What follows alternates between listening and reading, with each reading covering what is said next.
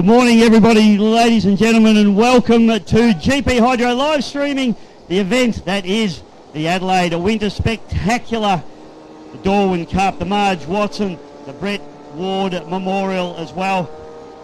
And we have junior boats out on the water, and we're looking forward to seeing some great racing.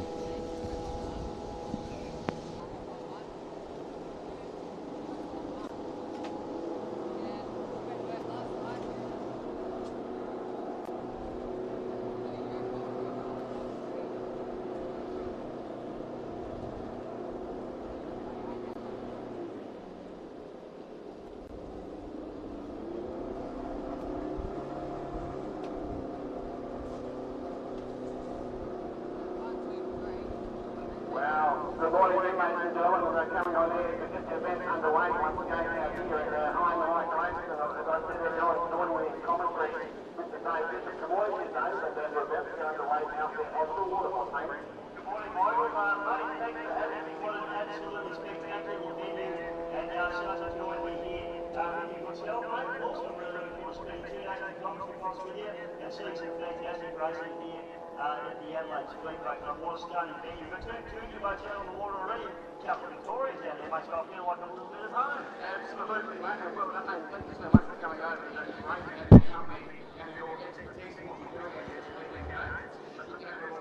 No, it's fantastic to be here, mate, and we've got GP Hydro live streaming going as well, so for the people at home, it might be the first time that they've listened to your beautiful voice, Michael, so it's great to have you here, mate. But we've got the Ramsey boat out there, the Baxter Ramsey running around in the little blue machine, and we've also got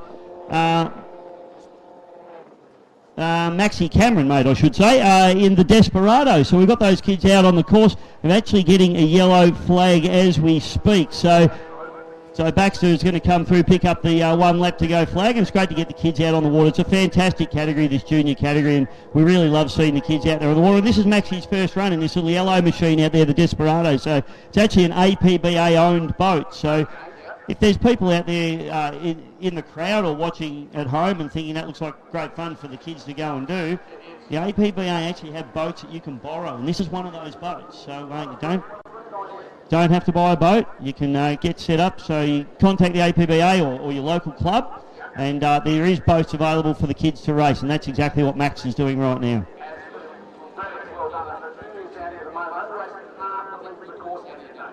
Yeah, that's right. They run a shortened course, Michael. Obviously, the little boats, they do around about 40 miles an hour, so they crack along pretty well. Oh, we've had half a spin down the bottom for Ramsey. He's had a big hook. His head nearly came off there, mate. But yeah, he's gathered it back together. He's going to take the checkered flag, so it's Baxter Ramsey taking the win in the first race of the day.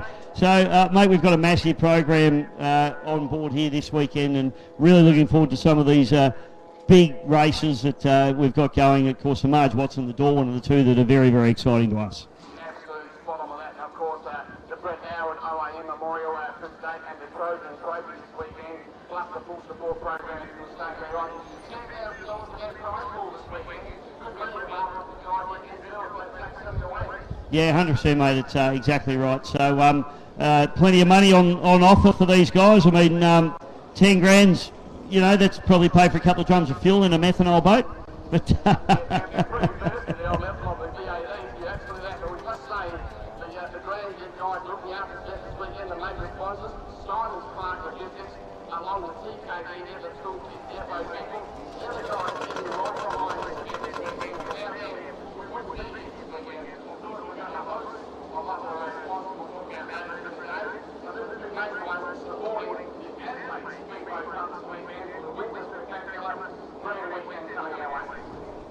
going to be absolutely awesome, mate. So J1s and J2s, so J3 juniors will be going out next race on the card. That first race was actually sponsored by Com-Wide Radios, mate. So.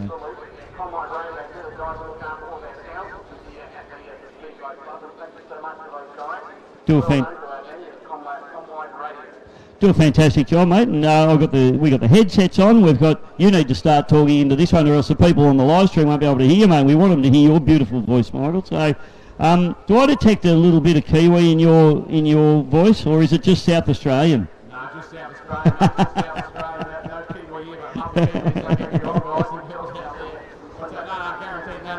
got a Maltese background, but born here in Australia. There's a few Maltese races here in around Australia with the boat racing too. Absolutely, mate, yes. In fact, Robbie Basala, who you would have seen race many times from the Maltese background, mate. So, yes, you boys, you like your racing, don't you? Very competitive. What must happen in Malta, does it? Yeah, there's racing in Malta. There's plenty of motor racing and boat racing. It's surrounded by ocean all the way around, Dave. They got no choice. They race flat out. It's good stuff. No, good stuff, absolutely. Mate, the next race on the card is our J3s, and we've actually got B&R Junior, Intruder, Ultra Control, Ecstatic, and Little Nut. So the drivers that we got is Ellen Idri, Deegan Phelp, Darcy Phelp, Damon Bagley, and Andrew Cameron. So Andrew's brother Maxie was just out in a little yellow boat, and Andrew's father Troy had a huge crash at Yarrawonga a couple of weeks ago, and it's great to see Troy here with the two boys. He's all in one piece. He's not limping anymore, unlike me. And it's good to see him here, mate. He absolutely destroyed his boat at Yarrawonga race meeting, and was for those watching, most of the people here will have seen the footage of that. Absolutely unbelievable that he even walked away from that. One was incredible. So great to see not only Troy here, but his boys, Andrew and Maxie, here racing as well for this week. Well, excellent. Great to hear that, Dave, and great information once again. As we were saying, from lane one, was B&R Junior from lane one with Ella behind the wheel, and from lane two, Intruder, as we were saying, with the Deegan Phillip. And from 3 is Ultra Control, as we were saying, with Darcy Phillip. From 4 is Static with Damon Bagley, and from 5, a little nuts, I like that name, Andrew Cameron. Good work, good work, these gents. They're great to have them out here. Well, it is. His father's boat was hot nuts. I'm not quite sure whether that was a statement about Troy or not, but certainly, and I'll certainly hope that a little nuts isn't a statement about Andrew either. But maybe a little nuts as in a little crazy. So we send boats out onto the water, and so we've got Intruder, a little nuts. Oh, the orange machine, boat number 13. Yeah, hard to pick that one up as they're disappearing away from us. But, we've got one down here that's fired and maybe shut down the engine. We'll have a look at that one out here. The crew out there to go do a saviour, but no great dramas there, Dave. We'll get it to happen. We will. You've got the paperwork happening out there this morning, and well done, folks. And great to have the crowd coming in bright and early, who's coming out here for the second day this Saturday out here. Thanks for your company out here, ladies and gentlemen. Great to have you out here, and what a brilliant weekend it's going to be of action. Larger, the bigger boats coming out a bit later on out here at the same time, Dave. And let's go back to the second race for the day. Let's have a look out there, mate. So as they line up there, we've got Ecstatic as that lead white boat there. Then and they're obviously just heading down on their warm-up lap at the moment. Intruder on the outside there. Then it's a little nuts. Then Ultra Control. And we've got one boat that doesn't want to start there, which is B&R, which is Ellen Idri. I'll tell you what, she'll be cracking it down there in the pitch. I can hear it too. I can just hear it going off. What's wrong with me boat? Get it going. Well, Dad is one of the greatest engine builders in circuit boat racing, so if they don't get that thing going, Ella's going to be certainly landing the desk and not wanting to pay her bill, I don't reckon. Oh, I can understand that at the same time. That's understandable, but let's see what happens with this as they're warming up and getting ready to get a start of this race shortly. So we send them down. Now, mate, I haven't been here before, so I think our juniors are obviously starting down at the bridge end, as opposed to when we normally run, where we start them up the top end of the course. Correct. From the bridge end, but the larger boats come from Millington, the inland end, and come in towards the bridge. But these guys come from this direction here, and they're getting themselves organised as they head towards the start line area, which is still a fair distance away at the moment. So we bring them down, and I think it's going to be a self-start for the kids in this one, so should be a cracking race. White flags out. Big thank you to all our flag wavers as well. They get sore shoulders by the end of the day. Oh, certainly, absolutely, but they're strong guys. They're real strong guys. Have a look. Let's take a look. Rightio, well, these guys should be on their way. They are. The pedals go down. Michael, these boats don't have any trim, so all they do, they have mechanical trim, which means that they have to be trimmed in terms of the engine being trimmed in and out and getting the boat up or down out of the water. It has to be manually set before they leave the pits. Okay. So the crew chief needs to look at the water conditions and set the boat up to what they think it's going to be like. So very often in the first race we see boats that maybe aren't trimmed as good as they could be. I'm just watching all the boats go through there now, and I think the only one that's probably, so you can see the front three boats there, it's Ecstatic in front, back to Intruder, Yes. and then Ultra Control. All those boats running very clean at the tail. You can see the little nuts boat just at the back of the field, just running a little bit flatter and a little bit wetter, which means they've got a little bit more in trim on the boat. So I think they'll be looking at trying to get that sorted out. That's a much better setting for rough water, but at the moment the track's very nice. Okay, and that makes sense. I understand where you're coming from. Well done. Great explanation of what goes on. Folks, listen up carefully with Dave through the weekend, and you'll understand more of what goes on out there on the water, so to speak, from small guys all the way up. We're blowing alcohol displacement entries later on. But I can see you saying there, Dave, harder for the boat to push through the water because it's naturally deeper in the water. Yeah, it's more friction, so, it's less friction, more speed is the theory in any form of boat racing, That's why tunnel boats trap air, under the tunnel to get the boat lifted up on the cushion of air. It's a balance between that and blowing the boat over backwards or not having enough boat in the water to actually have some control. As we see, Ecstatic just had a little bit of a hook coming down into the bottom turn. Yellow flag comes out, and the Ecstatic machine with Damon Bagley, he's out in front doing it very nicely. Back to Intruder into second place. Then the little orange machine, which is a boat that I haven't seen before, mate, the Ultra Control, but it is Darcy Phelps. I've seen Darcy run around in some different boats before. That's a new boat, I assume, to that team, or maybe a re-livery or something along those lines. Could be. And Ellen Idri's got up and going, mate, so she's at least going to get this one final lap done as she comes through in the BNR, just behind young Andy Cameron.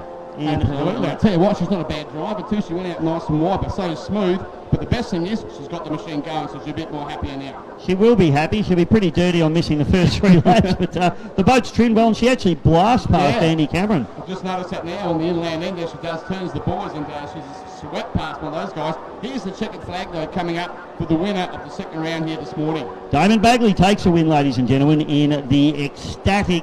Back to the Intruder machine with Deegan Phelps. And then into third place, it's going to be the Ultra Control with Darcy Phelps. So a ripping run from those three kids. And then down the back straight away, have a look at Ellen Idri, absolutely on the hard charge down the back chute, Michael. Yeah, no, absolutely. You can see she's on a mission, maybe a little bit too late, obviously, with the problem she had. But at a later race, I think she's going to be a very, very good contender here. She's got some go behind her. Yeah, definitely got some boat speed. There's no question about that. And Andy Cameron, he'll come good, but you can see how the engine's actually kicked in and tucked in. Yes. They just want to get a little bit more trim into that boat, so I'm sure they'll get that back into the pit, get a little bit of trim into it, get it sorted out, and that'll be quick. So what we're saying, they'll be tuning the boat Obviously, in the bigger boats, mate, you can trim the boat from trim buttons on the floor. In the displacement boat, you've got a cavitation plate system, which is effectively the same principle. As I said, these little boats and the 25 horsepower boats has to be set before you go out. It's another dimension. Exactly, and well done. Great explanation of how that all works there. So they can't change nothing. Once they're out in the water, the youngsters, that's it. That boat stays the same. Yeah, they can move their body weight around if they want to trim in. That happen, absolutely. Kneeling right forward or coming back and getting the nose out there to get through the water, less friction, as you said earlier on. Yep. Yeah, no, absolutely. Yeah, no, 100%, mate. So, many years ago, no one used to run seats. They all seem to have got a bit soft these days and put seats in them. But and the purpose of not having a seat in the boat was so that you could move your weight around, weight distribution around, because it's really the only way you've got of actually trimming the boat once you're out on the course. Yeah, really going one section harder by about to do that. They're moving your body weight around, going for broke, so to speak, to get the boat to go that little bit faster through the water. Okay, well that race has been won and run. We'll continue on also. More boats coming out. Very, very colourful aspect here this morning, ladies and gentlemen. Looking quite good. It's a bit of a cloudy day here at Torrens Island, about 20 kilometres out of the heart of the city of Adelaide. It's for the people on live streaming this weekend. And thank you so much, of course, to GP Hydro live streaming this weekend with Scotty, Neil and Paul, and of course Dave Bishop and myself. I'm Michael Aegis. Wherever you might be listening and watching, thanks for joining us. And it's going to be a great weekend out here once again. And Dave, the sun is shining at the moment, but there's a little bit of a cloud cover around the area also.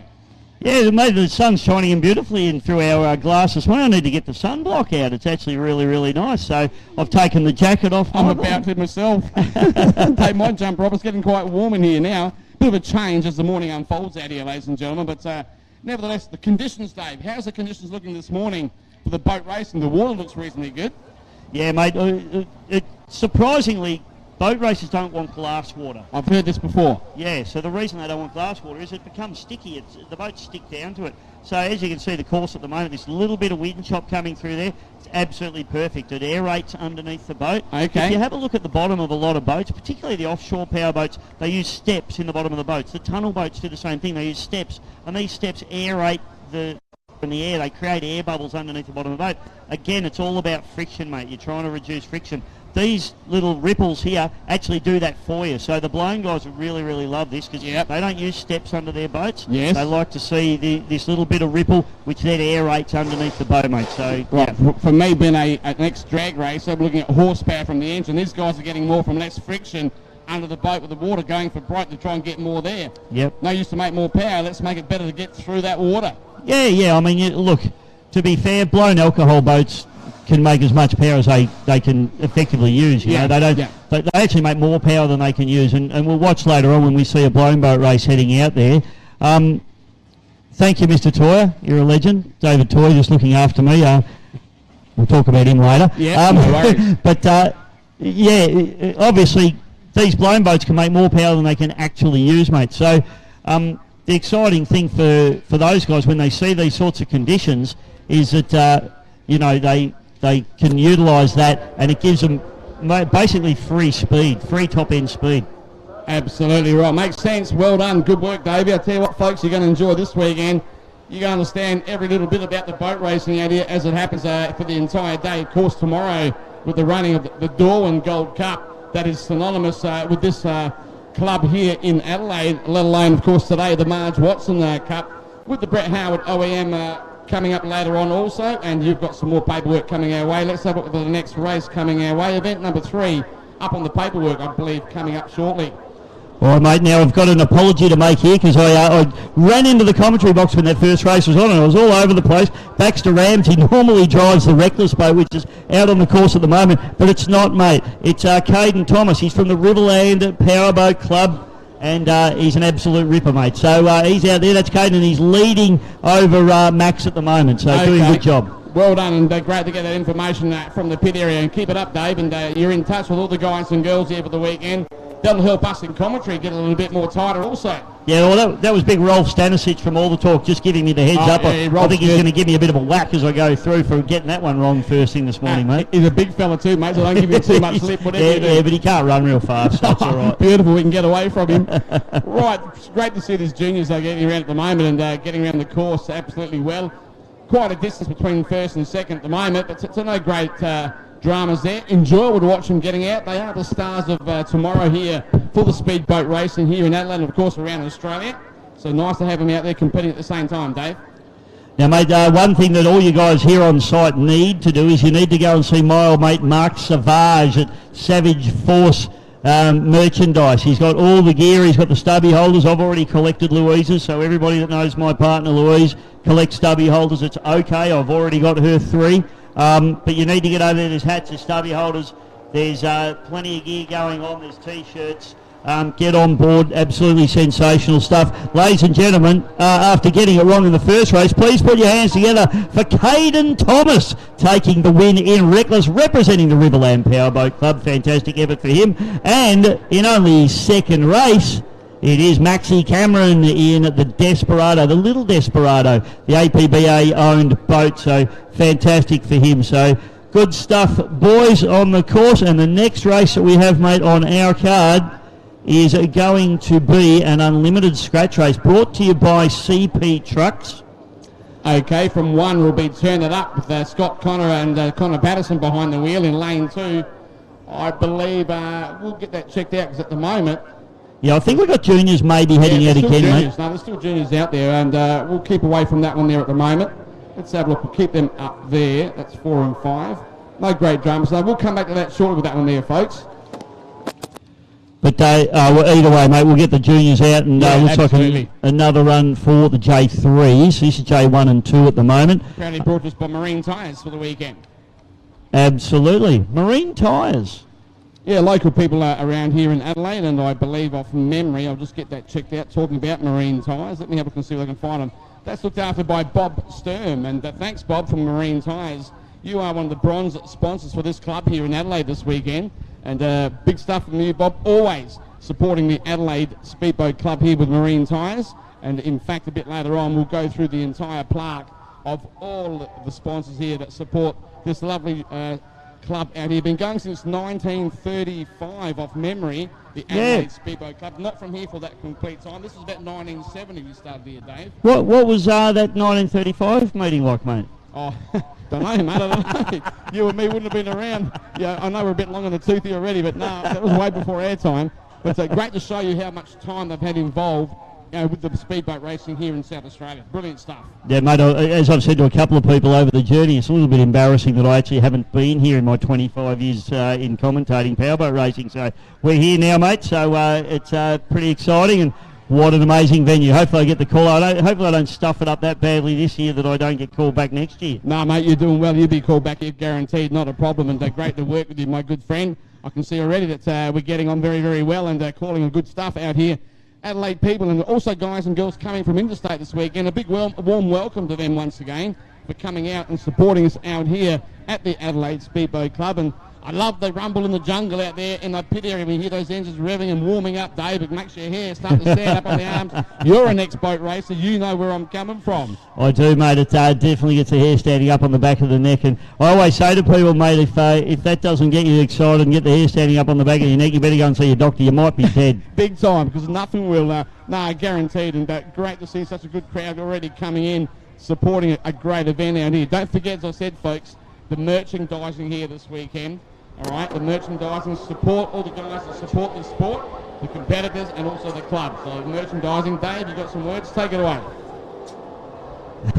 Yes, all right, so we've got juniors heading back out onto the course, but this is the second run for these kids now. Let's see if they've made a trim adjustment to young Andy Cameron's boat here. So see whether they've given him a little bit more trim to go on with the weather. Actually had enough time, because certainly quick turnaround between races. So we've sent them out and we'll send them down into the bottom end of the course, and we'll take a little break. Now we're just sorting our program out, folks. Our program doesn't appear to be what's actually happening, which is very unusual in a powerboat race. You know, like that's never happened before, has it? So we just send these kids up to the top end of the course. We're going to take a short break and we'll be back in just a moment.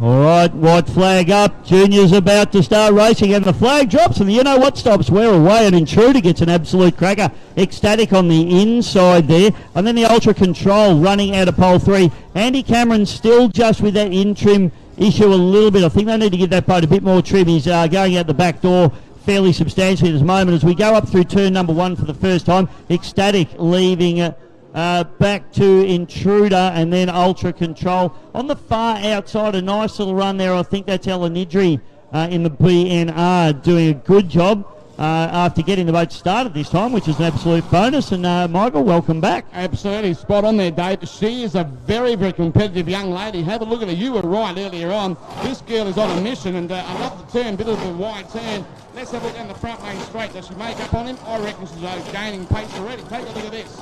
Yeah, no, Ecstatic out in front, mate. Damon Bagley, he's going to be hard to beat here. He won race number 1, and he's looking very, very quick indeed. The Intruder with Deegan Phelps, he's running around the outside. Sometimes running around the outside can be a little bit of an advantage. You can maintain some of that momentum. Okay. You can see that the Ecstatic boat sort of dropping right in, holding that tight pole, but they do lose a little bit of momentum and then have to accelerate away again, even though they travel less distance than the boat around the outside. But at the moment, this Ecstatic boat just looks a little bit too good to me. Yeah, you're not wrong about that. Well done. And they get through the water there, the nose right up in the air. Only the really rear of the boat is in the water. Less friction, as you were saying.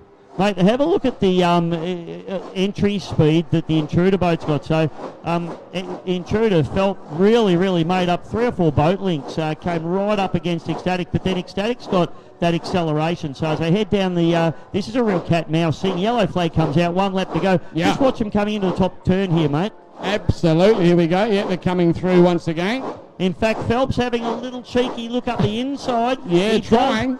But he drops to the outside again. He's realised that's a road to nowhere, and he's going to have to try and get something done on this final corner here, Michael. Absolutely. I have to keep an eye on them as the front 2 pairings now, the pairing in the front, I should say, coming up to their final turn to come back towards the checkered flag.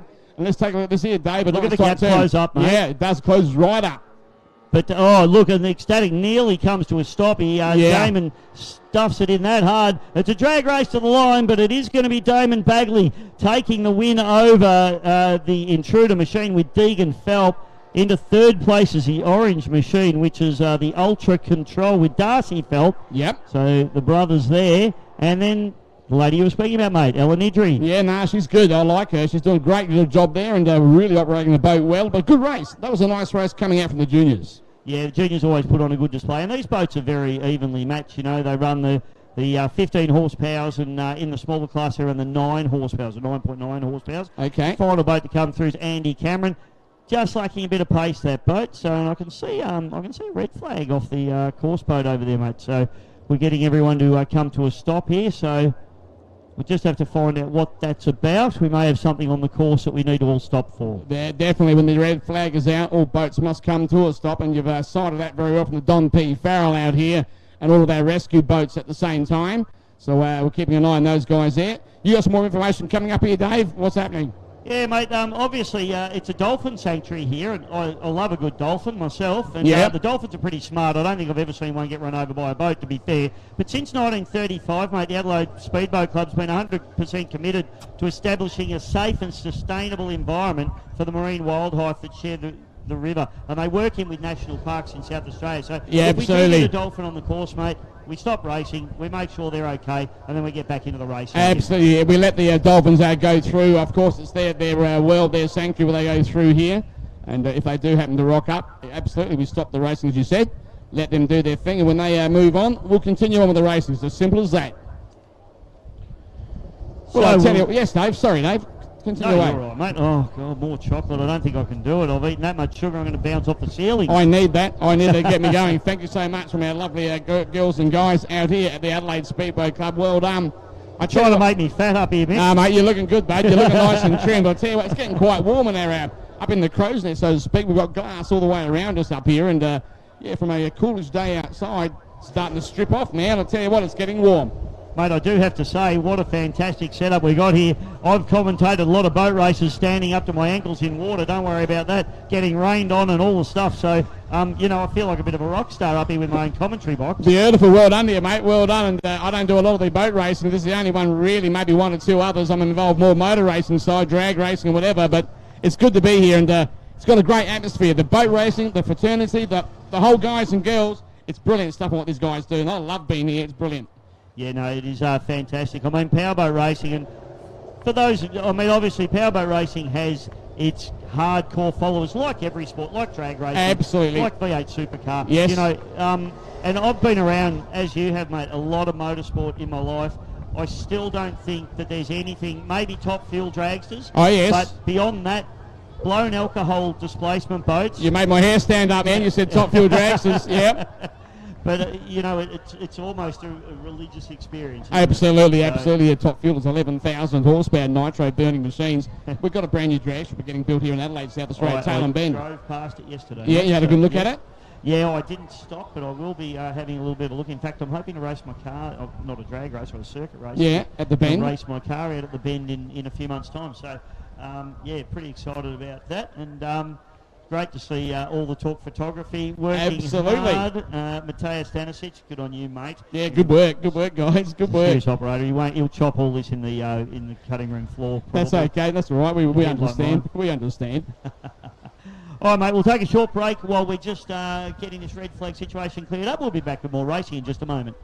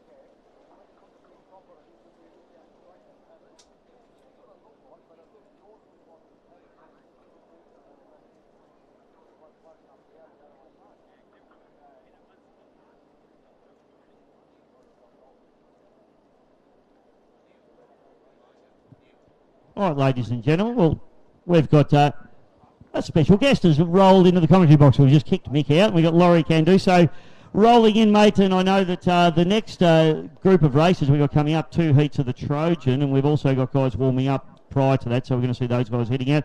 Mate, explain a little. This is obviously a trophy that's very close to your heart, and you guys have been pushing this trophy, you know, for quite a few years now, and it's something that...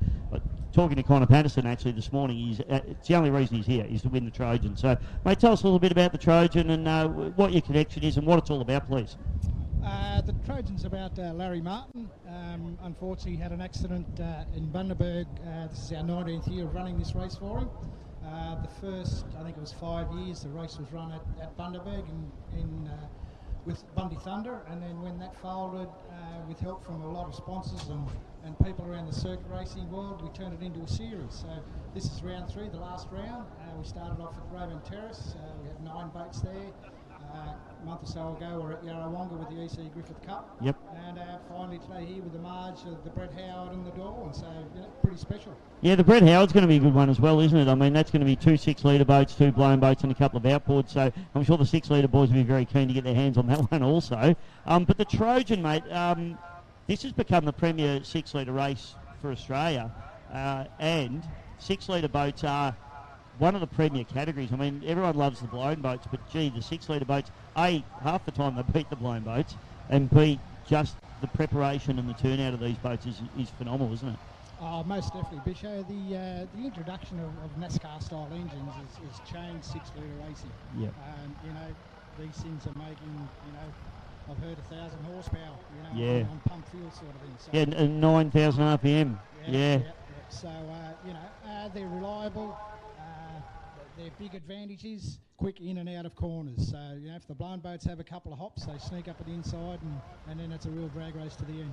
Yeah, it's interesting, mate. And I was speaking to Connor again this morning. I said, well, you know, he said, we're here for the Trojan. I said, are you going to step up, you know, and do some of the blown stuff? And he said, only if I win the Trojan. After that's done, he's in for everything. But so that's what this trophy means to these 6-litre guys.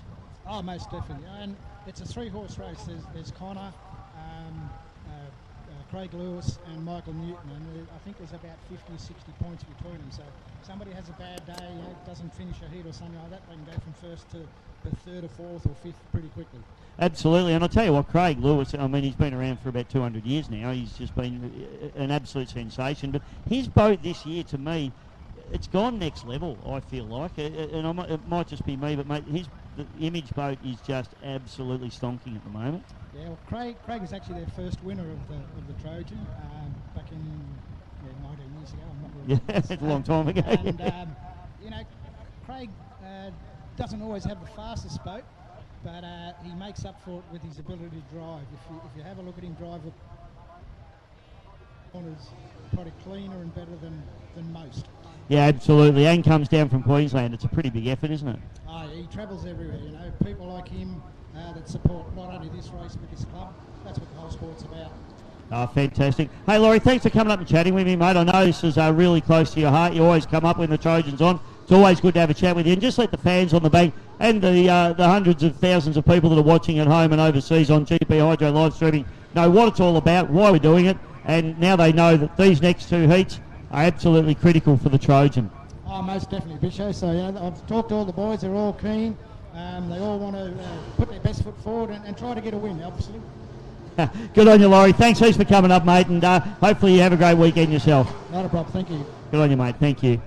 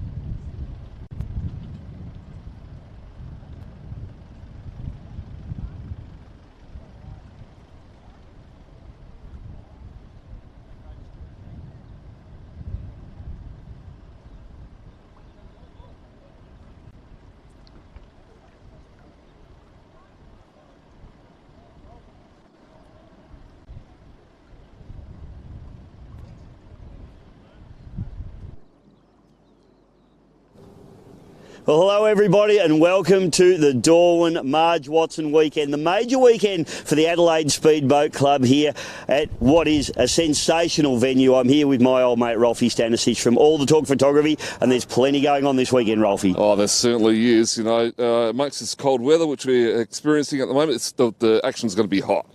It is, mate. We've got a lot of major trophies, as I just mentioned. The Darwin is an unlimited race. We're going to see inboards versus outboards. That's going to be red hot. Always great to see Craig Bailey roll in with the methanol-sucking animal. I think that's the race of the year that everyone around Australia wants to see, is the race between the F1s and the blown boats. And I think that's the reason why Craig Bailey comes back year after year, is because it's the best race. And absolutely, we're so looking forward to that. So many blown boats here, and of course the Marj Watson, mate. So we got the boys checking the mic here. So sorry about that, folks at home. But we've got the Marj Watson, of course, which for blown displacements, it's the Holy Grail. Yeah, we've got about 10 blown boats currently they're going to be entering it. 7 6 litres. We lost a couple blown boats yesterday, which is unfortunate, but that's the way the cookie crumbles. But the quality of the boats that are remaining are fantastic. Some some other trophies going on, mate. The Brett Howard as well. You mentioned a little bit about that to me earlier this morning. Tell us a little bit about that and the fans at home. The Brett Howard is obviously named after Brett Howard, who used to be an absolute legend here at the club. Used to be an Australian referee for the APBA, and he left a real big legacy here in the Adelaide Speedboat Club. His son Chad, who's Cliff Clifton on Facebook. Well, you shouldn't give those secrets away, Rolf. Everyone knows, you can't miss them anyway. The Adelaide Speedboat Club thought about the trophy. He was happy to accept the gratitude of the club to have the trophy. Now, it involves 6 boats. 2 blown boats, 2 6-litre boats, and 2 F1s, and Chad has the pick of them. So he's the one that picks them. It's like an invitational race. That is awesome, mate. So we're really looking forward to that. I'm not sure, is that today or tomorrow, Rob? Hopefully today. And also, just to give you, it's been run only twice before. We had Palmer win it last year, an outlaw, and Craig Bailey the year before that. Well, there you go, a blown boat and an outboard boat, so 1 all. So it's going to be who can get up this weekend, mate. Of course, the Frank Lindsay, we've got Frank, obviously a legend of this club and of powerboat racing here in South Australia. We're going to see a great tribute to him today as well. The boat's going to be on static display here in the pits, and tomorrow is the day where Dave Clark will bring it out for a few laps around the thing, around the course here, and we're going to have a little tribute to him on the GP live stream, Hydro live streaming. So I won't say much more about it. Just watch it. Mate, my first time here at the Adelaide Speedboat Club. We're super excited. Look at Rolfie, he's jumping out of his skin over here. He's in his home territory. He slept in his own bed last night, so he's ready to go. Hey, we hope you enjoy the GP Hydro live streaming all weekend. We'll see you out on the water very soon. Simon Troy, welcome to Adelaide. You had a big day yesterday. Let's hear about that, please. Yeah, mate, it wasn't probably the best start to a weekend. We went out our first boat yesterday and just warming up to things, and found some rollers down this far end and had a big flat spin and backed it in backwards. So really wasn't the greatest start, but that's the way it worked out yesterday. Any damage to the boat, mate? Nah, nothing too bad. Just a couple of springs and clips and bits and pieces. So we got that all sorted, and we're good to go again today. We had quite a few runs yesterday afternoon, making sure things were good. Pulling big G's in these boats, just in the corners generally. When you have a spin like that, I imagine it's pretty hard on the body. Yeah, mate, it was probably harder than I thought it would be. Bit sore on the back and legs today, so that's just all part of it. But yeah, we pull 3-4 G's in a turn normally, so that probably was getting close to double figures maybe yesterday. I don't know, it was pretty big. Yeah, it was a big spin out, and we got it on GP Hydro live stream, so you can watch that one back. I always say if you're going to spin a boat out or crash one, you want to do it in front of a camera. I don't know if I really want to do it in front of the camera in front of everyone, but anyway, that's the way it worked out. I did watch it a few times last night just to get a bit more of an understanding of what happened and just understand, so make sure I don't do it again and learn from it, and we'll move on. Traditionally, mate, you run in the Formula 1 Grand Prix Series in Australia, doing very well in that. What's the attraction of this weekend for you? Mate, it's just the best of the best turn up here, The blown boats are here, and I want to stick it to them and give it our best shot and try and win the Dorlan. I've come over here for years and years with Craig and Reese and had a lot of success with them, and I'd like to stick my name on the trophy as well. Absolutely. Tell us a little bit about the power plant on the boat. Yeah, mate, it's a 2.5 litre F1 motor, basically. We've stepped up to methanol this weekend, so we're sort of having a real go and trying to get as much as we can out of it and chase those big blowers around. Mate, it's going to be awesome. A few sponsors help you along the way, I assume. Yeah, mate, got a massive support network. So Mainline Dynos is naming right sponsor, and they're always backing me and making sure I get here. Then there's a cast of thousands that's helped me, so I'm very lucky with everyone that jumps on board and helps me out. Well, mate, it's a great weekend. I'm glad you're up and about and still ready to go. The boat looks spectacular. Good luck this weekend, Simon. Thank you very much, mate. One of the red-hot favourites for this weekend, Brett Shepherd, Unleashed. Mate, the boat's been repaired. It's been a pretty big couple of months for you. Yeah, at least the last week has been big. Go and pick the boat up, put the engine in and get it all prepared for here. Still did a lot of work on it yesterday just to get it up to scratch. But, yeah, we did 2 laps yesterday. All looks good. Yeah, tell the people just at home, obviously Raymond Terrace had an incident, had a coming together with another boat. Yeah, nobody's fault there. Just blower belt broke right on the corner, and I sort of drifted into the corner and drifted a little bit across into Nathan's way. He sort of comes around the corner and doesn't see me and just runs into me. So, yeah, it was just an incident, nobody's fault. But, yeah, put a nice size hole in the side of the boat. Good to see we haven't lost our sense of humour here, mate. Matty will be able to pound in on that. No park any time. Yeah, that's it. That means forever. That's obviously where the two boats came together. Tell us a little bit about the repair and how the guys go about that and who did that for you. Oh, Rob and Gary did it up at Child's Play. It was pretty complicated. I know just from looking at the pictures, he actually took a mould off of the side of another boat and then stuck that to the outside of my boat, and then worked from the inside and repaired all the bottom, so this part from the inside. And he did the top a different way, like he grafted the piece and laid it in, then repaired it from the bottom. But if you had a look, like when I got there, I thought, well, where was it?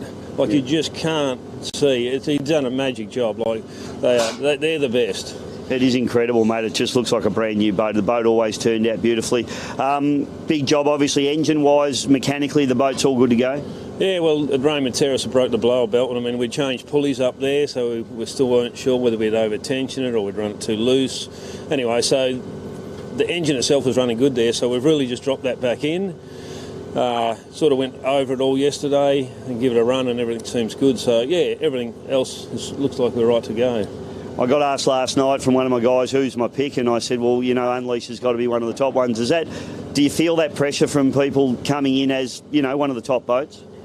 Not really. I mean, like I said to my son this morning, you still got to finish, you got to drive well, you got to get a good start, you can't hit the buoys, you can't spin it.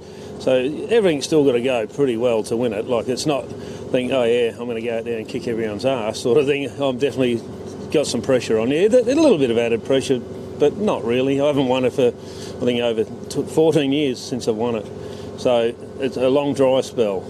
Well, mate, good luck this weekend. You've worked pretty hard. The boys have done a great job. The boat looks great, and you're always one of the crowd favourites. So good luck, and no pressure until I mentioned it, I suppose. No, not really. So hopefully we win. Thanks, mate. Thanks, mate. Bye. Well, Trevor Stanley in the Mongoose, one of the red-hot competitors for many years over here in South Australia. Nice to be home. It is. Hopefully the weather's a little bit better today than it was yesterday. It was a bit wet and woolly. Yeah, tell me about that. I mean, you're in a cockpit, and we'll talk about that because you haven't been in a cockpit for too long, but fogging up is an issue?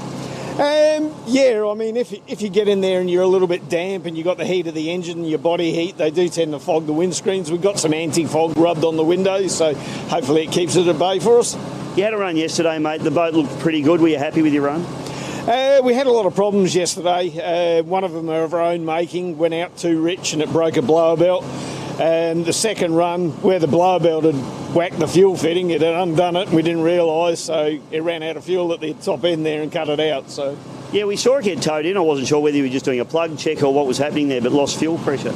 Yeah, just lost fuel pressure and, yeah, cut out. Oh, mate, the boat looks fantastic. I mean, you haven't been driving this boat a long time. Are you getting the feel for it? Yeah, it's the only second time out in the boat. It's probably not a good meeting to debut at when there's all these big guys here, but yeah, we'll just keep working on it, chipping away. We'll go around, make up some numbers. Well, mate, it looks fantastic. You're one of the stalwarts of the club. We wish you all the best this weekend. Thanks very much. Good on you, mate. Well, Blake Ramsey, we're getting down to the business end of the season now. Marj, Watson, Darwin. This is big time for blown boat drivers. Yeah, absolutely.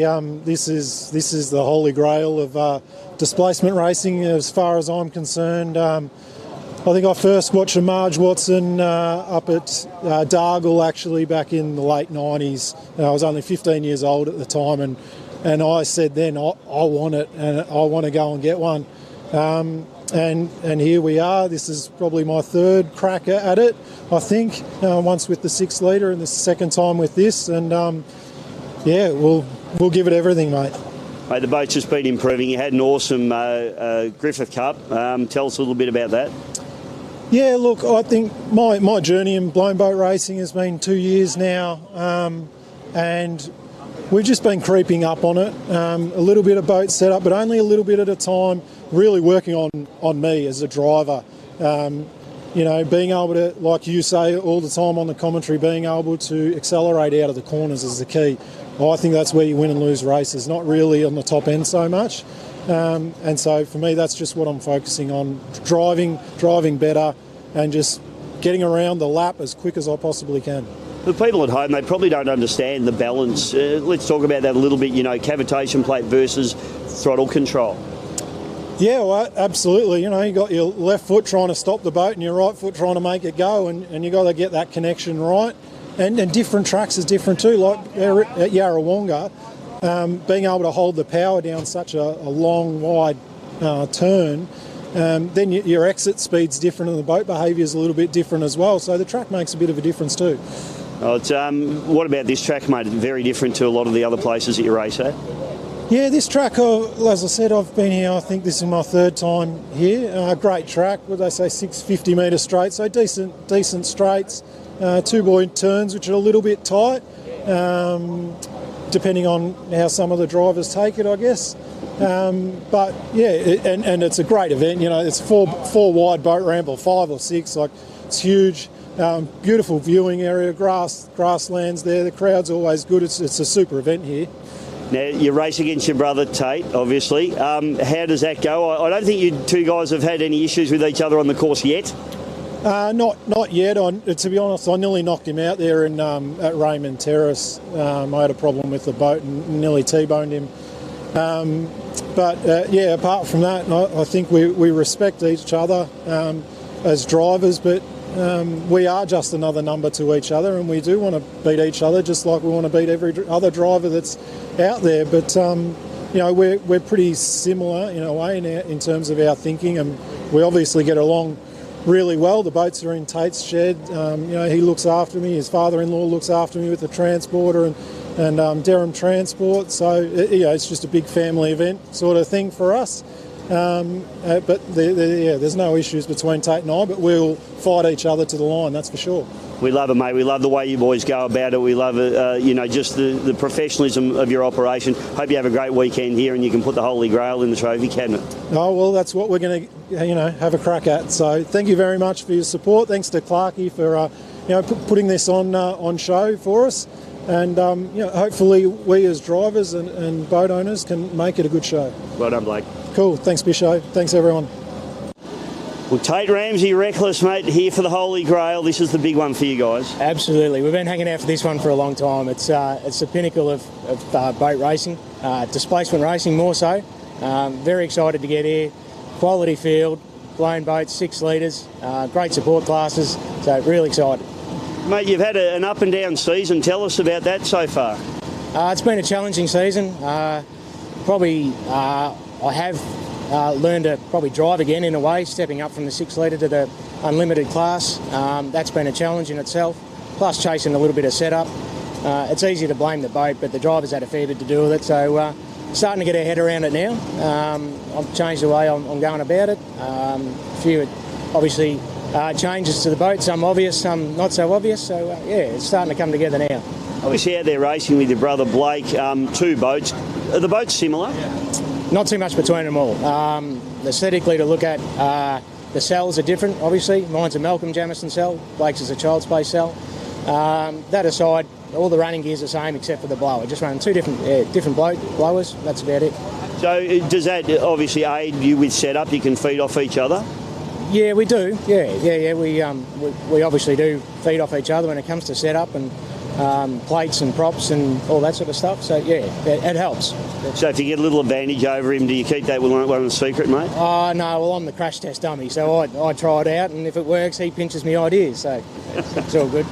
Mate, this is a big weekend. A lot of big blown boats. What's your mindset? What's the process this weekend? Basically, just go out there and just keep to myself. Sort of be a little bit. What would you say? Not oblivious, but just try and put everything outside of your own control. Just put it out of your mind. Just worrying about how I go about it, how I drive, and yeah, just concentrate on getting around myself. So. It's a big weekend, mate. We hope you do really well. We love the way you guys go about it, and we hope you do well on the track, mate. Appreciate it, Bish. Thank you. Good on you. Darren Robinson, the wild child, mate. Welcome to the Darwin Cup. This is the Holy Grail for you boys. Yeah, this is what we come here for, to get the Darwin and the Marj, 2 of the most coveted trophies in Australia.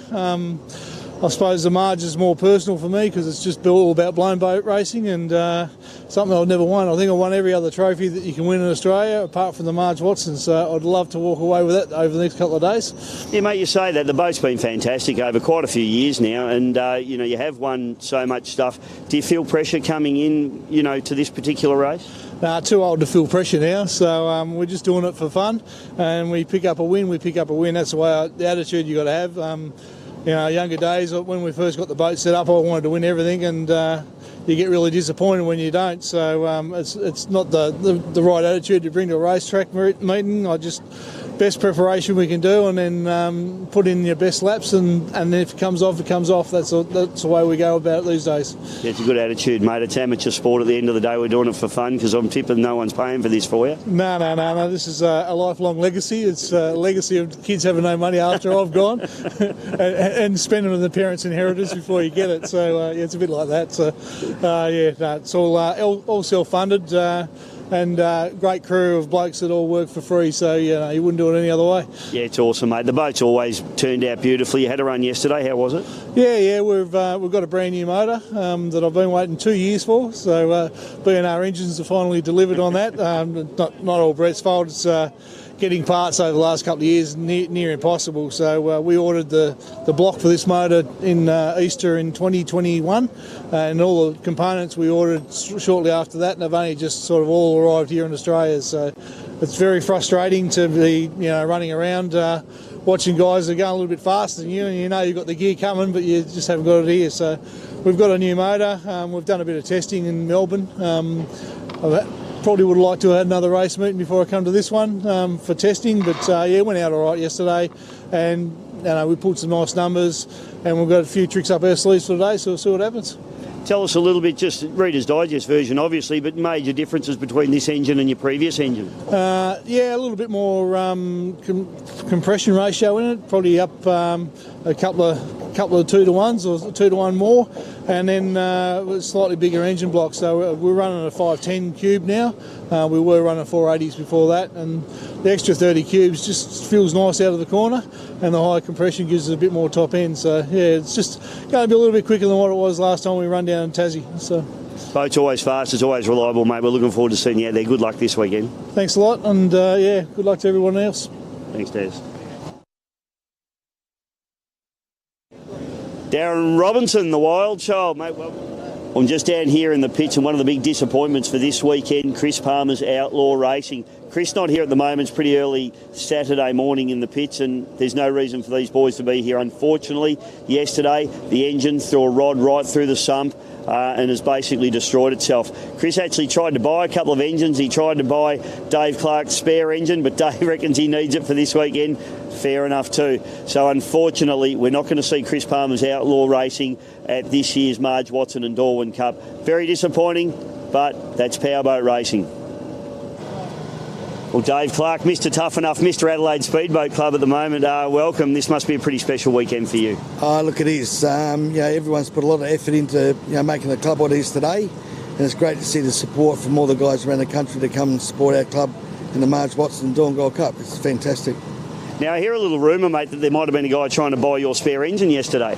Yeah, that's true. But unfortunately, it doesn't fit. So it was too much work for Chris to be able to do that, which is very disappointing and upsetting for him. It's a big effort to come from Tasmania. But unfortunately, sometimes that's racing, and that's what it is. Mate, this one's the holy grail. We've got a lot of good blown boats here. What's your mindset coming into this one? For myself, I just focus and do the best I can, really. I mean, you got to have a bit of luck as well. So, but the boat's ready to go, and hopefully I can keep it all together and just try the best I can and see how we go. You've been running this boat a long time now, mate. Is it like putting on an old glove now when you sit into the cockpit? Oh, it is. I mean, I bought it in 2001 and just campaigned the boat for the last 20-something years. It's still a good boat. It doesn't have the technology like the new 21-foot Child's Place. But you know what? I'm having fun. I've been doing it a long time, and I just enjoy it. What I get, I get. I think when you've run a boat for that long, you get so much development into it. You understand the boat. Yeah, 100%. And look, when Louis had the boat, that was a one of a kind against other crafts. A lot of technology as far as setting up the way the engine sets and everything else. It's been a dream to drive. I have good days and bad days, but the main thing I just try and have some fun. And what we've done is we haven't really changed a lot. We've changed a few things to make it better, but which is good.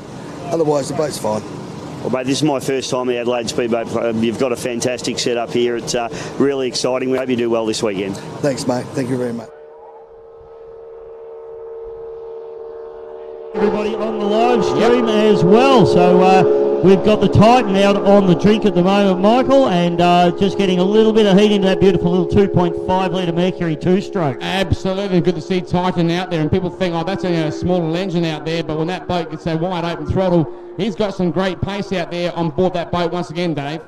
Yeah, these boats, capable of running up into those 120, 130 mile an hour brackets, so it's certainly pretty bloody quick and a little outboard boat, there's no doubt about that. It's Dave Slattery, of course, the driver of this particular machine, and he'll just be going out, mate. They want to get gearbox oil temperature into these boats. They run what they call either a Mark 4 or a Mark 6 Mercury Racing Quickfoot. It's a very small gearbox, very small gears, and the reason for that is hydrodynamics. Okay, yes, obviously, makes sense. They're trying to strike that nice balance between being able to obviously absorb and handle the power that these engines make around about 400 horsepower.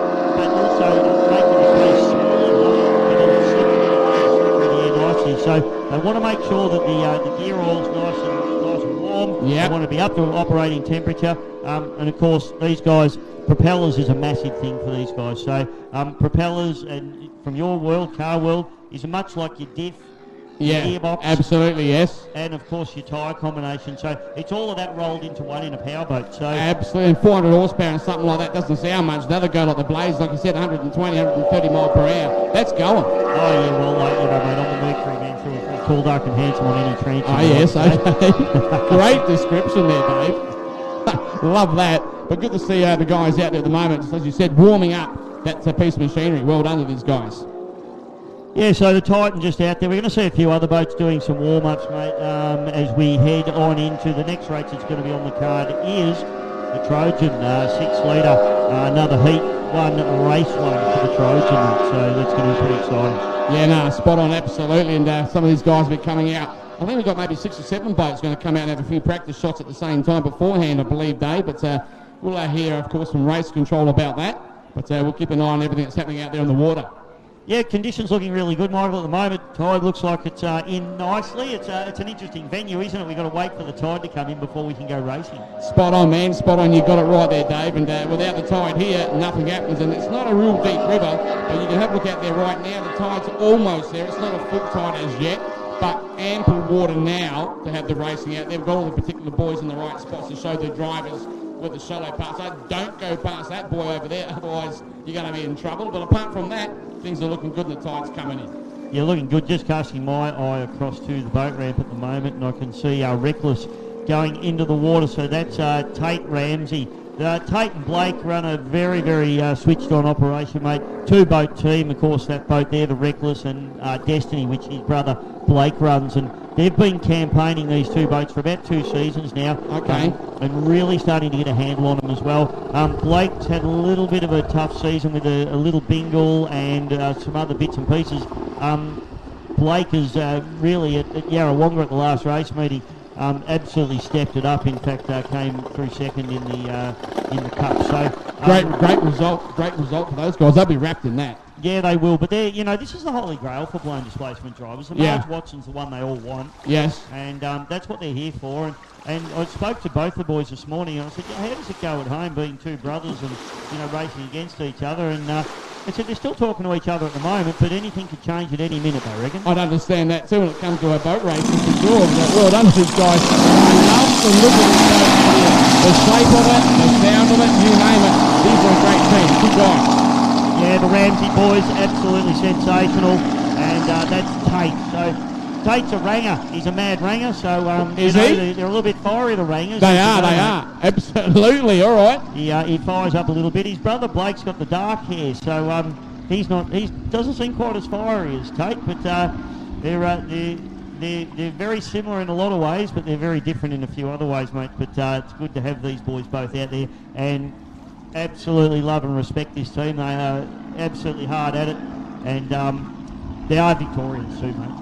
Yeah, no, I definitely understand that. But we call them in the drag racing world, but the Mexicans. The Mexicans, that's the right. Mexicans, Yeah, you guys. no, But I tell you what, we've had, even with drag racing, from South Australia to Victoria, and Victorians have always been very, very strong teams. And when they come over to Adelaide, we've got to be right on our toes to make sure we can keep up with them and try and even beat them, you know. But nah, it's good stuff, and great to see the competition between the guys and girls enjoying, but still on the serious side. Yeah, absolutely. These boys are very serious about their racing, and these boats have actually been, you know, traditionally blown alcohol boats are known for a little bit of unreliability. Oh, yeah. They're under so much strain, you know, but these two boats, the Destiny and this particular boat, the Record, have both been very, very,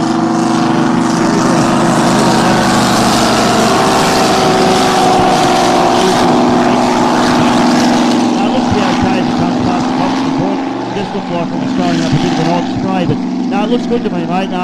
He'll get, again, this is all about gearbox temperature, engine oil temperature, fuel pressures, water temperatures as well, which is really critical in these boats. So you can't lean on these alcohol boats until everything's within the parameters that you want. Yeah, no difference in the drag racing. We've seen, of course, same idea with the engines and gearboxes and differentials. We warm them up same way, only on the bitumen. On the drag strip or in the pits actually jacked up and so forth.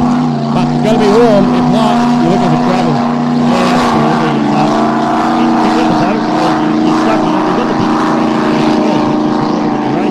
Exactly what I was going to say. You guys are laughing. We've got a radiator around about, I don't know, half a metre square, if that at the best. Here, you've got the coolest fresh water and non-stop supply. You've got non-stop supply, but interestingly, mate,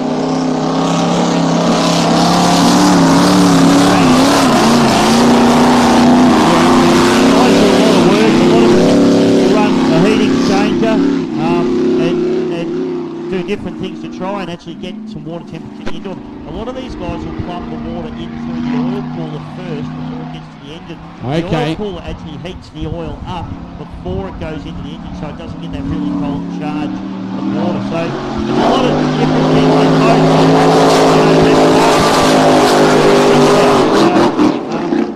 You're starting to lean on it now. It sounds good as it always does. Absolutely. He caught my ear as you were chatting away and explaining exactly.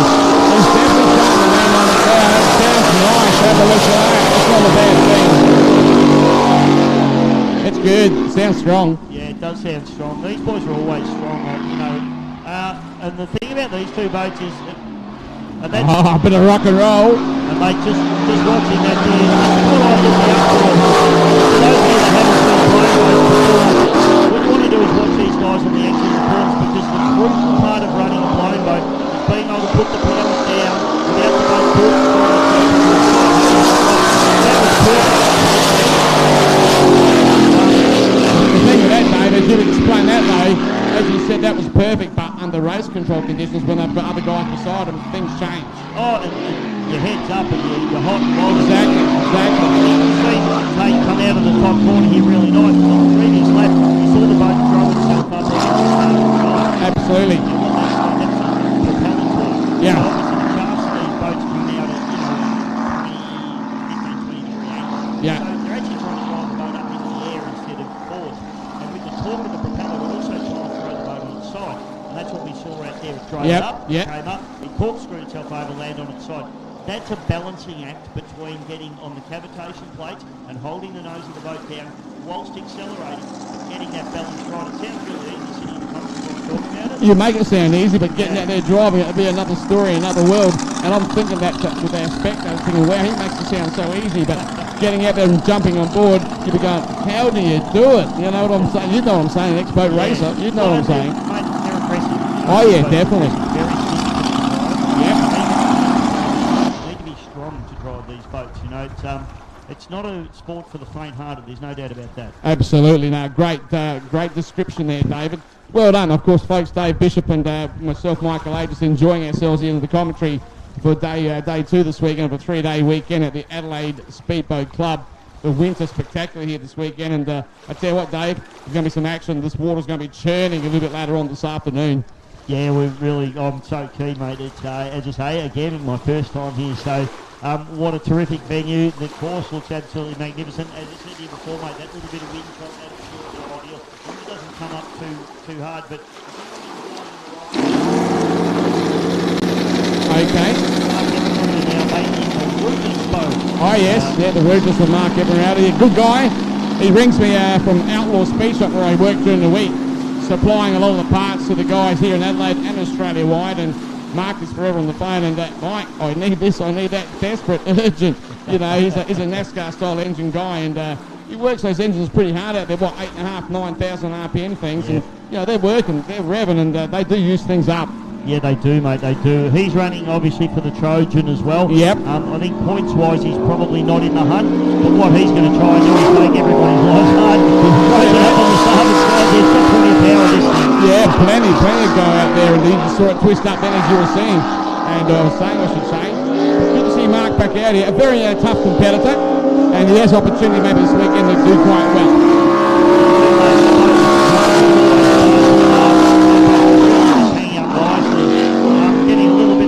Up there as it comes through, but that boat looks really set, and it's maybe a little bit lively, mate, but I think that's better than it being doughy. It's certainly got lots of go about it. Oh, again. He's turned the boat, as you said, under the torque down there when he opened up that throttle, and I've never seen an actual boat do that. I've watched this guy many times in previous seasons, and never quite as much.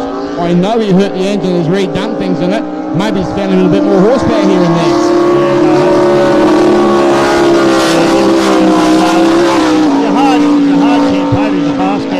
So I think he'd be happy with the performance of that boat at the moment, but he does need to try and keep it a little bit tidier than what we've just seen, because fair dinkum, the turn-it-ups of the world, the Connor Pattersons will be all over you if you make a mistake and throw the boat up on its side. Spot on. You're a great referee there, mate. You're right in the fine tune, and Mark was listening to that. He said, man, this guy's got me right on board with exactly what's happening out there. But Mark's sounding good and sounding very, very strong.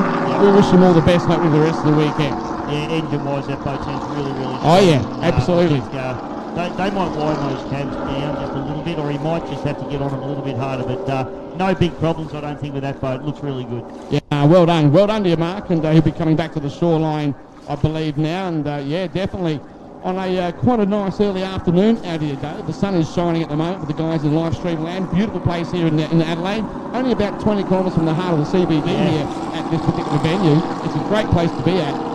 It really is, mate. You know, we don't have a lot of powerboat racing venues that are in capital cities. Yes. It's harder and harder to do, and I know it's getting harder to do here as well. But, you know, it's such a historic, fantastic venue, and, you know, massive shout-out to blokes like Frank Lindsay, you know. Oh, Frank, that, you know, really built this club up to what it is today, and unfortunately we lost Frank this year, and we've got a good tribute happening for him tomorrow as well, so I'm pretty excited about that. Spot on, mate, spot on. He was a genuine guy, that guy, man, and in his heyday everyone spoke about Frank Lindsay. Yes. Everyone spoke about him, you know, and even the drag races. They didn't know me too many boat races, but who's this Frank Lindsay though? This guy, he is a goer, mate, and his name is well known right around South Australia. Yeah, and look, not just there, mate. I grew up, I was from Victoria, and don't hold that against me, folks, while I'm here. But it's all right, guys. I'll throw him out the window if you're not happy, but it's all good. Not a great brother. I might need a police escort out.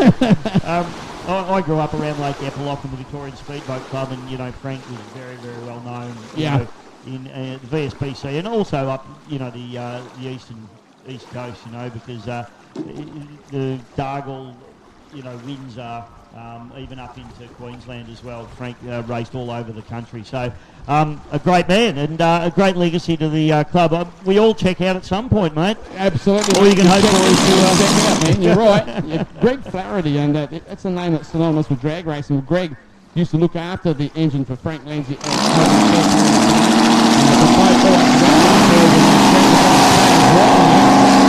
Tomorrow coming out, Margie, Frank's wife will be coming out, and Dave Clark, he purchased the boat, he's refurbished the whole thing. Yeah, looks fantastic. It does, and it's running like a clock, and he's left it or made it exactly as it was 27 years ago. Yep. And we'll see it unveiled and out on the water tomorrow. So excited, mate. Absolutely.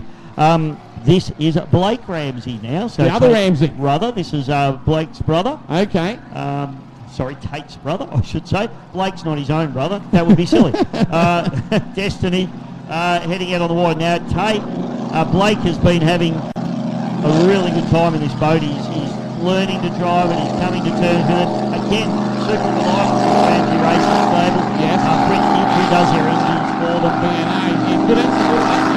your builder, except his daughter's junior boat wouldn't start this morning. Don't remind me about that one. I know, we need to, well, you know, that's what happens when an indoor guy touches the mercury. Oh, there's some strong words. Well Yeah, done, I that'll know. wrap him up. Beautiful, well done. But let's see how these guys are warming up at the moment, as we can see. Yeah, so Blake, lovely guy, hard competitor, and these guys take their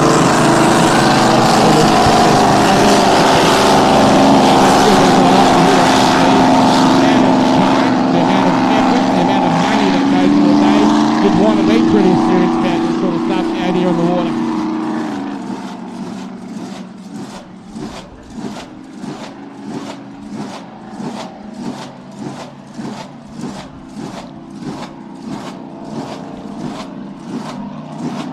All right, we're just getting our paperwork sorted up here, Marj. Lovely Joe, mate.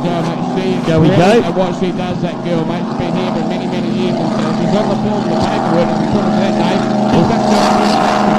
Well, mate, I haven't been here before, but I have commentated over in Berry, and Murray Bridge.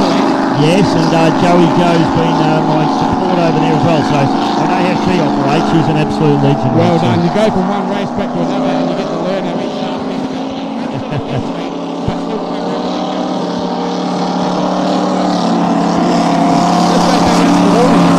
Yeah, mate, so Blake Ramsey in the Destiny, just warming that little child's play hull up.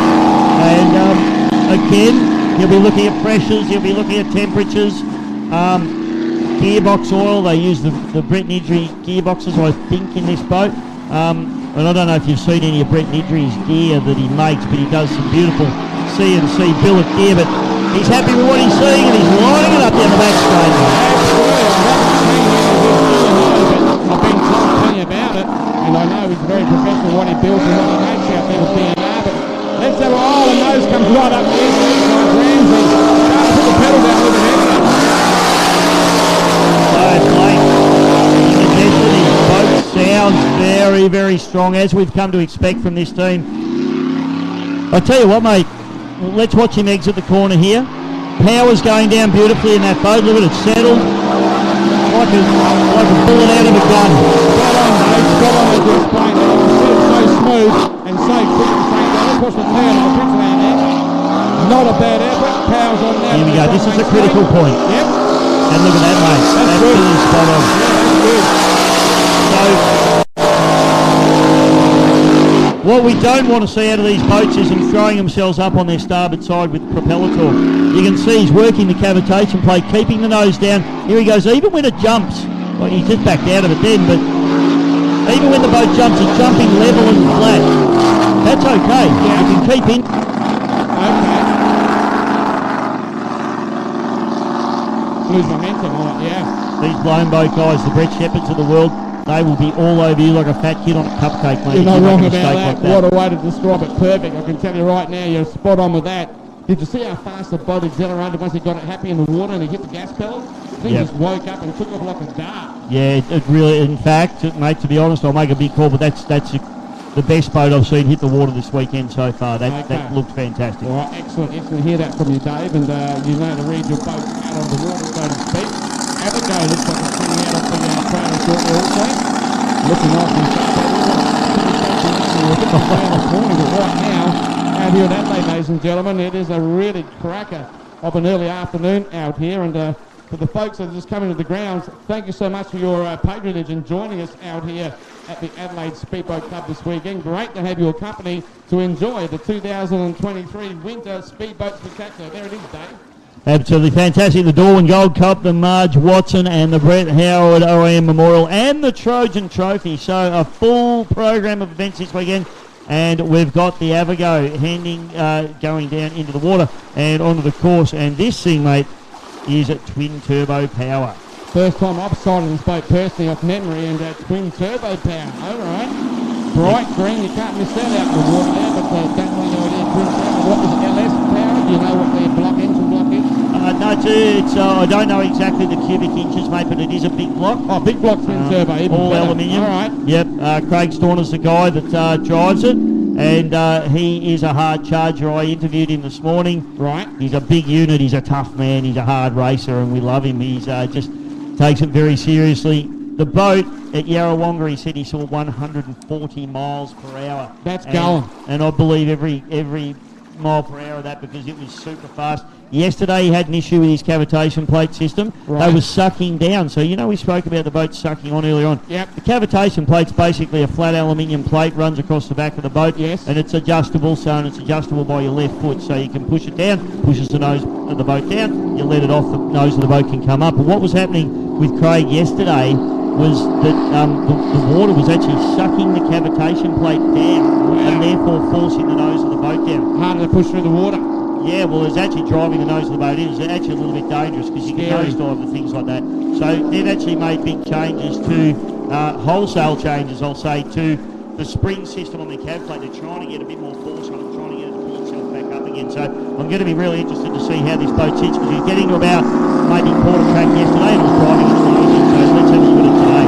Excellent, Ralph. Great done. Great information. Thank you so much. Dave Bishop, ladies and gentlemen, keeping us right in tune and in tune, so to speak, out here on the water as we have a look at this lovely twin turbo big block about to get the warm up and start to play with the throttle a bit. Yet still now starting to get into a little bit, David. You go through the paperwork and I'll tell you what, it sounds pretty clean as we see out here. Yeah, have a go, Craig Storner.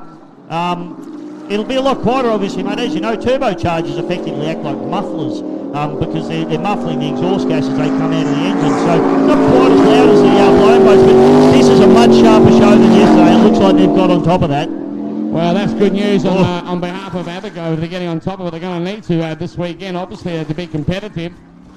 Yeah, let's watch him just come out of here, mate. About half track is where he's having, or quarter to half track, where he's having those issues. Look at that, mate.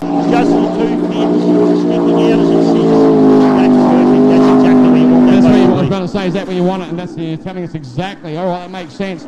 Let's keep an eye on him now and have a look at it. You explain once again, Dave, how we're looking now, or is he getting out of it?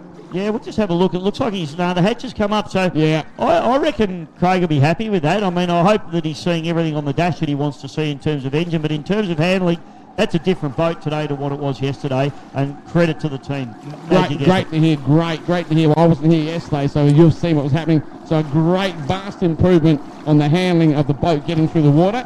So that's good news on its own for these guys out here. Going to be an interesting afternoon out here. It's going to be some great competition, and you've got the smile and the dollar coming up once again here, Dave. Oh, I can't wait, mate. Fair dinkum. As I said, mate, if blown boats don't get the hair standing up on the back of your neck, go and see your doctor because you might actually be dead. Something's not right. Exactly. No. And I'll tell you now, the fans here in Adelaide, and of course, if you come from interstate or the country, they understand and they enjoy it big time, and that's what we're all about out here once again.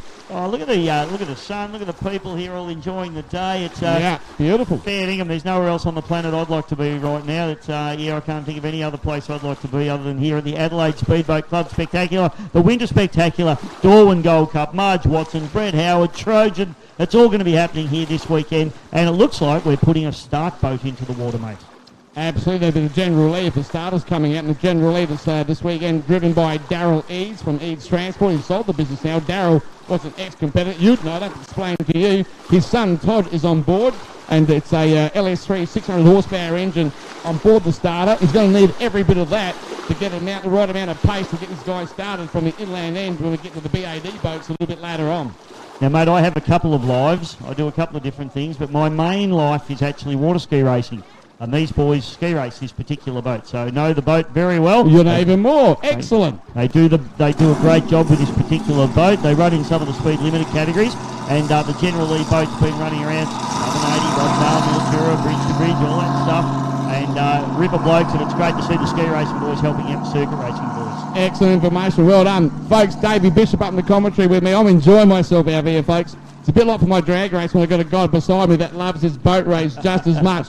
Good work, my man. Good work. And let's keep it up and entertain these folks out here. I got Joey and the guys. They're stirring us up over there in race control. But don't worry about them, Dave. We've got ours covered out here in the commentary box. We got our officer of the day, mate. He's one of my good mates, Johnny Thomas. Good on you, JT. Well He'll be the guy with no hair at the end of the day. Oh, absolutely. He's the guy who wears all the pressure for the weekend. But, great guys have over it. As you said, one of the Victorian guys, and he knows what he's doing. Well done. We might be taking over, Michael. Who knows? Us Victorians. You want to be careful. Easy now. Have you seen how far it is out this window here? Watch it there, old Davey. I tell you now, you're in Croatia country, my good friend. I know, mate. I know. It's just watch us. We can't be trusted, No, absolutely. Well done, and great to see the crowd coming in. Hey, folks, don't forget about that canteen with those lovely steak sandwiches and all the food that's available. Support them, folks.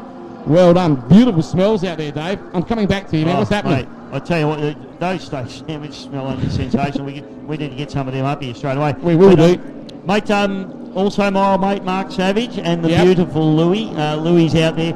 They're selling stubby holders, hats, shirts. Excellent. All the merchandise. They're like me. All the gear, no idea. That's it. That's all right. I'm the same. So no drama whatsoever. The General Lee is just getting warmed up. I've learnt more about that boat already here this weekend. Of course, with the skiing side of it. And old Davo, mate, he's got all the info. What's happening, friend? Well, mate, I've got a good mate of the commentary team and a good mate of powerboat racing, Dewey Nichols, who's the S15 1.6 litre hydroplane legend. He just sent us a message, mate. Hey, great commentary. So he's enjoying it back there in Lake Boga where he lives. Beautiful, well done. And good to hear from him, man. Yeah, good to hear from him. Well done. Good to hear that. And you're doing a good job, old Dave. Well done, bud. Well done. Keep it up. Thanks, Dewey. You're a legend, son. Absolutely, well done. Nice to hear that feedback coming back too, doesn't it? It's good. It's always good. And of course, mate, I haven't got the Facebook comments coming through to me at the moment, but keep them coming through. We love the Facebook comments coming through. Absolutely, we really love the support. So I'm going to need it. I know that. Dave's good, but I'm still learning. But it's all good stuff, Dave. It's all good. Mate, I might come and do a drag race with you one day, and we can swap roles. Yeah, and then you'll go like a bit of a different world. Basically the same, but a few things will be different here and there. But you'll love it, man. No problem. I can guarantee you that. I'd just be happy to be in the commentary box, mate. Oh yeah, no, it's definitely good stuff when we do that too. 11,000 horsepower top fuel drags, man, they just take your breath away, believe me. When they hit the gas pedal, you know something's happened. The ground rumbles, the walls shake, and the thing goes 300 mile per hour in under 4 seconds. Yep. Think about it. Phenomenal. Out of control, man, out of control. Take nothing away from all the other Group 1 guys, but really good stuff. Hey, the other thing too, mate, GP Hydro Livestream, I'll give them a free plug just while I was that's not what I was talking about. Mark Savage, my old mate, talking about the merchandise. You can also jump on board the website and his Facebook page and order stuff. So if you're not here and you're watching at home on the live stream, make sure you get on to Savage. He's got all that cool gear, and he's got all the old gear as well, all the old shirts, the retro stuff. So we love it. So that's great. You can do that, eh? That's good stuff. Good marketing. Well done. Very good. So. Good to see all that. All right, who have we got out there now, Dave? You're going to start circulating. All right, so just in excess, mate, heading out onto the course now. So this will be a warm-up for team in excess. And this boat's been very, very strong over quite a few years now. Jeff Stunnell is a very seasoned campaigner, mate, and I expect big things out of his boat, to be fair. They used to run this boat as a 6-litre boat, now they run it as a blown boat. Correct. And sounded really strong yesterday in practice. I know you weren't here, mate, but this boat looked and sounded really good. I probably couldn't, if the other boats definitely had issues. This looks like it's been around getting everything right, so keep an eye on Stunnell. Good to hear that Jeff out there, and off memory, I'm pretty sure that Jamie Magor, we know that name in the boat circles. He would have done the engine and played with the engineer with Jeff. Jeff comes into Outlaw Speed Shop in the heart of the city out here where I run during the week. And Jeff Forever also coming in, getting odds at end. Pretty determined in getting things happening.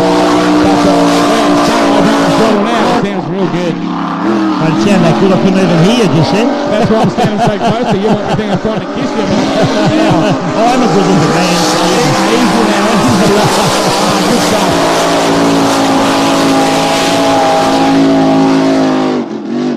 So, Stunnell, let's keep an eye on how this exits the corners. We've spoken about this all morning, mate. So, although he looks like he's backed out of it there, I wonder whether he's just seen something that he's maybe not too happy with. As it heads, I might have put the commentator's curse on him. Yeah, that happens many times, and hopefully we haven't, though. I'm hoping that on behalf of Jeff, because Normally, the first thing he always watches the oil pressure and that thing. He always tells me about oil pressure. Oil pressure is concerned. Yeah. And I'm hoping it's nothing like that, because when something like that, it's a bit like our ticket, folks. Yeah. That starts slowing down and things not working. Well, the engine don't work anymore either, basically. But I'm not giving him the curse, but I'm hoping everything should be okay for Jeff Stanell out here. Yeah, mate, I think probably there's something that he's not happy with, because he wouldn't have just come across the course like that if everything was okay. He would have just gone down and done another lap. So he wanted to get that boat back to the trailer. Was running. We didn't see a bang. We didn't see any flames, and it was still running. So that's a good sign. But it may be obviously a gauge, maybe a light's come on, something like that, and it's something he's not happy with. I'd say let's hope they get it sorted out. And as you said, he's brought it in quite early. Wants to get on the trailer. Must get it back into the pits and say, hey, we need to look at something here quickly. Yeah. You know, that could be the case. We're only presumption on this, but that could be the case out there with Jeff. But hey, it sounded good. Having said that, mate, are they turning him back around? I'm not sure. Maybe one of the crew members just having a look in the engine bay there. Yeah, could be. So they'll get that boat out, and hopefully nothing major, and they can get it turned back around. But this is warm-ups, ladies and gentlemen, at the moment for some amazing racing that's going to be coming your way this weekend for the Adelaide Speedboat Club's Winter Spectacular. My name's Dave Bishop, and I am with Michael Ages, and we are very excited to bring you the racing this weekend, aren't we, Absolutely. I'm very, very pleased, folks, because I know a good commentator when I meet one in 33 years, and this guy's got a passion for the boat racing and the ski boat racing and nearly any type of boat racing, in fact. Wasted childhood, mate. No. I love that one, mate. Well done. All right, what do you reckon? We sort out a bit of paperwork, and we'll come back to these guys shortly. We'll come back to these guys shortly. We'll work out some paperwork, and we'll go off air for a short period of time. Good on you, mate. Thanks, everybody.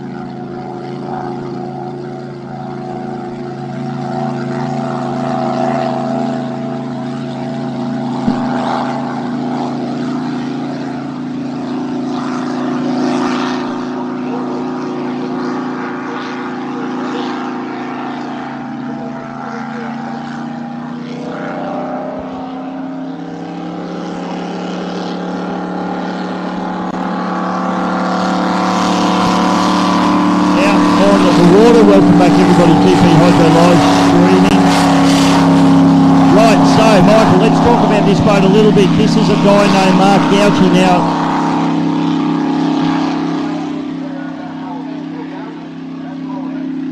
It absolutely is, mate. And he's just like you, passionate as all get out. So he's a lovely guy, mate, and you know, much like yourself.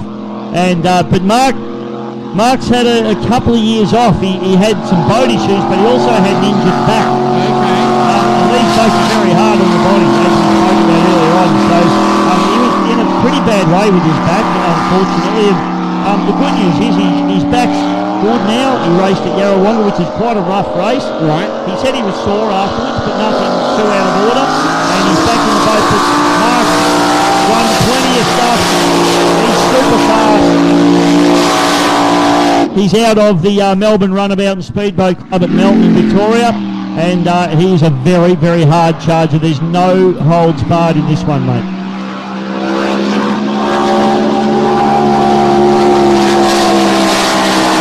Just by listening to this machine out here, that's strong, the sound here, the Gouchy Immortal. Have a listen to that. What do you think about the boat going through the water? How's it look at you, mate? Just watching him accelerate out now, mate, and that boat's settled. That's setting really nicely. And Gouchy will be absolutely ecstatic with that. No chine walk, nothing, mate. Just straight up in. Let's watch him exit turn number 1 here. Okay. Or turn number 2, I should say. And it's perfect. Clean as. You're not wrong about that. The boat is gliding so well out there. I tell you what, Dave, this guy's got it pretty well worked out. Yeah, he's just backing out of it now, mate. Yeah, hopefully that's intentional. We never really know in the commentary box whether these boys are see something I don't want to see and bring it back. But he's had a couple of good laps. That's probably all he really wants. And I think he'll be okay. Exactly what I was going to say to you. Most people don't feel that's no, everything's good here. Save it. I don't need to do anymore. The boat's running good. The engine was good. Yep. Dash motion shows everything's right. Went through the water as it should do. Yep. Bring it back and let's save it and get it ready for real competition. Well, when you think about it, mate, that run there, he's done, 4 decent corners. Yep. Couple of decent straight, 4 decent straights. And it showed everything spot on. And it sounds good as it comes back into the bank. So there fingers crossed for Team Immortal. Mark had a huge crash in that boat years and years ago. A boat actually ran over the top of the cockpit and actually injured him as well. And you'll have a look at the boat. A lot of the boats now, but it's actually got an internal roll cage in the boat. Okay, which is great for our safety, obviously. It really is, mate, yeah, because obviously, your car people think, the roll cage is there when you roll them over. Well, not the case in boats. It's more for when somebody runs over the top of it, yeah. I've seen that happen many times, I mean, I don't do a lot of boat racing commentary, but I have seen that, and it makes exactly 100% sense of what it's there for. Exactly. Yeah, just a deflection and to keep the boat from crushing the driver, because back in the bad old days where they're all open cockpit boats and the drivers were just out, it was a serious, even a half serious crash could mean the end of someone. So these boats, mate, we've had so many big crashes in these boats since cockpits have been brought in, and a terrific example of that was a few weeks ago, a couple of months ago at Melton. We've had a major crash in a blown boat. Okay.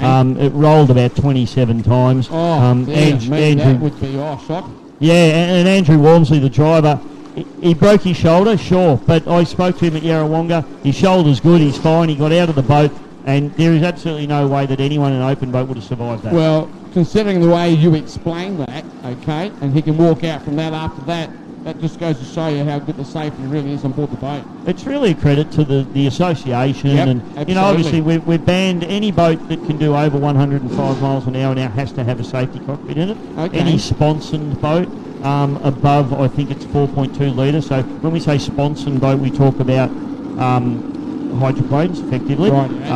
Have to have a safety cell in them. So see a lot of the 1.6s. We got one 1.6 litre boat running here this weekend. Andrew Donoghue, who's a mate of mine from South Australia, he's another ski racing buddy. You got friends from South Australia? I have. Continue on, yeah. I just sent a message down to his crew chief to tell him to get stuff. So Beautiful, all right. Continue what you were explaining, though. I couldn't help myself there. That was great. Yeah, so, I mean, the safety is massively improved over the years. All the tunnel boats, so all the outboard tunnel boats have to have safety cockpits in them. And, there's been some extra big crashes in tunnel boat racing. In fact, in the series, it is hard and fast racing, and there's a crash, every race. Someone barrel rolls one or puts one over backwards, whatever, and all these drivers just unstrap themselves, get out, dust themselves off. Even we saw yesterday, we had a massive spin out in a tunnel boat, and driver just walks away. So that's the part I like to hear. The beauty of the end of the story when they walk away no drama, excellent, and that just goes to show the level of the safety as we spoke about. Yeah. I was chatting to Simon Troy about that incident this morning. You know, he had to spin down the bridge end turn here, and you know, he pulled probably about 8 or 9 Gs. Yeah, that's out of control. Yeah. But, you know, hands devices, all the safety gear. cells. Yeah. He's a bit battered and bruised down his right-hand side, but, hey, you know, small price considering to what pay. you just explained, that's still good. Yeah. Think about it. And racing the boat today. Exactly, and back out again today. So, no, it's good to hear all that. Well done. Turn It Up is out there on the water at the moment, and we're about to turn the volume up a little bit more later, also in the commentary box, but looking good out here. These guys, any explanation with these guys coming up out here, of course, Dave?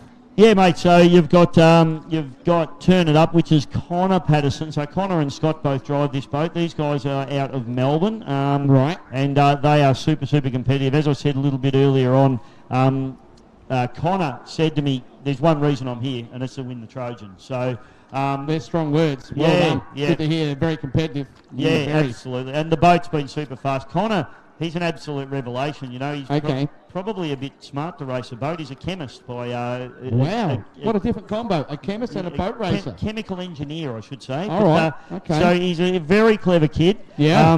Very well spoken. And lovely to hear. Just a very good operator and a lovely family. And if you have a look, the rego number on that boat, VS1. Well, the Victorian Speedboat Club has been around since the 1940s, early 1940s. Long time.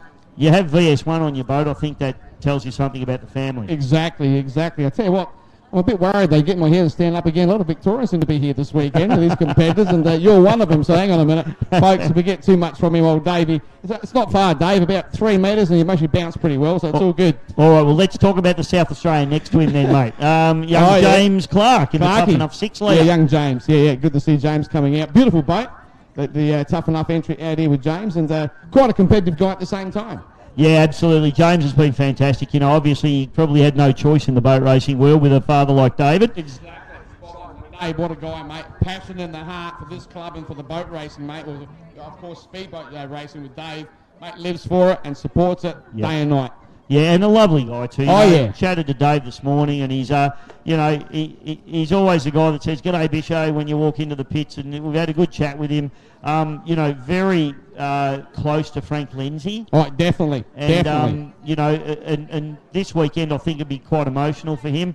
And in a lot of ways, I really hope that the big Tough Enough boat can maybe take it down this weekend, because that would be lovely. That would really make it. And as you can see, major sponsor for the weekend, Dave Clark, Simons Clark Logistics, him and his brother.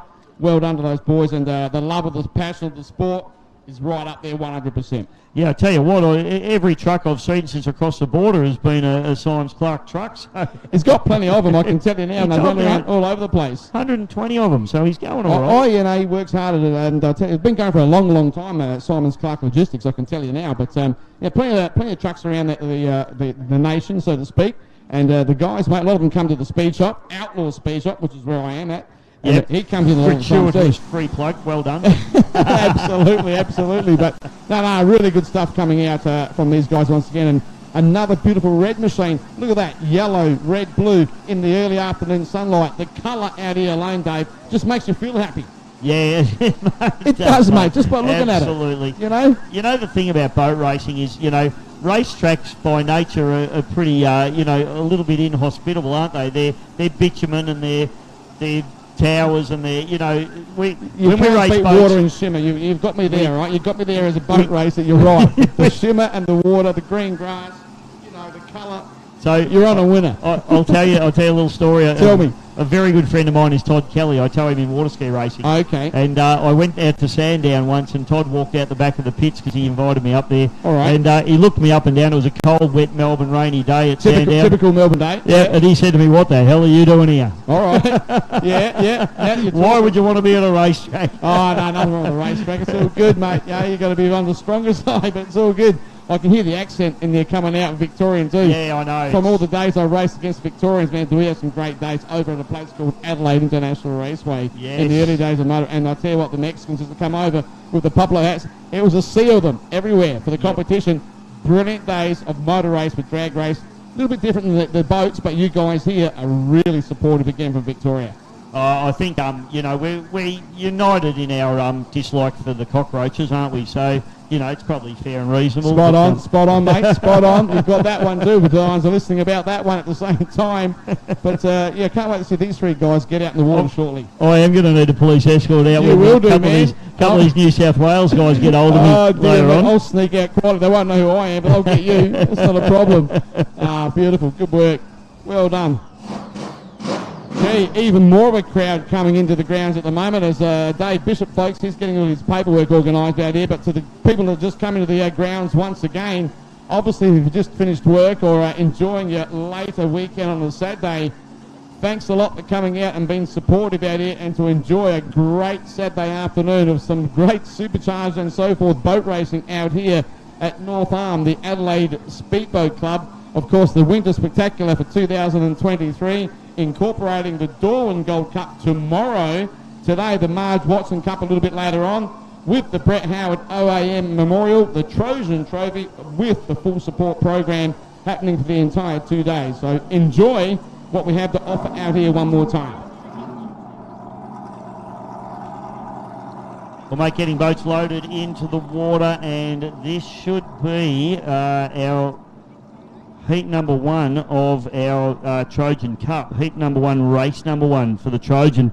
Boats that we should be seeing will be the Turn It Up, the Rooters, and the Tough Enough 6-litre. See other boats sitting down there, mate. I'm not sure if they're going to be waiting for heat number two or what's happening there, because heat number two is Image, Wife's Anxiety, Workhorse, and B&R.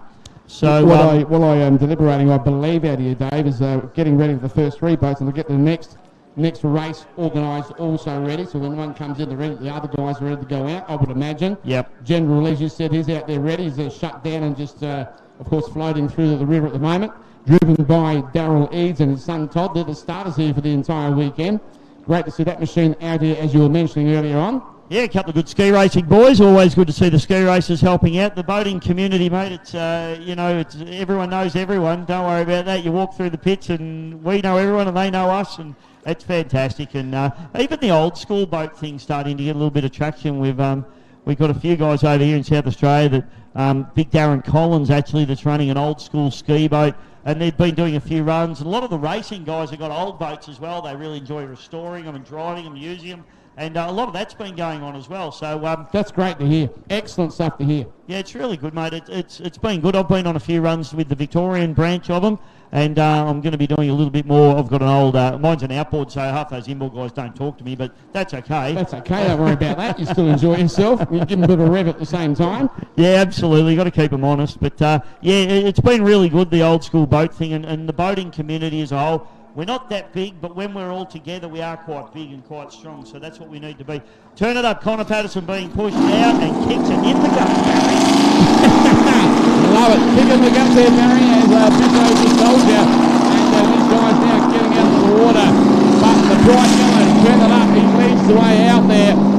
Keeping an eye on Rudis out there with Mark Everrouter in second there, and of course Tough Enough at third at the moment, but that'll all change when they get out there to get this race underway. They're going on the inland end to get milling short. They'll warm up, that's probably first up. Go a few laps out here, Dave, and then head out on the inland end. The starter boat is already headed out that way. We'll find out and see what's going to come up shortly. Yeah, mate, this has... All these guys have done a warm-up, so I think they'll all be ready to go. They'll head down and then the staff boat will pick them up. So turn it up, Connor Patterson, Mark Ebenruder in the Rooters, and James Clark in the Tough Enough. Ready to rock and roll. This is going to be a good one. I'll tell you what, there's really nothing between these 6-litre boats, so they'll be absolutely going to go into 2 to 1. Spot on, Dave, and I don't think the drop is creeping out along the corner, but these three guys here, when they have a quick chat, and they grab each other up and have a chat. It's a great laugh. Laugh at the same time, and serious as well. Mixed in and laugh. Yeah, they're all good guys, and they all love their racing. 6-litre suck is strong category for our racing at the moment. Really looking forward to seeing this one, mate. As we send them up with the Stimuli start boat, and the next time we see these boats, Michael, they'll be on it. Absolutely, and would I be right in saying, Dave, most of these guys here, NASCAR-style engines on board the boats? Yeah, they would be mostly, but it's interesting talking to the Patterson boys. They start with a NASCAR basis, but then they heavily modified from there as well. How they want them engine to be, okay. And they're actually saying that if you buy a NASCAR engine from the States now, it's not enough. So you have to go the extra mile. So obviously, obviously NASCAR engines are governed by a set of rules, whereas 6 litre over here, it's open. You can run whatever you want as long as you don't exceed the capacity. Okay, so they're stepping them up even more. Effectively do whatever they like, No problem, okay.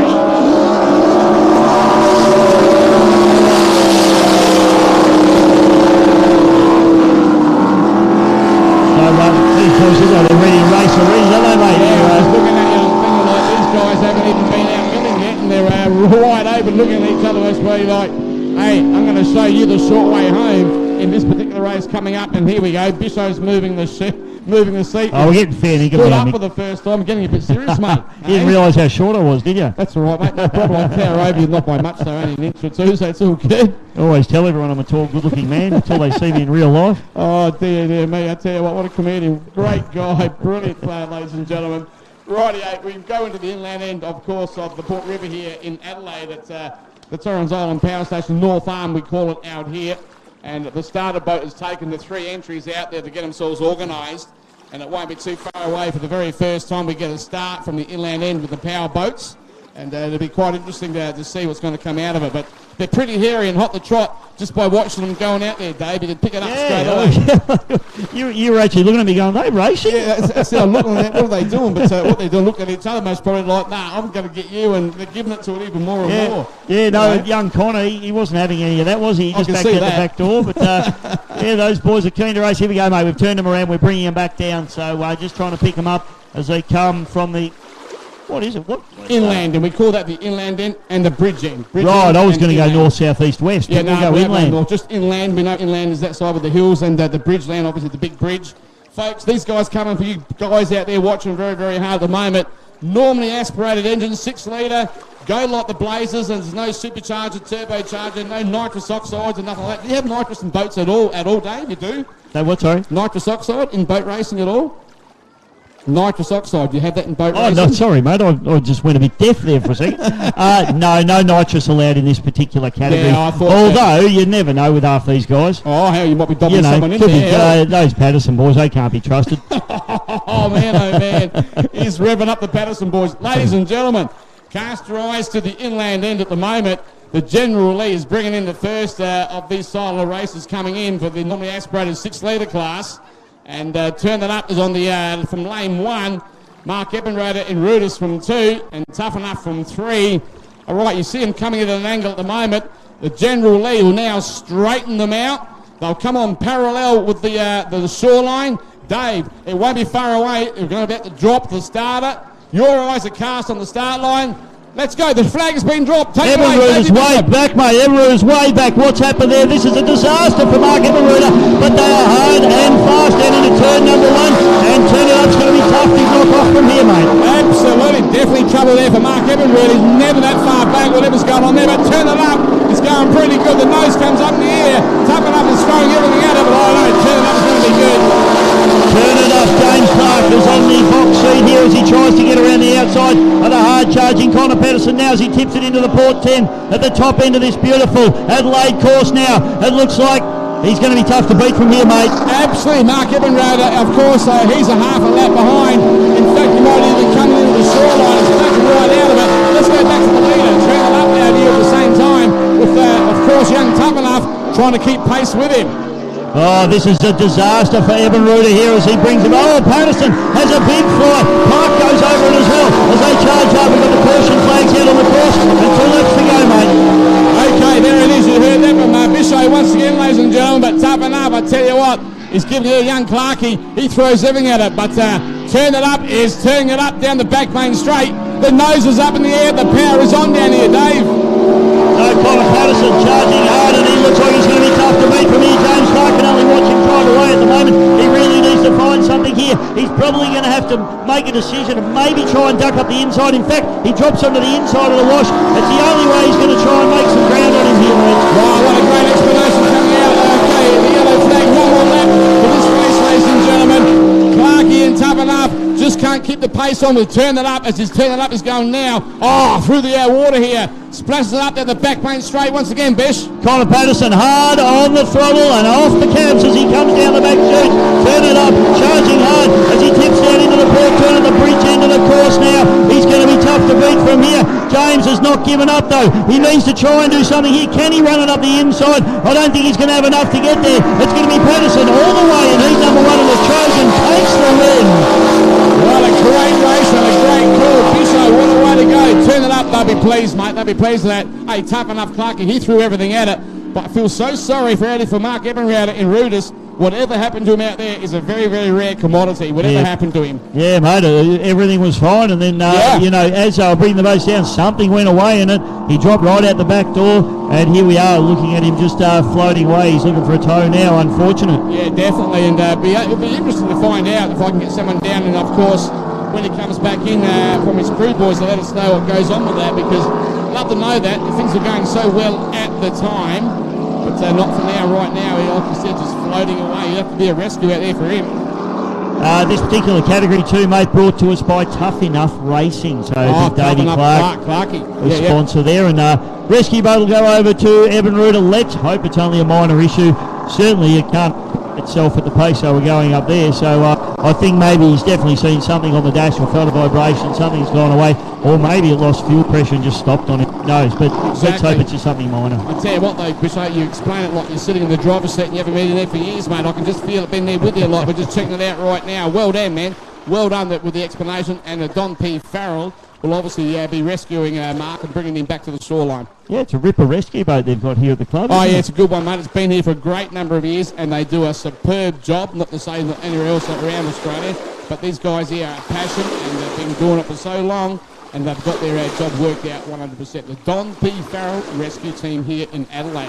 Yeah, fantastic, and we do shout out to all of our crews, flag wavers, our safety crews, our divers, everybody that works really hard to make these events happen, because they just don't happen by themselves, mate. You're not wrong about that, Bish. I can tell you now, mate, that the folks that come here for the day on this beautiful grassed area down here, if they only knew how much homework, how much things happen, and to make this event happen, and the preparation 2-3 months before this, things are going everywhere, all sorts of things are happening, club level stuff happening, and you're getting the grounds all ready, the entrance themselves, getting their machinery ready. You know, it takes so much, the travelling, you name it. Hey, but hey, good fun, and that's what we're here for this weekend. You just have to wonder what, if the roles were reversed and James Clark was on pole, how he would have gone in that one. So I think James, he knows he's pretty close. He's pretty close to Patterson. Correct. Just see the boys popping out of the cockpits now, but just probably needed that inside run. He thought about it a couple of times, but really Patterson was very, very tough to beat off pole there. Spot on, but as you said there, as they raced, they didn't really, they got a certain amount between them, I'd say, mate, 60, 80 metres, but they held that for the entire 3 laps, so his performance for Clarkie is up there. Oh, absolutely, and you've got to remember that Turn It Up boat is absolute quality of the field and leading the Trojan at the moment. So you're racing the best, and, certainly young James was very, very close to Connor. So great drive there from James Clark, I feel, and we got another 3 6-litre boats about to head out now, mate. We got Craig Lewis, 4 in actual fact. Craig Lewis in image. Wife's anxiety, that sounds like my partner. Careful, she'll hear you at home, mate. You'll have no dinner tomorrow when you come home. There's no way she's watching boat racing at home, mate. Mine's the same. It's all good. Workhorse from 3 with Michael Newton, and from lane 4, B&R Engines with Brett Nidri. So they're the 4 starters coming up in the next event coming our way out here. Bish, not a problem at all. Fantastic. Joe's back up here sorting us out, because she knows that we're hopeless and we don't know what we're doing. So she'll get us all tidied up. But this is going to be a cracker. Maybe we might take a short break just for a moment. We'll send these 6-litre boats out on the water real soon. There it is.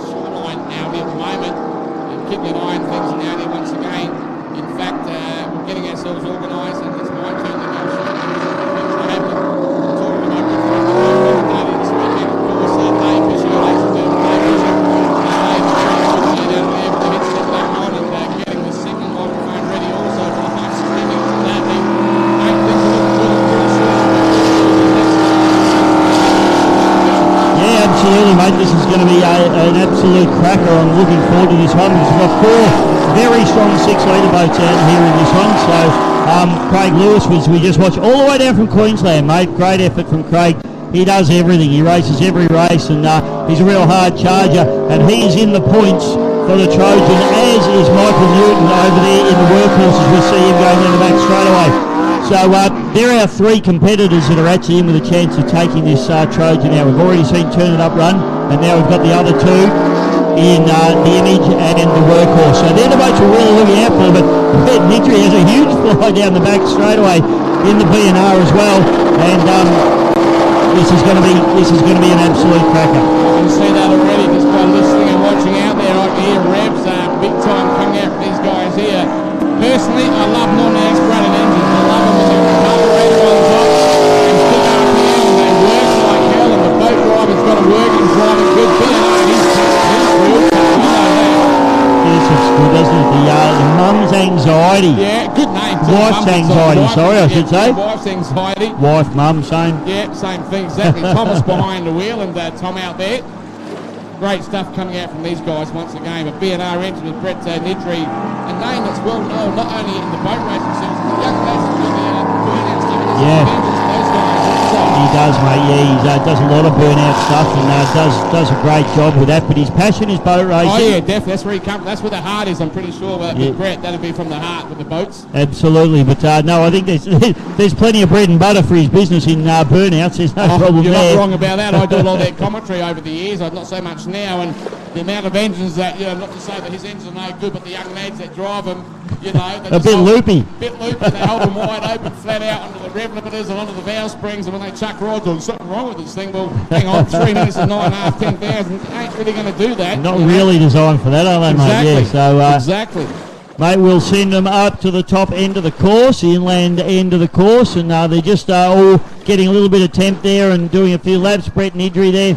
I noticed that a lot of them head up there, mate, and there's plenty of room up there on the top end of the river, and they're all sort of doing some circle work. Yeah, absolutely. There's a lot of room out there on the inland as they're milling, getting themselves organised with the general lead, the starting boat there once again out there, Dave. But, they get themselves all organised, and the starter gives them the opportunity to get into their right lanes as they start, and that's from 1 will be an Image, from 2, Wife's Anxiety, from 3, Workhorse, and from 4, B&R engines. And the starter, General Lee out there with Darryl Eads and his son Todd, will make sure that they start squarely off the start line and in their right positions. Yeah, and the starters are looking for that too, mate. But a lot of people may not realise that when they bring the boats down, it's actually his discretion as to when he drops the flag. He's not getting instruction from the race tower. No. It's actually on the starter. When he's happy that you could put a piece of dowel through the bow eye of all 4 boats, that's when you let them go. Spot on, mate. Spot on. That we look for that as we call for the start of the race, which is coming up shortly out here, ladies and gentlemen. Keep an eye on things out here on the inland end, of course, of the Adelaide Speedboat Club here this afternoon. Good to see the next entries coming up. 4 starters coming up in the 6-litre for the Trojan. Let's have a look at these guys out here. The General is coming into the 45-degree angle. He'll straighten it up shortly and run parallel once again to the shoreline. And then the starter. Oh, push and shove here. They are. He'll look over to the right-hand side. He's waiting till they all come up. He's dropped the flag. He's going to let him go from there, Dave. I tell you what, Workhorse came across, but I tell you what, a clean start for the front 3 boats. Wife's Anxiety's out the back door a little bit as we tip into the port, turn the bottom end of the course. You can throw a blanket over him, Michael. Absolutely. He's on the bridge land and on the water fly. Oh, we've got a spin. We've got a spin over there. That's Workhorse, mate's gone round. Michael Newton. Oh, he'll be absolutely devastated with that. That turns it into a 2-horse race. We find down the front straight away. Craig Lewis in front of Brett Nidri. Absolutely. There's in front of us now. But what a spin on the bridge land and previously from those guys. Man, this is a 2-horse race now all the way down the back straight, Dave. I have one of these guys here pulling away from the leader. Craig Lewis on pole, and he's going to be tough to get around from there. Nidri's going to be thinking in his mind, what do I have to do here? Can I get up the inside? Can I maintain momentum and get around the outside of him? This is going to be really tough for Nidri because Lewis is a hard charger. Absolutely. Nidri, though, is pretty wise. He went out wide. He's making a little bit of pace. This is looking like another good race. Check this out with Nidri. Does he go wide on this turn once again, Dave? Came out of it a little bit down the front straight away, and that's left the door open a little bit for Nidri now as he tips around the port.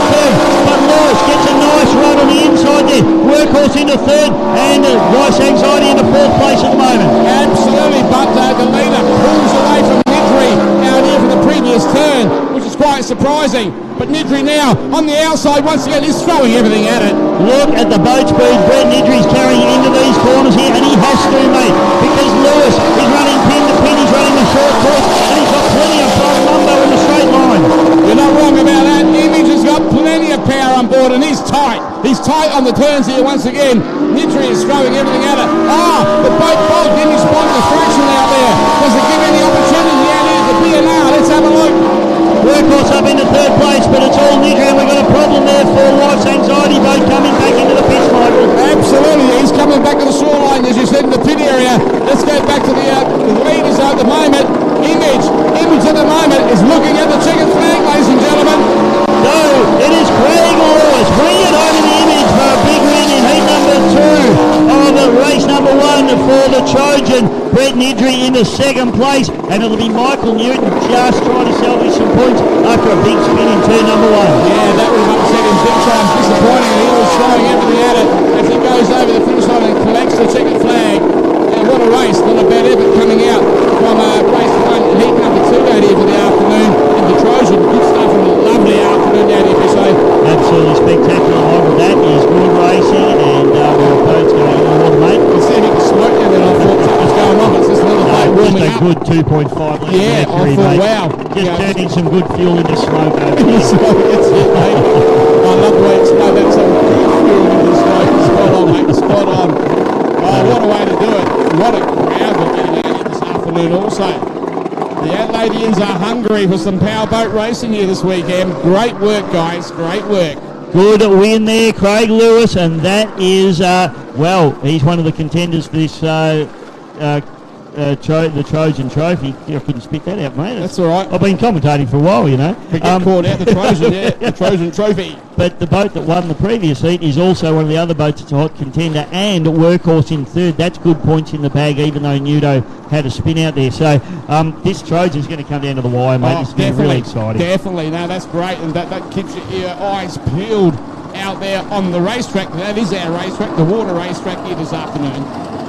Absolutely, mate. So fantastic racing, and this 6 litre displacement category brought to you by Tough Enough Racing, Dave Clark and his team out there, and of course Simon's Clark Transport. So big thank you to those guys and all of our other wonderful sponsors. I know you've been plugging all day, mate. We've got some sad news. We've just had crew come up from Rival Racing, and unfortunately Rival has spun a bearing. Yeah, you did say, I heard him the bearing spun the bearing on the engine. Yeah, what a sad thing to come all that way. Yeah, it is Johnny Backer out of Terrelgan in Victoria. Okay, and, another Victorian. Another Victorian.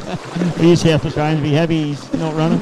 But Johnny, ripper bloke, hard competitor, fast competitor, and very disappointing that boat we are not going to see this weekend. However, you can support them, folks. If you're in the crowd, they've got a whole bunch of Rival merchandise, which looks really cool. They're a really good team. They're a great team to support. Get down there and support them by buying a hat and a shirt and a stubby holder. Spot on. That helps them, mate, getting here and getting home with the problem they've had spinning the bearing in the engine. A lot of work, a lot of time, a lot of cash. Yep. That would help them. So support them. As Bisso said, go buy some of their merchandising and say, hey, thanks for coming over anyway. Hopefully we'll see you again next year. Absolutely. And once you've got the Rival gear on, you can be supporting them at the next race meeting because they'll be back. They've got 3 engines. They've unfortunately only got 1 here. So I left the other 2 at home thinking they'd be okay. But it's all part of how they play.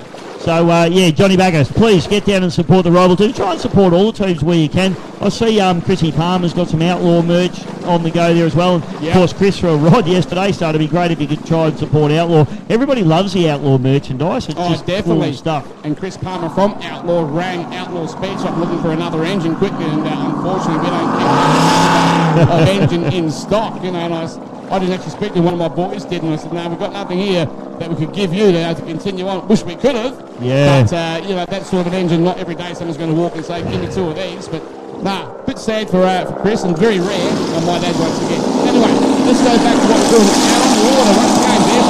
Mate, the quality keeps coming. Have a look at this. It just doesn't stop. Alcohol displacements. I love those words. They're bad boats for a reason, Michael. You're not wrong about that. Absolutely. Yes. Love them. Mongoose, Trevor Stanley. We've got the Avago, Craig Stonner, and this man, we haven't seen him on the water yet, Brett Shepherd in the Unleashed. This boat had its port side ripped out of it up at Raven Terrace a few months ago, and the boys have got a sense of humour. They've put the side of the boat back together. Child's Play Boats did the rebuild on it, and they've actually put a big sticker here, no standing any time, where it got damaged. So the culprit, young Nathan Barry, ended up parked on top of him. So I heard about that. Yeah, I heard about that. Absolutely. Big shout out to Nath. Hope he's at home watching up there from New South Wales. Shame his boat couldn't be here this weekend. But absolutely. Hope you're enjoying if you are watching. So we'll send these boats out. This is going to be a big one, folks. So we've got 2 blown alcohol displacements and 1 twin turbo displacement, the Avigo. Avigo one, yeah, absolutely. And Trevor and Kevin standing here from Adelaide. The Adelaide boys out there from coming out from lane 3. And Kevin, Trevor been going for a good number of years here in Adelaide, out on the northern side of Adelaide, place about around Elizabeth Downs, or Elizabeth West, I should say. Great workshop, great passion for the boat racing. Trevor, Kevin, his brother, passion for drag race and boats. Yeah. But great guys, and hopefully they can do something this weekend. Trevor's previous boat, the Ancient Orange, has been around a very, very long time.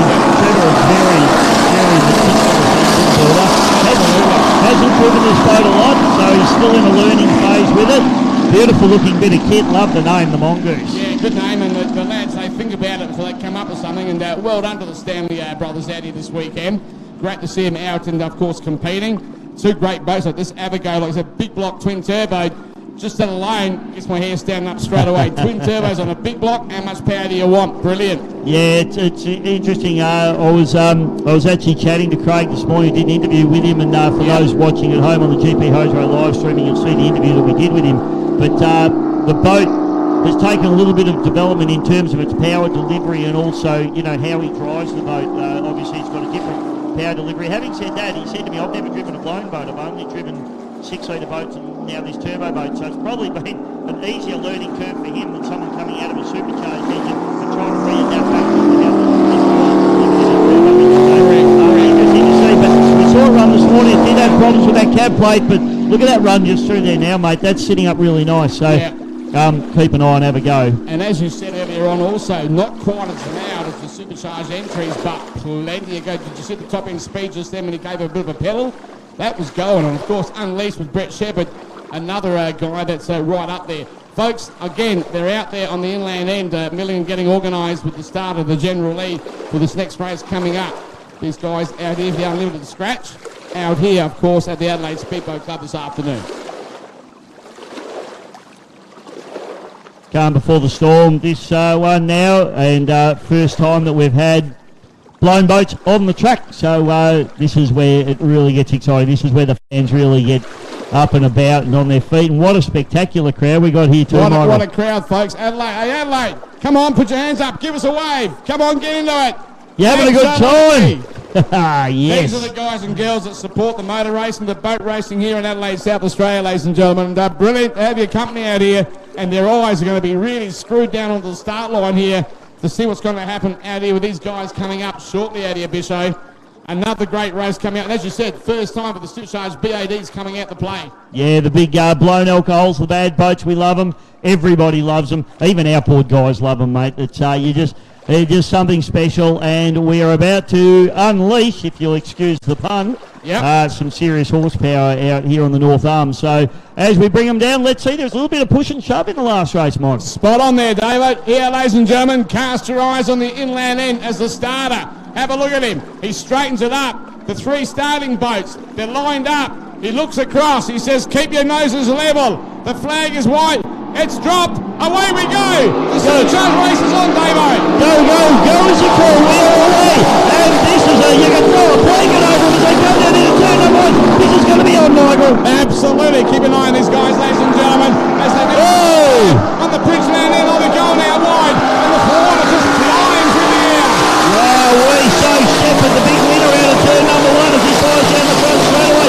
Storner had a problem there. I'm not sure whether he got a little bit shut down. And Mongoose on the outside. This is going to be tough to get over the top of Shepherd as he comes down the back chute now. Yeah, Shepherd is good on the top end down the back straight. I tell you what, Mongoose and Trevor Stanley, he hasn't got a lot of track time out there, but he's doing a good damn job. Abigo, Stanley's right out of it. Did you see him go right past in Abigo? Stanley's had a problem, but disappointment for Trevor. The most been so far practice now.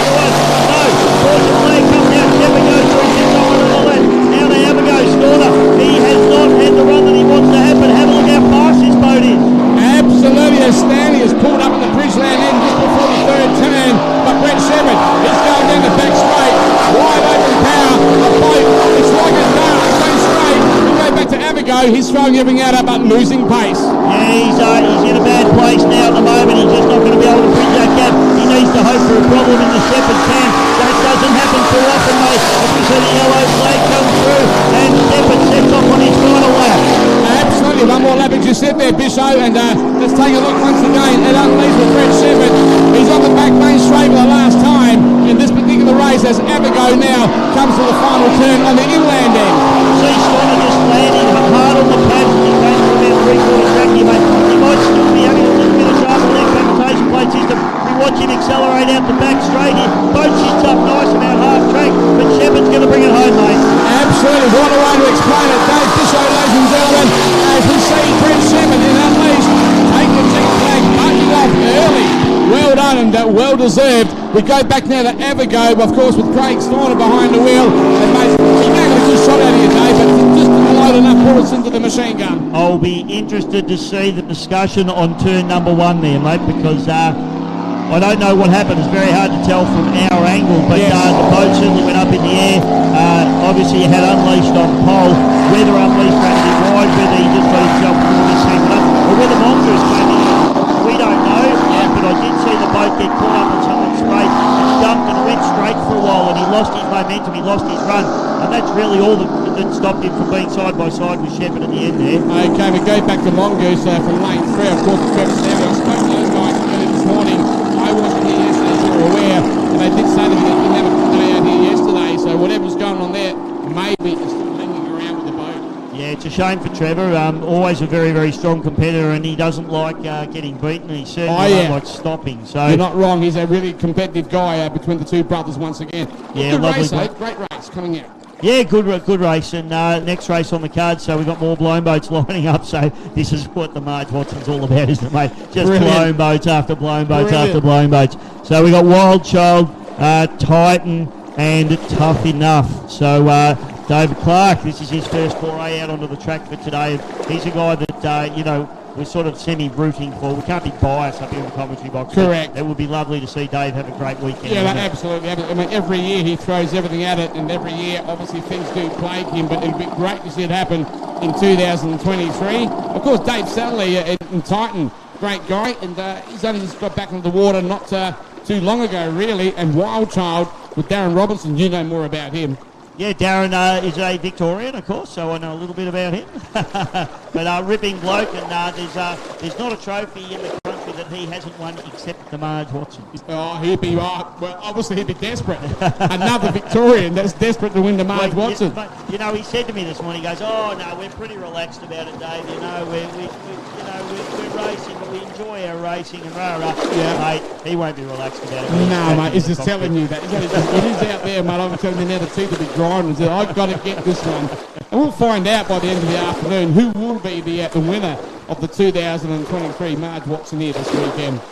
Yep, well, we've obviously, it's all about attrition as well, this race. It's won and lost in the workshops. Already we've seen two of the top boats drop out with engine failures. Yes. We've seen Rival go. We saw, obviously, Outlaw go yesterday.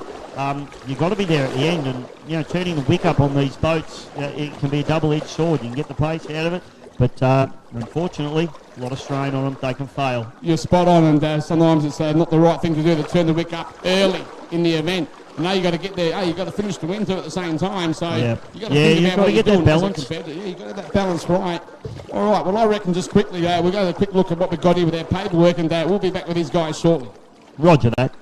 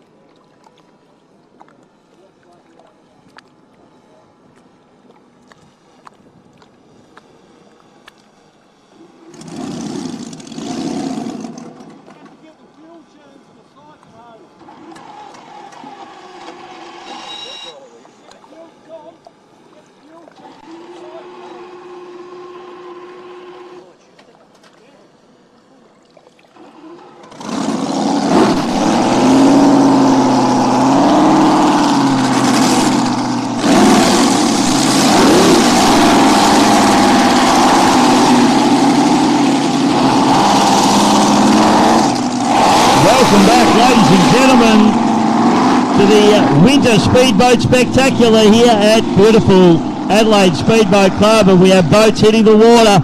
Wild Child, Darren Robinson, the Titan with Dave Slattery, and Big Davey Clark in the Tough Enough. Yeah, man, you're spot on there, Bisho. And they're the three guys going out for this next round, and they're going to do a lap or two, maybe a warming up out here once again. As you said, unlimited scratch race out here in the blown alcohol displacement. And what a beautiful array of boats, three boats. You know, Davo, just by looking at them, the shape of them, they look fast, just cruising along. Yeah. They look mean, they look tough, beautiful piece of machinery. Yeah, we love them, mate. I mean, you know, fast boats is nothing quite like, you know, the look of a beautiful, you know, Everingham, Child's Play, you know, Evercraft. We got those Clark boats. But these boys are going. The Roman sandal, my friend. You're not wrong about that. Yeah, looking real good out there. Absolutely. I've just opened up the window out here, and quite a nice breeze out here, Bisho. I wouldn't say exceptionally strong, but there's definitely a breeze coming in. And good to see my good friend, Mr. Bob Demerow, old Demo, enjoying himself out there. But let's get things going out here once again. Yeah, this is great conditions too, mate. That breeze is actually helping these guys at the moment. Nice little ripple across the water, and these guys will be really looking forward to this one. Sun's hanging high in the sky. Davey Clark, he's got everything to prove here this weekend. He really wants to get the job done for Frank Lindsay and the Insane Racing team. Slattery in the Titan, always super fast, this particular boat. A fast and hard driver. And of course, Darren Robinson, as we said, he's won just about everything there is to win in the country. He wants to put a Marj Watson in the trophy cabinet. Spot on there, Dave. And I was talking to Dave Satley from Titan during the week, and he's told me he's moved the engine, I think, back, or he didn't say how far, it wasn't much, in the boat out there of Titan. He wasn't too happy the way the boat was riding in the water, as you've taught us here through the day once again out here, Bish. But tough enough Dave Clark. He would love to have a win here this weekend. Out of all of them, he's the guy that's tried year after year after year after year in life. Been a bridesmaid, but never really getting to the final end. Yeah, 100%, mate. You're exactly right. It's interesting. I was looking at the setup on Titan. The wing on that boat is a long way back towards the transom of the boat. Okay. It's interesting. If you watch the boats come through, so Wild Child doesn't run a wing at all. If you look at Clark's boat, it's exerting force down just behind the engine. So well forward of the transom. So we're just watching the boat come through here now. And I'm really interested in the way the aerodynamics are working on these boats. You can see that wing is it's almost directly above the transom on that boat. But if we watch the Titan come through and have a look at the wing placement on this boat, it looks to actually be a little bit further back to me. You can see that it's almost hanging over the back of the transom on that boat. So that's another, you know, and they've moved that engine back as well. They're trying to get bow lift out of that boat if they're doing those sorts of things. So obviously got plenty of wing on it, but the wing's a long way back. They've moved the engine back. They're trying to get that boat to sit up. It must have been a bit nosy, I'm guessing. What a great explanation out there, Bish. Well done, and the folks out here would be loving that to understand exactly the setups of these three different entries out here at the moment. It makes it so much more interesting, ladies and gentlemen, that you can enjoy it out here once again as the lovely Saturday afternoon sunlight, I should say. We're not on Sunday yet, Bish. We're still a bit of a distance away from You're wishing your life away, mate. Oh, yeah, I don't want to do that. It's too short as it is. Rightio, let's go back to the inland end out here once again, and these guys are getting organised for this race coming up. As we said, from 1 would be Wild Child. He'll be right beside the starter, the General Lee. From 2, Titan with Dave Satley behind the wheel. He'll be in the centre. And, of course, Dave Clark in Tough Enough. He'll be on the outside looking in as they're coming into the start shortly out here, Bess. Yeah, Clark, he'll be thinking, I'm going to have a really good run down into turn number 1, and he's going to have to run 3 wide. So what that means for him is he needs to be really delicate on the cavitation plate. He needs to bring the boat round in that number 3 position and maintain more momentum than the other 2 boats, because he's got to travel further than they do. So the only thing he can rely on is actually going around that corner faster than them. So that's what he'll be concentrating on at turn number 1. It'll be really interesting to watch Clark into turn number 1 here. Well, there it is. Great information. It makes the folks feel like you're in the boat with them when Bisho explains it to you. How's that? For great commentary. Well done to you, Dave, and good to hear all this coming out as we continue on. But at the moment, they are milling on the inland end and getting themselves organised. And as they go there in circles, I reckon the drivers, they peg each other out, looking through to sell anything like, I'm going to stitch you in this. Oh, 100%. It's amazing. It's 100% a mind game out there. Yeah, for sure. And you push and you shove and you just give a little bit of a pushover and you. Yep, I can see it now. You just want to be as intimidating as you can. You want to get into the other drivers' heads. You want them to think that you've got it over the top of them, and that's exactly what they're doing. Exactly. All right, Bishop, here we go. One more time, ladies and gentlemen. Cast your eyes on the inland end as we've got the starter, the General Lee. Have a look at the angle as he straightens them all out. 3 starters. BOD, bad unlimited boats coming out. Alcohol. Here we go. Davo, Bishop, have a look at this. The guy's about to get the start. One's right behind. Flag drops and you know what stops, and Clark gets a good start. So too does Robinson. Robinson's both got plenty of pace. And the fire's down into turn number 1. Keep an eye on this one, Michael. Absolutely, Wildchild. He's on the inside and a great turn too. Tough enough Clarky on the outside. Go to these guys once again. And the front name straight takes them. Darren Robinson looks very, very fast. He's using that pole position to his advantage. Clark hard on the gas, always comes off. The boat stands up. A little bit loose there from Clark as they come up into turn number 2 for the first time. Absolutely, Clarky is throwing everything at it. He was making up ground on him, but it's the turn that gets him. Wildchild. He just really accelerates away. Darren Robinson is absolutely on fire here at the moment. That boat looks spectacular, although he's run wide. He's run a little bit wide, but I think Clark's going to stay on the... Oh! Robinson has a big jump and it's beautiful, and this boat looks spectacular here this afternoon. Oh, absolutely. The boat was right out of the water. Tough enough, mate. I think we lost power here in the Wildchild. Something's going down. There is, just as we brought Robinson up. He's had a drama. He's had to come out of it. And Clark gets on the gas. And the tough enough assumes the lead of the race. Absolutely. Clarky right now. Wildchild's down the power again. But at the moment, Clarky's leading. Can he hold it? Let's have a look. There'll be one more lap coming up shortly when they turn this boy down here, Claire. This side, let's have a look at these guys now. Robinson looks like he's back on, mate, but I don't know what happened there. But now he's got a really hard job to try and get past Clark. And Clark's really fires up the that turn. Robinson comes back at him, 1 lap to go. Absolutely. I know Clarky knows he's right behind him. What a tight turn for Wildchild. Is he going to change the positions right now? Absolutely. Gunnel to gunnel and neck to neck in the back line. Who's this is going to have a horse race at the moment? Wildchild. Let's go. He's back again. 1 quarter to go. Absolutely. Wildchild is throwing everything at it. Clarky and Tuppenham is trying to maintain his position, but no, I don't believe this.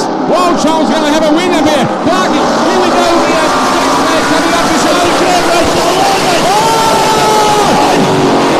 I reckon Clarky might have got him by a nose. Ladies and gentlemen, what a race. Did you see that? I'm calling it. Let's call it, but I don't believe it. Exactly. Oh my goodness. What do you reckon on the finish line, ladies and gentlemen? That was a close race. What a way to do it. I reckon Clarky might have just pipped him on the finish line. I don't know. We'll wait for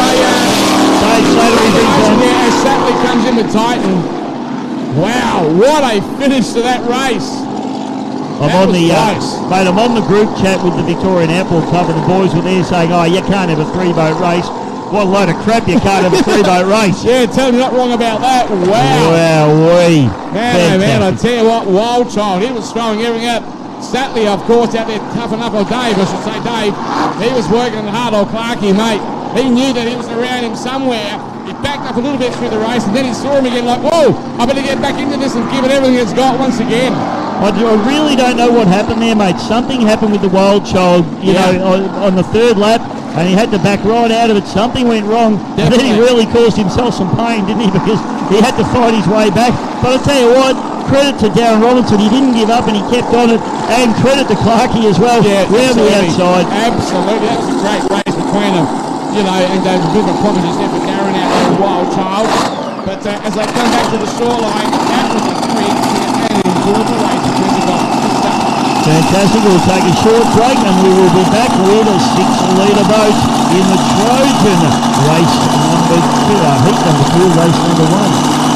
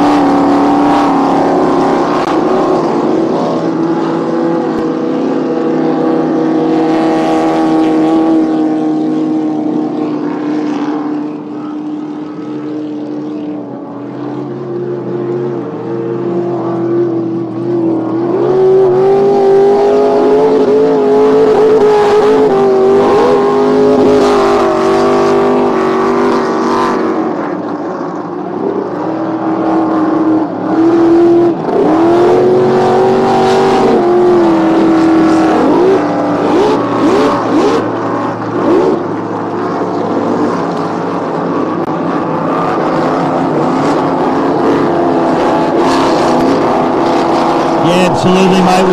This is going to be a great category. We have got 5 boats in the field. This is our 85 mile an hour category. So boats are looking for, what I like about these ones, Michael, is the eclectic mix of boats that we have out there. I'm just seeing a Titan coming back into the pit, so I hope Zach Slattery hasn't got an issue there, but I think he might have, unfortunately. Yeah, no, green It's coming back in there, but it's dropping so long. So sad, disappointing, young Zachary. So Adrian McGlinny's crew chief is going to be busy. They've been working on that boat, so hopefully they can get that sorted. But what I was speaking about, the eclectic mix, you've got Tunnel Boat there, which unfortunately not running, but we've got a little 1.6 litre Ozlight hydroplane, which is Andrew Donahue, a good mate of mine, in the Predator, very aptly named boat. And we've got the Mild and Wild and the Demon and the Hombre, which are all displacement boats. So Rick Fenwick, Josh Sawyer and Michael McArdle. So yeah, absolutely. Well, what we're going to have from there, now the starters are going to change their positions a bit out here, I believe, at the same time, Biss, because we've just lost Zachary Satley. He was from lane number 1 out there. So now that'll change. 1 will be Predator 85 with Andrew Donahue, Predator. From 2 would be Mild and Wild with Rick Fenwick. And from 3 will be Demon 95 Josh Sawyer. And from 4 will be Hombre with Mick McArdle. yeah, Right, so that'll be the starters coming up next. that'll be good for Andrew. To be fair, the little 1.6 litre hydroplane, it is an 85 mile an hour boat, but probably only just. Whereas these other boats have got the power to get them up to 85, and they can probably go over that. They're not allowed to. The other thing we probably should explain about this category, we were talking about open cockpit boats earlier on. Yep. So open cockpit boats overall in powerboat racing are limited to 105 miles an hour. But there's also speed limited categories for boats that are older boats, that are open deck boats, that limit the speed to try and keep the safety in these open cockpit boats. So that's what these boats are doing. They've all got a GPS in the boat. That's how they govern the speed, so they can watch the speed, correct? They can watch the speed, and they also, these GPSs are the club's GPSs, and they come back to the officials at the end of the race. You've got a recall on them, and if you've gone out over your speed, you are out. No questions asked. Just like that? Just like that. Okay, well, that's interesting stuff, so you've got to be right on it. So what you're saying, an 85 mile per hour, you've got to be trying to do 84.9. Exactly right. Yeah. The problem is, mate, when the boat jumps and leaps and comes out of the water, they also go forward. So if you're doing your 84.5 and it jumps out of the water, you might go 86. I get what you're saying. That's all it takes. If they see one thing over 85, you're out. You're done. Yeah, no scope for any movement there. So we're bringing him down now and see Andrew Donahue on pole position, and he's got some displacement boats to contend with in this one. Going to be interesting to see what he does in the first corner. Very different cornering attitudes in all these boats as well. This is going to be a good one, mate. Absolutely. Here we go, ladies and gentlemen. Keep your eye on the start line. The flag has been dropped. Away they go. Bisho, they're into it. Let's take a look at these guys. Well, Demon looks like it hasn't quite got the pace to go there. And in fact, it is going to be Hombre that is going to lead in. And we're missing a boat there, mate. The Mild and Wild missing in action as well. So we'll call this one as we see it. As they go down into turn number 1, Donahue on pole in the Predator. You can see the spray coming off the skid fin, a little hydroplane. Yep. And Hombre is the lead boat at the moment with a Michael McArdle.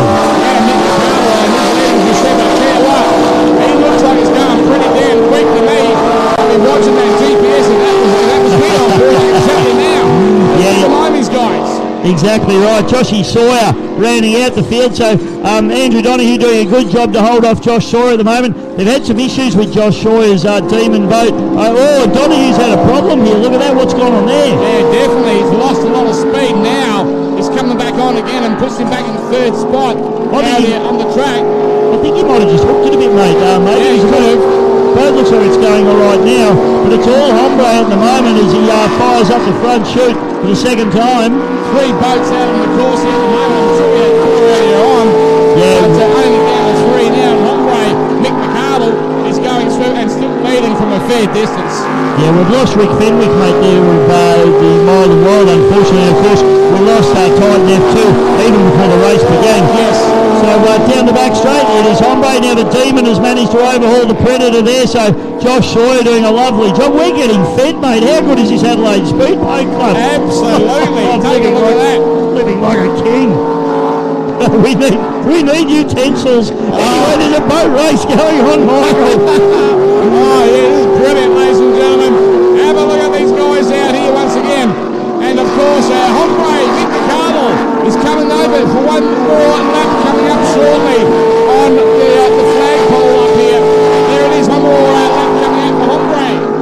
yellow flag there for Mickey McArdle as he goes down up into the top turn.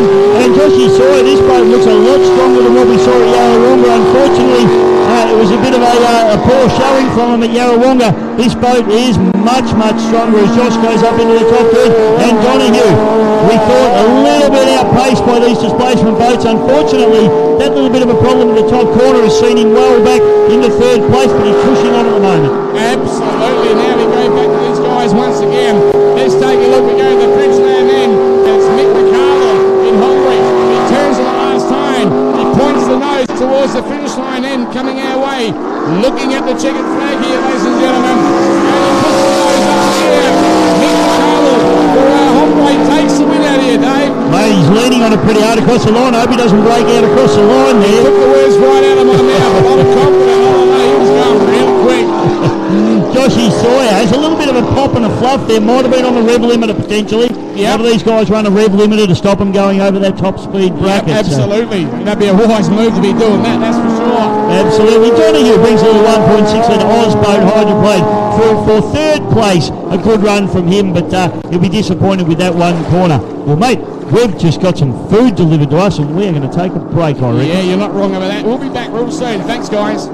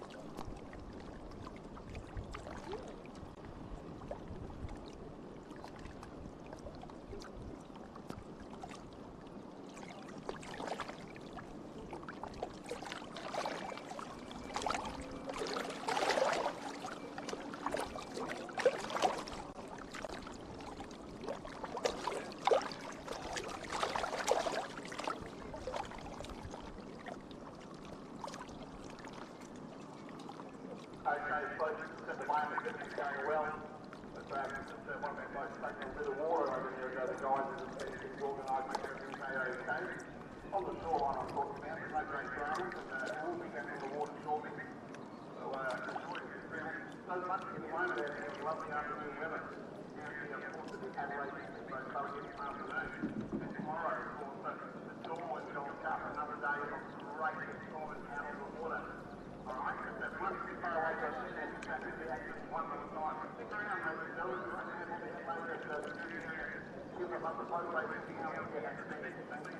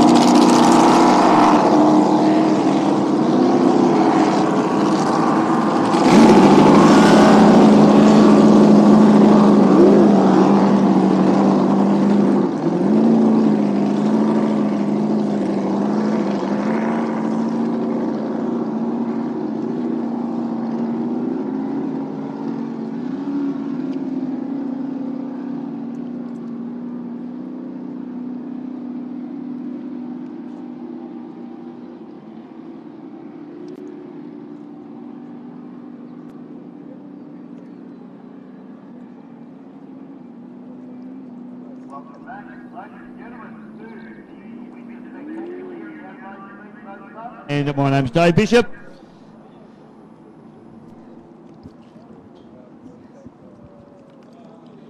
And the race that we have on the water now is Trojan, race 2, heat 1.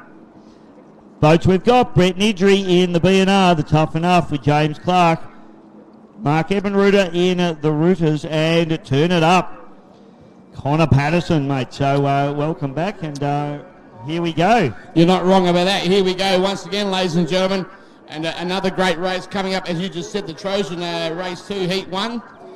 and they're looking at real sharp at it at the same time. We've just had a beautiful lunch on behalf of the Adelaide Speedboat Club. Thank you so much, guys. Mate, I need a little lie down, maybe a little siesta now.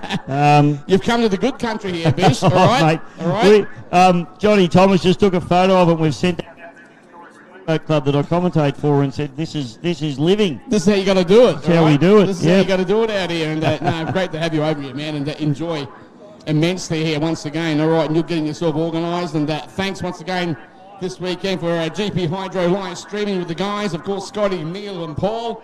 Guys, they do a superb job too, those guys. Hey, well done. And you're part of the team also. Yeah, I drove over with Neil, most frightening day of my life yesterday, mate. So that's a bit rough. I think he thinks he's Brocky or something like that. But I said to him at one point, I think we won the race. Not sure who we were racing, but anyway, we won it. Here we go, mate. Boats coming down under starters' orders now. Absolutely. All right, hey, Dave, we'll take a look at the start area. And, of course, the General Lee. And, of course, these guys here getting organised. The big white flag is standing in our way. But here we go. They're parallel to the shoreline. They're about to get the drop of the flag, ladies and gentlemen, the starter. Look at the flag. There it is. They're on their way. Bishy, take it away. Patterson gets a crack at one of the boats. Has got something flying off the back of it. That looks like Ebenruder. Got something loose on the back of that boat. Might just be some tape or something. I tell you what, go a blanket over as they go down into turn number one. Patterson holds them tight, mate. Absolutely. I tell you, they're all bunched up. The water flies in the air. The guys are wide open. Turn it up on the outside. And man, has he got some top-end speed coming at us. No, Connor Patterson really throwing it at him. I think it's just a bit of tape or something coming off the back of the Rooters boat as they head up into the top turn, and it is very tight. Nidri and Ebenruder side by side and gunnel to gunnel. Nidri the big winner out of that one as they come down the back chute for the second time. Absolutely. I can't see or work out what is in the back of Rooters. That is flapping around big time out there. When we go back to, of course, that red Nidri, he's throwing everything at it. Connor Patterson absolutely looking dominant here at the moment, mate, as he fires up the front chute, and he is going to be very, very hard to beat from here. We've got Nidri really throwing it down, taking a couple of big hits as he exits turn number one there for the second time, and then we've got tough enough back to Ebenruder in the Rooters boat as they become a little bit processional now. Absolutely, they start to spread it a bit, as you said, exactly for processional. Keeping an eye on these guys, but turn it up down the bridge lane, and he is fast. Rooters, I don't know what that is. It's flapping around, but it stands out big time. Yellow flag comes out now. Connor Patterson as he lights up the turn-up boat. Then gets this final lap, and it's going to be very hard to knock off from here. He's out in front, and I tell you we've got a problem. Michael, what's happened? I don't know, there's a lot of blue smoke in the back here with Rooters from Mark Ebenruder. That don't look like a good sign to me at all, and he's dropping right back down here. Whenever that was flapping around, I don't know if that's affecting the boat, but there's definitely smoke coming out from the engine. Take a look at that. That doesn't look good at all, mate. No. Ebenruder's in a lot of trouble, but have a look at the battle for second place. James Clark on the inside of Brett Nidri. What a stunning drive from the young fella. It's going to be Connor Patterson, but the real race is for second place here. Absolutely. Is it going to be a double up race or what? Let's have a look at these guys. As Turn It Up takes the win, he's got the two flag, and young James from Double Up, he comes up front to the second spot. James Clark knocks off Brett Nidri, and Brett Nidri's where did the young fella come from? You're not wrong about that, and he'd be thinking like, man, that guy was quick as Brett Nidri. He don't hang around. At the same time, over the far side, we've got Mark Ebenruder pulled up out there in Rooters, and that was throwing out more and more blue smoke towards the end of the race out there, Dave. I'm just glad it's not on fire, mate, because absolutely that looks like a fairly serious amount of blue smoke coming out of that boat, and that looked to me like an engine failure, to be honest, mate. I hope it's not. Yeah, same here. Hopefully not, because that's an expensive thing, and also the end of the weekend for him, but it didn't look good from here. Just weird too, you know, it had something flapping off the back of it, whether maybe it was a hose or something come off, but it looked flat and wide, but we're a big distance away from the boats, but I've never seen something like that before. Could not pick that. I couldn't tell you what it was, and Dave, I'm pretty sure you're in the same boat with that, hence here at the boat racing. But Turn It Up, well done for a great win out there once again with the young Connor Patterson behind the wheel. But tell you what, the previous race, mate, that 85 mile an hour race, we should mention too, Big Chief Hire for the sponsor of that particular race, and Big Chief have been a great supporter. Oh yeah, absolutely. On the northern side of Adelaide, the Big Chief Hire, they've been around for a long time, and very, very popular business here in Adelaide. So thanks a lot to those guys from Big Chief Hire here this weekend on Saturday. The running of course, the Marj Watson Cup this weekend. Tomorrow the Darwin. But thank you those guys once again. And we'll try and find out a bit later on what was going on with Rufus out there with Marj behind the wheel. And that guy there, mate, he put so much time into repairing. He blew the engine up at the previous race, I'm pretty sure. Interstate somewhere. You might know more than me about that, Dave. I'm not sure on that one, mate, to be honest. But, I know you heard it. As he come to work, he was buying bits and pieces and did another engine. And got the inside info. Yeah. You probably didn't want anyone to know. You told everyone. I've told the world, but I'm thinking it'll be along those lines that I'm coming up with at the moment. But we'll get the opportunity. I'll get a word in with Mark a bit later on and see what is coming out of it. Yeah, real shame for him. That did look pretty terminal to me. However, hopefully I'm wrong. But can we actually see boats getting towed back in left, right and centre here at the moment, as we've got Mould and Wild getting towed back in as well there, mate. So disappointing there for Team Mould and Wild as they come through. That's Rick Fenwick. Unfortunately for him, that was from the previous race. I don't know where he ended up. He must have gone out into the ocean somewhere. Yeah, out there somewhere. We couldn't sight him, and until now he's been rescued, obviously, and being brought back to the pit area. But nevertheless, and the second one's being brought in with the Don P. Farrell, the rescue guys, with Mark up and Ruben Rufus coming our way. That's how all this unfolded, ladies and gentlemen. Absolutely, mate. Next heat is race 2, heat 2 for the Trojan Series, and the boats we're looking for.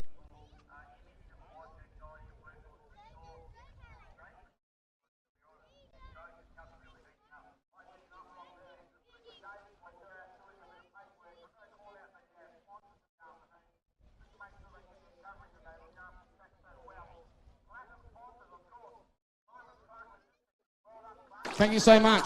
TKD, Toolkit Depot people. Rob, well done, man. In the gold area, Able Roofing, Jeff Stanell. Jeff, thanks again, man. In Excess Man. SA Lift and Loader, Davo. Thanks, buddy. We move on, of course, with Tyre Right. And they're a platinum sponsor also, Tyre Right. So well done to those guys. Hallmark Trailers here in Adelaide and Australia-wide. Thank you guys. We move on with CP Used Trucks here this weekend. Another great supporter of this event. In the bronze section for the sponsorship deal this weekend. Marine Tyres, Bob Stern. Thanks, Bobby. Well done. Braden Amado, of course, with APF Motorsport. Thanks, Braden. And you love the motor racing, I know that. Along with Vale Signs this weekend, all the signage you see around the place. Vale Signs, thank you very much. Also, the Lakes Resort Hotel. A lot of the competitors staying there this weekend. They've been supporting our races for a long time, the Lakes Hotel. We move on now with Truckworks. Lyndon and all the guys over at Hackenden Road in Wingfield, not too far away from here. And of course, Rolf with all the talk photography. That guy's always here. Best photographs you'll ever see of the boat racing. Thanks again there, Rob. Keep it up, Rolf, I should say. Chili Billy, Mobile Cool Rooms. We've got 4 of them out the back that these guys look after us with. Well done. Quick Stripe Sign Shop. Thanks, guys. Matt and Terry Smith, part of this place out here once again. SA Building Supplies. Thank you so much for servicing the north and the south here in South Australia in the silver medallion. Thank you so much to, of course, Mark Ebenrauder. And Mark at the moment just getting towed in. He runs Ebenrauder diesel service over at Wingfield and a boat racer on the weekend like this weekend out here. Topco, glass fibre specialist and concrete. Jared Smith, the Club Commodore. Thanks, Jared. A great Club Commodore also doing a mighty fine job. Access Express, a specialised hire experience. They're also supporting us out here, along with Action Line Marking. Thank you so much, guys. Also, Big Chief Hire. We spoke about them a bit earlier over at Waterloo Corner. Well done. Professional Solutions. They're the guys that all the truck hire. Rentco, Transport Equipment Rentals. Thanks to those people also. Comwide, SA leader in sales, service and solutions for radio communication. Supplying all the radios here for the weekend, in fact. Well done. And we move on also in the Commodores Cup. Cosy Amato, thanks Cos for the Port Panel Shop. Cosy over there at Lipton Street here in Port Adelaide. We move on also to Oz Brokers, the insurance brokers out here. Bruce Lindsay, thanks Bruce. Port Adelaide Auto Parts. Well done to you guys for all the years you've been behind us. And of course, the security firm looking after this event for the entire weekend, Proline Protection, and I'm pretty sure 7 or 8 of their guards out here this weekend, making sure we have a safe and a great event out here once again. So thanks to Proline Protection, and they are the sponsors that support the sport we enjoy out here so much. So thank you very much to all of our major sponsors, and we'll be back with you not far away at all, back out on the water with more action once again.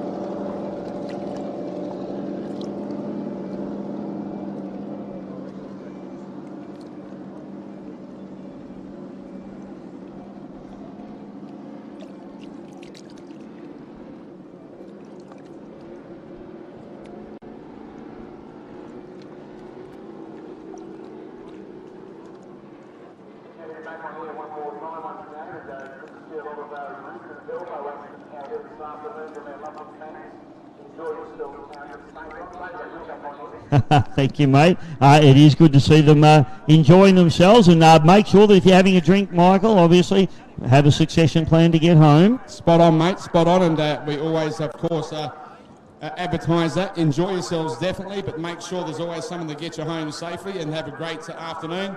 Mr. Chris Palmer. Chris, my good friend, so sad, buddy. You're one of the strongest contenders that ever comes to Adelaide. He's right down here now at the moment, down here, Dave, and engine chucked out rods yesterday, and very, very disappointing for him, and he tried everything to get another engine in the boat, but unfortunately things just didn't go exactly the plan. But I'll tell you what, he'll be back next year, bigger and better, as he always does. He will. Chris can come up and see us in the commentary point if he would like to at some point. Well, yeah. We can have a bit of a chat about what that was all about, but we've got race boats on the water at the moment, Michael. We have Chris. You're straight down the bottom here, right in front of me, Chris. Up here, Chris. If you want to come up for a bit later for a bit of a wah-wah, come up if you want. Thank you, man. Thank you very much. All right, well, we've got his attention now. He's going to come up and say hello, so you can have a chat to him on air a bit later on and find out exactly what was going down. What do you reckon, Dave? Let's do that, mate. Absolutely. Always good chatting with Chris. Oh, yeah. One of those guys that always makes sense when he speaks, which I like. Yeah, and you like to listen to him, and you should listen to him too, because I tell you... Oh, yeah, I can't run and I can't fight, so I need to be nice to everyone, mate. All right, let's have a look at this. And ladies and gentlemen, we're now going to commence the next race coming up, Heat 2, Race 2 of the Trojan. And at the start of the General Lee is bringing in the 3 start boats now as I speak. Rightio, the General Lee, she straightens right up. 600 horsepower engine, he gets it up to about 70 mile per hour. He's got the white flag up. When does he drop it? Now they're away. Let's go, Davo. It's a 2-boat race, mate. We've got Craig Lewis on the inside, Mickey Newton on the outside, and there is absolutely nothing in it as they go down into turn number 1 for the first time.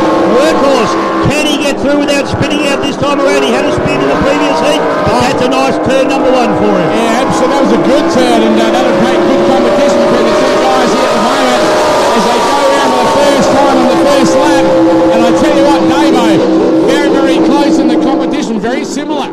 Absolutely. Gunnell to Gunnell Racing as Lewis now makes a little bit of a break. He gets around about 2 boat lengths there on Newton now as they go down the back straight away. What can the Workhorse do here? Exactly, but Craig Lewis, he pulls away a bit down the back lane straight, ladies and gentlemen, towards the Bridgeland end. Comes in smooth and tight around the boys once again out here, Bish. Not a bad turn coming out the guy. Yeah, look at the momentum that the workhorse carried in, and he's running that wide line. His only hope here is to try and keep momentum in the corner while Lewis is running hard on the pin. Exactly, and that's what the idea is, and make it up as we go. As he does it again now, Bish, have a look. He goes wide once again. As we see Image out there very tight on the pin, and now it's the back straight again. Horsepower going down the back lane straight. Lewis has got a lot of acceleration in that boat, and that's where he's winning this one at the moment, because Newton can't go with him. He's running in. You can see Newton closes up the gap on the entry to the corner because he's running that wider line, but unfortunately for him, he hasn't got the go with Lewis as they come out of the bottom curve. Exactly what's happening out there, ladies and gentlemen. We'll keep an eye on these guys once again, and his Image going very well. Craig Lewis, one more lap, and he's leading quite well at the moment down here once again, Davo. Craig Lewis doing a fantastic job out in front. Newton's doing a storming job. He's not in the box seat, he's on the outside, and it's a hard way around for him, so he's really having to work hard for this. He's probably got the boat speed, but he just hasn't got track position at the moment. Exactly, spot on, and that's what's happening at the moment. Craig Lewis in Image. He turns for the final time. He looks down the front lane straight. He looks at the checkered flag, ladies and gentlemen. He heads towards it, and he says, "Thank you very much." Image takes the race. Right behind him, Workhorse, Michael Newton. Not a bad effort either. There it is, Bish. Good little race between two guys. Mate, that's a ripper drive there from Nudo. Unfortunately, just didn't have track position. That outside run, the boats are so evenly matched. Yeah, definitely. He wasn't going to get over Lewis. Lewis is just too professional and too hard at it, and Newton wasn't going to get over him in that one. Great racing from our 6-litre boys. Spot on. Great between the two guys once again, and keeping an eye on everything once again as that sheet is now going to disappear. I believe we'd be going back to the 105s, but we'll get that clarified, but I'm confident with that by looking out there on the water at the moment. And if it is going to be, we'll have a look as we wait for these two guys first to come back into the pit area. I'm looking at the 105 entry here, Motor got Hombre 95, tough enough F2. A little nuts, Andrew Cameron. He's one of our junior boats. I'm not sure that he'll be running in this one. Yeah, you're not wrong about that. Sure that yeah, that's quite right. But, exactly. AMR race as well. So we'll wait and see what boats head out on. Yeah, no, definitely. Check with our officials to see what boats we have. You know, we'll wait on that to make sure again, once again, to make sure it's all happening correctly. But what a fabulous afternoon here this afternoon for the Marj Watson weekend this Saturday. Don't forget, ladies and gentlemen, tomorrow morning we're open again at 9:30 a.m. and we continue with racing around about 11 a.m. finishing off the weekend with the running of the 2023 Darwin Gold Cup. And always a barnstorm with that one there, Bish. And good to see things happening out here once again. But the Darwin Gold Cup, a great one, always well loved every year out here at this fabulous racetrack. Yeah, definitely. I see Cliffy down here, and we're really looking forward to the Brett Howard Memorial Race as well, which Cliffy gets to choose who goes into that one. So don't drink too many of those VBs, mate, before you make that decision, please. Yeah. Can you hear us, Cliffy? Let's have a look. I think he's enjoying himself too much out there. Listen to us, mate. Nah, he's too busy wiring and doing his thing, but that's all good. Good to see the General League coming up close. Thanks to everyone out there, Darryl Lee, Darryl and Toddies, in fact. Darryl driving the boat and just shut her down. And that's not a bad position to be in out there, but it'd be nice out there. That's the lovely shimmer out here this afternoon. Something about the boat racing out here. Once again, Bishop is definitely right. Makes it all part of it. The colour, the sunshine, the shimmer of the water, you name it. It's got the right atmosphere. Well done out here once again. Yeah, absolutely, mate. And boats we got heading out. This is actually going to be one of our unlimited outboard races. I've just seeing Adam Smith going out. There. Who else have we got there? So these boys doing a warm-up.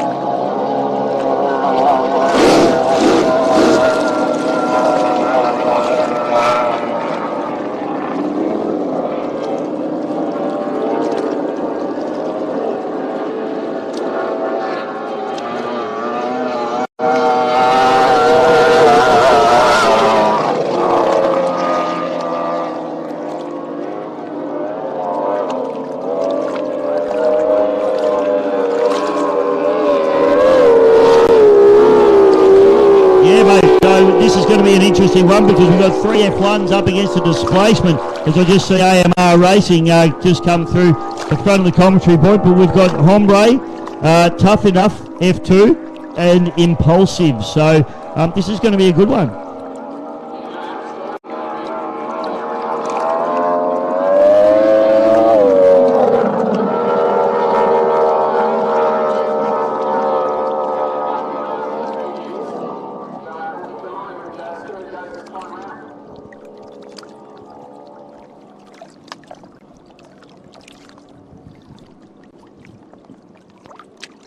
Okay, boats now going on the inland end and milling to get themselves organised to come back with us shortly. And Bish is just going to find out a bit more up-to-date information for us. He won't be too far away. And we'll get this race underway shortly.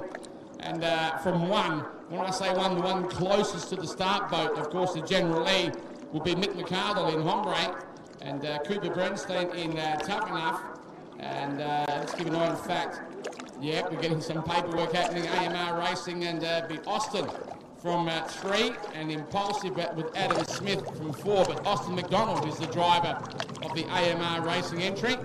Good work there, Dave. I tell you what, Davey Bishop, folks, has got all the info and make sure it's up to hand. Well done, Dave.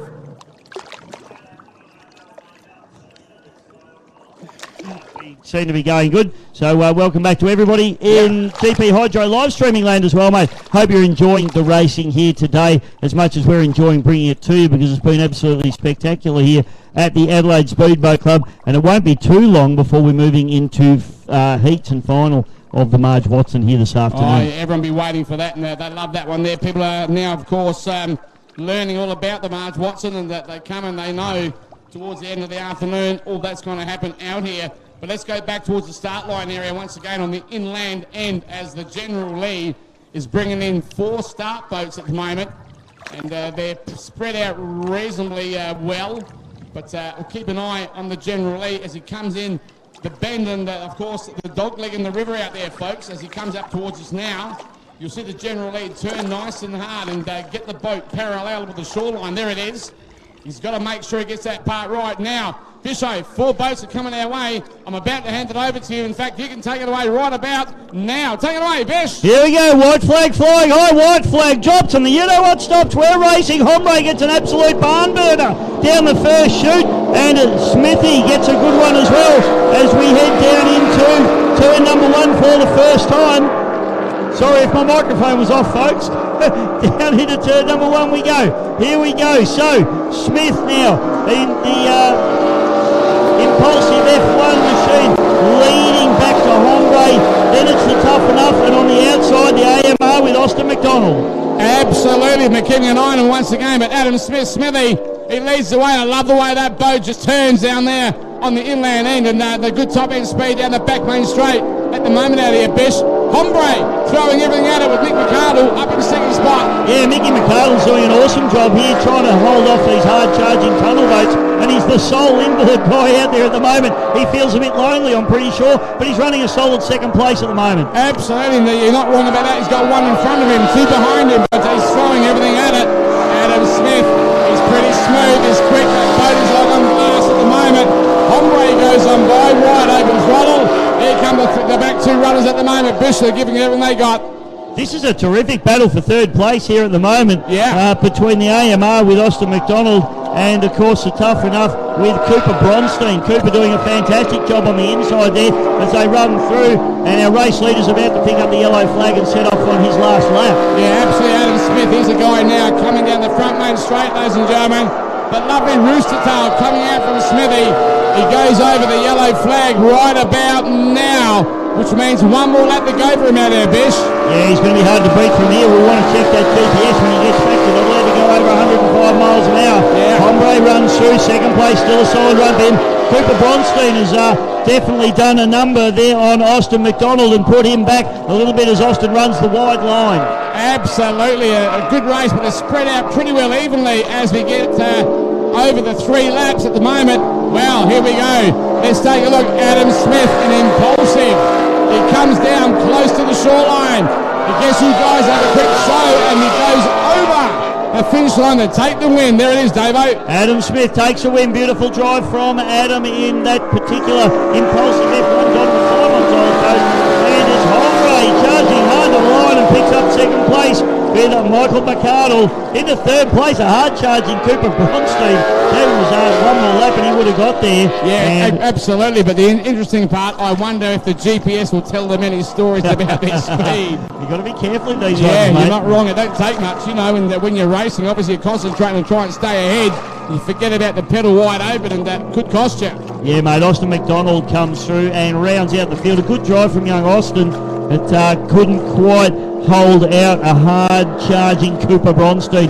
Good job from Cooper in what's one of the older boats in the field too, mate. So really good effort from Cooper there. Well done, and good to hear that from Cooper Bronstein. And exciting race, and nice to see those guys giving it everything. But Adam Smith came up trumps. Well done, you Adam. Good work. And now coming in, of course, to the pit area, and they're getting ready shortly for more action to come out for another fresh race once again. All right, so next race on the card, ladies and gentlemen, as I just desperately turn my paperwork over here, we have got F1 scratch race. So this is going to be a couple of boats turning around and heading back out, but Craig Beetle Bailey, first time we see him on the water this weekend. Now that you mention that, I'm sure you're going to know a lot about Craig Bailey. Let these lovely folks know on the short line here a bit about Craig Bailey's background. Well, Craig Bailey is an enigma of Australian powerboat racing. Started as a junior, effectively. He's come through the tunnel boat ranks. Not only has he won pretty much everything there is to win in tunnel boat racing, Australian Championships, Australian Formula 1 Championships, he's also raced on the International Formula 1 circuit. He currently cruises on the International Formula 1 circuit. He's one of the greatest boat builder, engine rigger, mechanics. He also does triathlons. He's super fit. He's he's nearly 60, I think, getting close. And he's as fit as anybody out there, and he's a really professional guy. Not only that, lovely bloke and a good friend of mine, I'm happy to say. Wow, well, that was a pretty colourful list of achievements coming out from Craig Bailey. Well done there, Bish, and bringing us right up. I know he's had a lot of great deal of success here at Adelaide over the years, and a great racer, like you said, and very, very tough competitor. You know his favourite thing in the world, Michael? Tell me. Beating guys with inboard engines in their boats. Yeah, I can see that in him actually too, and you can see that in his eye. Makes sense too, because he's a very quick racer though, and very, very good at what he does. Well, you watch Craig's strategy on the track. He's very deep thinker about his racing. He outsmarts guys a lot of the time, and he just, what he does, and he always comes in these blown boats. Obviously, we're running tunnel boats in this one, but later on with the Darwin Cup and things like that, you'll see the strategy that he runs. He'll never be first to the first corner, but very often he's first when he crosses that checkered line, and he's just a very deep thinker and a very smart racer. Yeah, and that's why he's got where he is today, and he's very good at what he does, and it'll be interesting to find out what will come out of it a little bit later on this afternoon and also tomorrow afternoon once again. Absolutely. Looking forward to so he's out there with some of his tunnel boat buddies in this one, of course. We've got TRG Transport, which is Craig, and then two Impulsive, Jared Smith, Impulsive F1, Adam Smith, so he's going to do the quick turnaround. And Mainline Dynos with Simon Troy. Simon had a big spin yesterday. That's the guy I was chatting about a little bit earlier on down the bridge end turn. Yes. Massive spin, pulled something like 8 Gs in the boat, lost the cowl off the back of it. And it was because one of the course boats had left a few rollers in the corner. Oh, and he wow. came in a bit hot and didn't see them. Yep. And just the boat hooked up a bit, it spun. If you want to have a look at that, you can jump on GP Hydro live streaming. The footage is there. Massive off. Very lucky for the boat not to go over. Yeah, all flat right. spin. But it's great to see Simon Troy back out. He had a couple of good runs after that yesterday, and the boat looked spectacular. I had a chat with him this morning. He's good to go. Good to hear, and great homework there once again. Also, Bish Jared Smith, ladies and gentlemen, he's the Commodore of the Adelaide Speedboat Club here also, and racing this weekend in from second spot in 2 Impulsive. Great guy. Family's been involved in the boat racing for a great number of years. Yeah, Jared's one of the real genuine good guys of powerboat racing, and just a lovely bloke, but a hard racer as well, and loves his tunnel boat. And he's been doing spectacularly well this season. He's clocked up plenty of wins, and the boat's going really, really good. He's driving it really well. He's in that zone. And as you say, mate, his family is behind him. They love the club. They love Adelaide. They love racing. And he's just a ripping bloke, and we really we love to see Jared doing well. On top of that, he looked lovely in his Commodore suit this morning at the driver's briefing out there with Jared Smith, and you can see the passion from the heart, mate. Yeah, well done to the guys, and they're out there racing, doing what he loves best. Yeah, 100%. And that's. I think we lack a bit of that, sometimes in the modern age, mate. There's a little bit of tradition and that little bit of pomp and ceremony, and I like it. I think it's important. Very important. And he does a great job. So what a great club. First time I've been here, as I've said, mate. I'm really excited to, come back. Hopefully you want to come back in next year? Oh, yeah, I think I probably would. I think you will be, as long as they don't give you no cheek and go out that window. It's pretty high up, 3 metres, and you're only short. No, mate, it's all good. It's all good.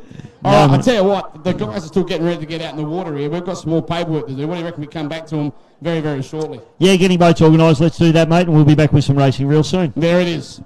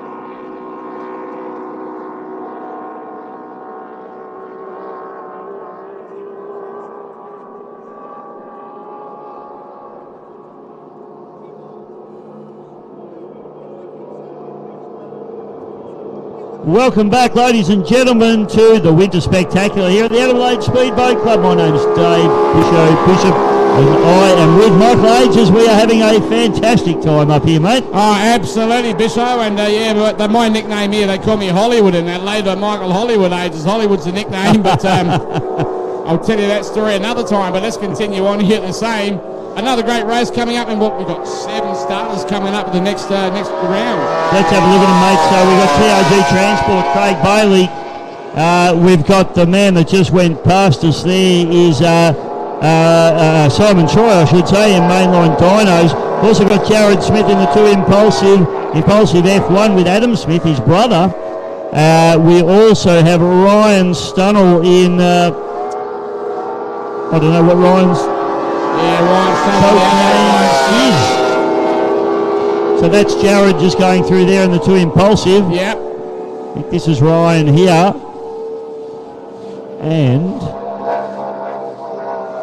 And Austin McDonald, mate, in the AMR Racing. So good field of boats. This is going to be a good one. Yeah, you're not wrong about that. And you're just penciling in some more, of course, information that we require up here in the commentary box.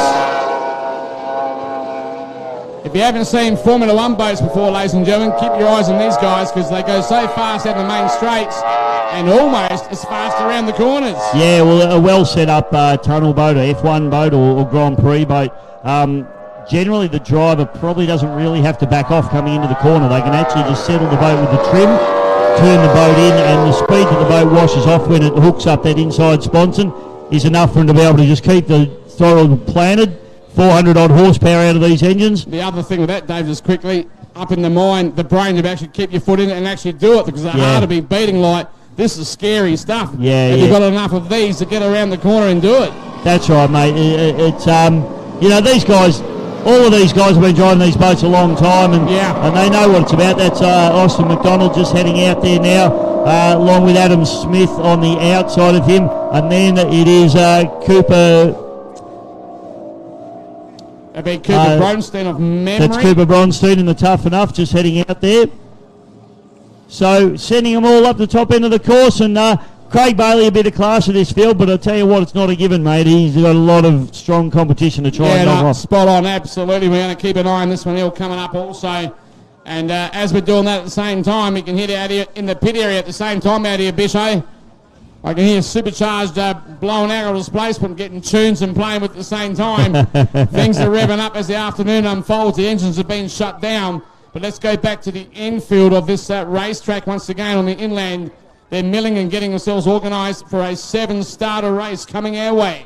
I tell you what, Michael, just a look on your face when you're listening to that blown engine. That's a bit of you, isn't it, mate? You can see it, can't you? You understand, you know. You've got the racing in your blood just like myself. And it's all about what we do out here, ladies and gentlemen, enjoying high-octane and high fast-paced action out here at the racetrack.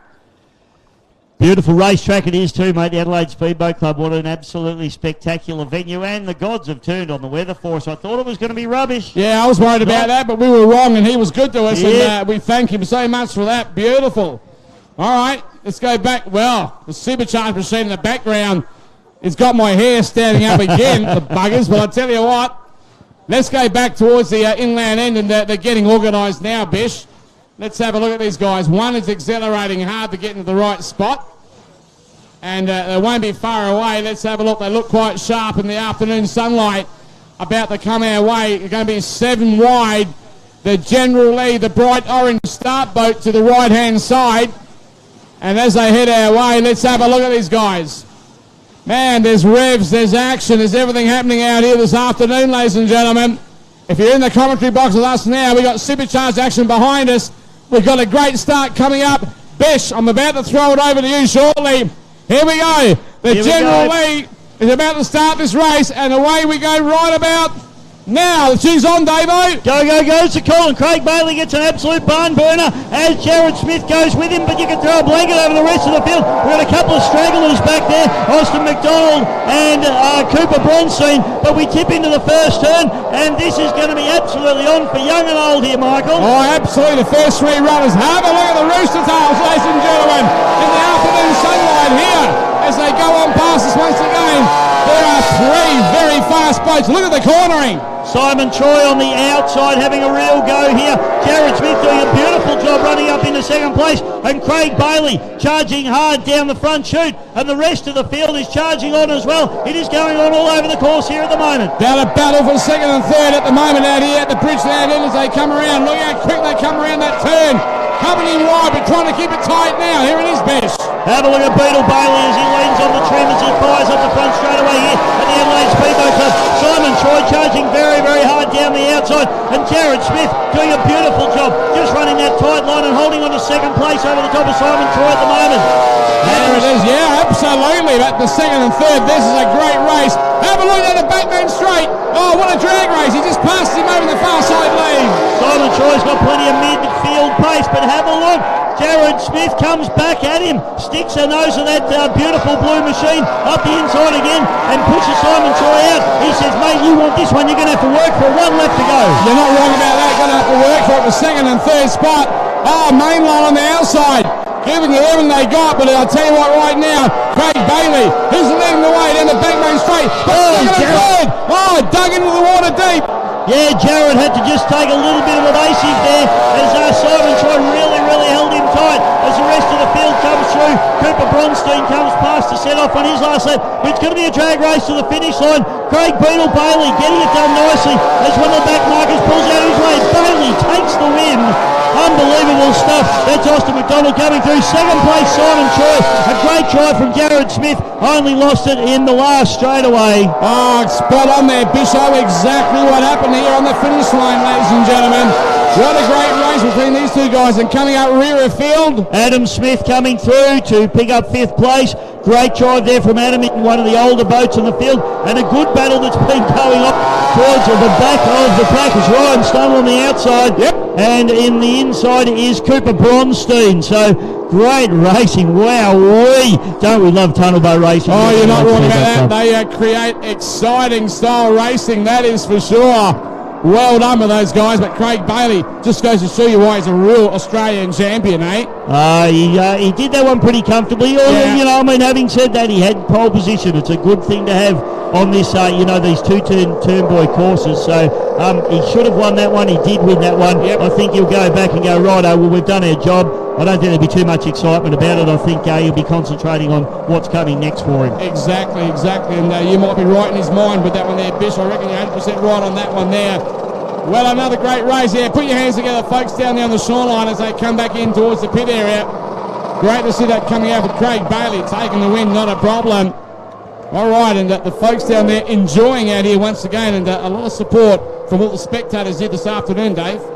Yeah, everybody, you're having a good time here at the Adelaide Speedboat Club. Give us a big wave. Give us a Mexican wave if you can hear us out there and you're enjoying the weekend. Give it up for us and give it up for the Adelaide Speedboat Club, because we are having a fat old time up here in the commentary box. Oh, yeah, absolutely. And our lovely Joey, she's just coming straight back into the commentary box now, pen in hand. She's giving me new stuff. She gives me a little cuddle every time she comes in. This is pretty special. Beautiful girl, mate. Beautiful woman, and that does an exceptional job. Okay, two boats. The next heat coming up for the Marj. Heat 1 coming our way shortly out here, Bish. Unleashed from 1, Brett Shepherd. And from 2 will be tough enough. 6 litre James Clark, only 2. Yeah, mate. Who have we lost? We lost Trevor Stanley. Yeah. We've lost, who else we lost? Stanley and also Michael Newton. Yeah, so Workhorse, of course, a 6 litre boat that, he was running pretty strong when he finished the last race. So he was going well. Not sure what's happened there. We know that Trevor did have an issue out on the course in the last race. Yeah, definitely. So it looks unfortunate that they haven't been able to turn that boat around. So, heat number 1 of the Marj, mate. This is where it's about to hot up. Unfortunately, we're down to only 2 boats in this one, but 2 of the best. James Clark in, James in the 6 litre boat. So Brett Shepherd, it's a pretty good deal for Shepherd here on pole in a blown boat, only up against a 6 litre boat. Yeah. He should win this. He needs to do fast time, and he needs to bring the boat home in one piece. Exactly what's got to be, called on upon with unleashed for Brett Shepherd, the fast time, bring it home in one piece so he can continue on and put himself in a good position. Yeah, exactly right, mate. So, it might seem like it's just a foregone conclusion, and look, to be fair, it could be, but blown alcohol boats are temperamental beasts at the best of time. Yes. Brett still needs to be just on his game, make sure that he gets a fast heat time. Yep. And also keep the boat together because if he stops, it's all over, mate. All over Red Rover, spot on there. All right, we'll wait for these guys to get organised. They won't be too far away out here on the water once again. And we're going pretty well also. Let's take a look out here, Bish, at the moment. I'm just trying to hit some buttons.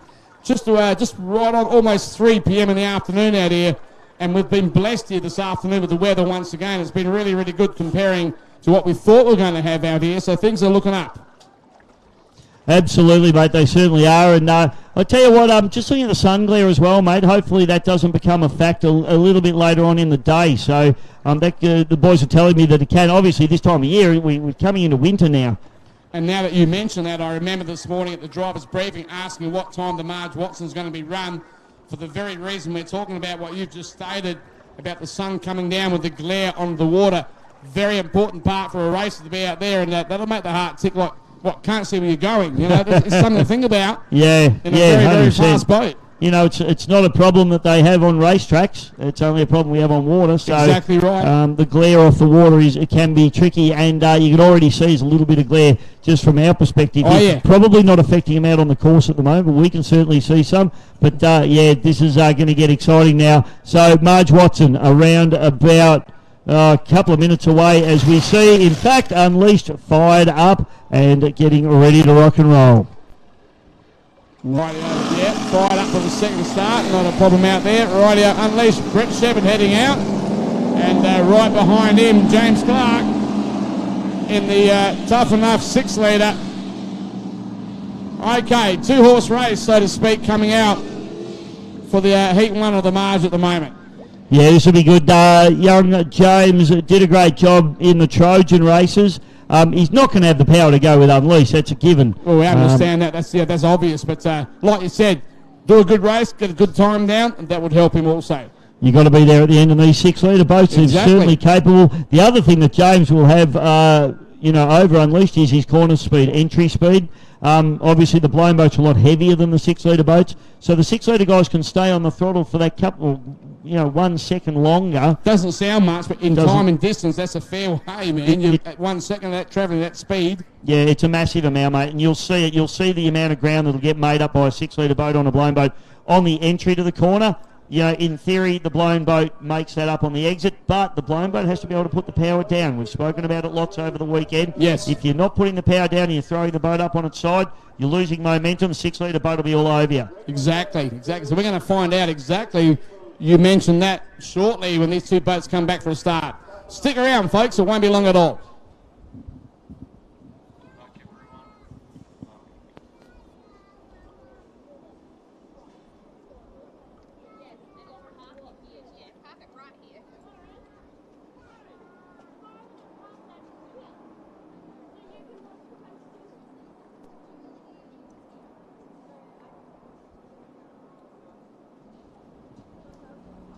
Okay, ladies and gentlemen, cast your eyes on the inland end out here once again. I can tell you now that General Lee, the start boat, is about to bring in the 2 starters around here now for Heat 1 of the Marj Watson out here this afternoon. Okay, a blowing boat up against a normally aspirated boat.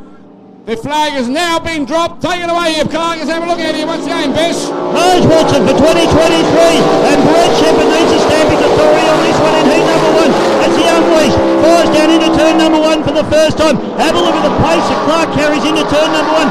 Great effort from him. Shepherd needs to get the power down here.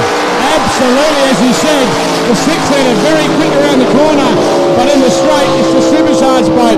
But it's doing not a bad job out here at the moment. Let's keep an eye once again down here on Shepherd down the back main straight. The nose comes up in the air and the power comes on strong. Shepherd looking really good here, mate, so he fires away. And Clark has a little bit of a flip-flop there as he comes out of turn number 2 for the first time. But Shepherd looking really strong here. He's got to get the power down cleanly again. He does. He does too, very well so. Have a look at the speed coming on by. Have a listen to the supercharged engine working really hard out here on the inland end for a turn. As I speak, here comes young Tough Enough right now. There's a difference in the distance. Shepherd throws the nose of the Unleashed boat up into the air as he fires down the back chute. Absolutely hard on it now. And he tips it in. He's coming down to pick up a yellow flag and set off on his last lap, Michael. Yeah, absolutely. Here we go. They come around there. The yellow flag's been shown out into Shepherd. as he comes down, and again, big top end from the blowing boat out here. Doing a great job as he heads inland. We'll take a look down here. Of course, a tough enough 6 litre still coming our way. Nearly half a lap difference over a 3-lap race. Yeah, 6 litre. Oh, Shepherd! This is what we spoke about. Unbelievable. Yeah. Red flag on the course, mate. He might be stopping for a red flag here. I believe red lights on the Don P. Farrell. Yeah, and they will be telling us something. Young James needs to be on his game here, mate. He's just driven straight past an obvious red flag. That is not going to bode well with the officials for him. Okay, we'll talk about that in a minute. About that. Let's have a look. And I think he's going to have an uncomfortable discussion with the officials, young James. He will do. He's realised now, obviously concentrating extremely heavy on the drive, but the red lights flashing up in the control tower. The red flags round the complete course. So we'll leave it at that. But the race has been pulled up now. We've just been told we have the dolphins coming through out here in the water. So we've pulled up the race instantly out here as we give the dolphins their turn to come through the river. Absolutely, mate. And, since 1935, the Adelaide Speedboat Club has been 100% committed to establishing a safe and sustainable environment for the marine wildlife that share this river, mate. So, dolphins come on, we stop. Simple as that. Yep. We don't want to be running any dolphins over. I really like dolphins. So. I do. I love them. And the families love them out here also at the same time. Mums and dads and the children looking out for the dolphins. So, no, they're out there again. We'll pull up. Great effort and so professional there from Brett Shepherd. He saw a red flag before I saw it, actually. Yes, I thought the boat had stopped, mate. Exactly. I looked, I thought mechanically something's gone wrong. Yeah. I was just about to say we spoke about this, and I glanced across and saw the red flag, and sure enough, Brett had seen it before I did. So well done, Brett Shepherd. James, well, as I said, I think he's up for an uncomfortable discussion with the officials. Yeah, that'll happen, but the main thing is we're pulled up, and we'll wait until the dolphins have gone through. So, folks, stick around. Have a look at the tide right now out here, Bish. Right up, covered the rocks. She's right up now. We've got the tide right in. Not a problem for the amount of water we got in the river to play. It's right where it needs to be, mate. Yeah, where it needs to be. That race may get called too, mate. Definitely over 75% run. Yeah, so, I believe it would be. It would be called, I believe. But we'll wait on confirmation on that one there at the same time. But we'll go off here, folks. But as we said, the reason why, until the dolphins clear the course, obviously, we don't race until they've moved on. So we won't be too far away. And as soon as they've moved on, we'll be back on air and we'll let you know what's coming our way. What do you reckon there, David? I reckon we'll be back real soon, Michael. There it is. Thank you.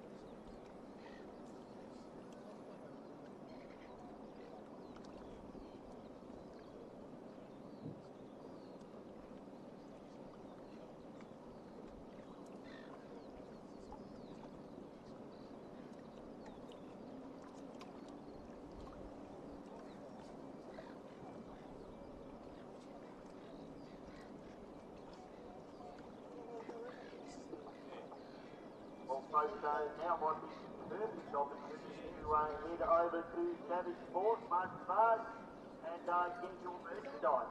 Plenty of that going on. And they're doing a great job over there. They've got stubby holders, the hats, shirts, you name it. They've also got all the old gear. So Louise Van Dorp, she's running the show over there. And make sure you get your gear because you want your memento. Wonderful weekend for the Dorwin Marj Watson. Connor Patterson, here we are again, mate. This is the big one for you guys, though.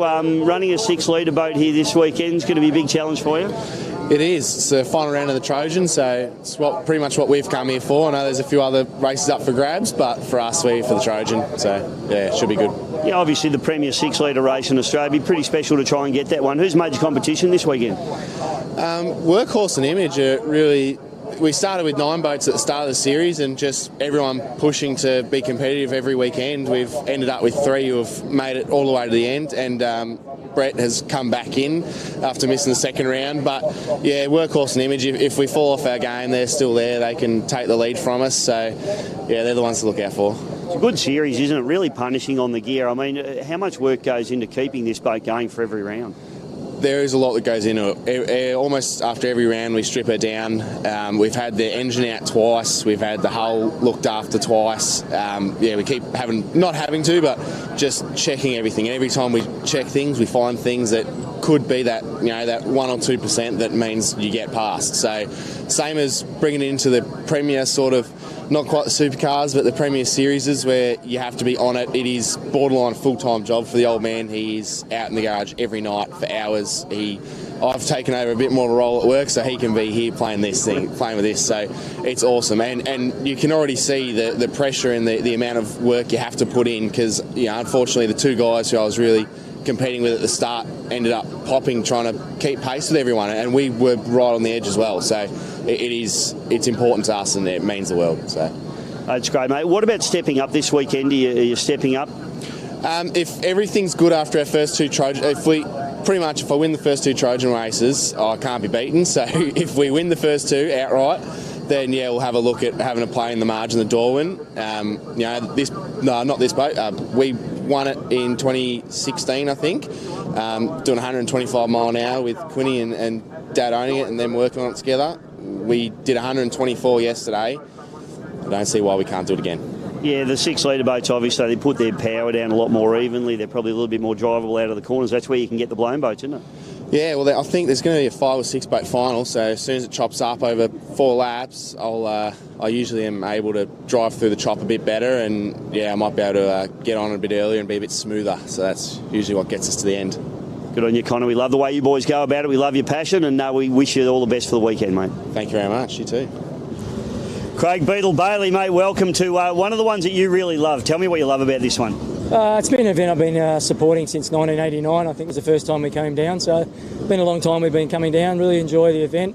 It's a fair hike from Sydney to come down, but we get good local support. Love to support the Adelaide Speedway Club.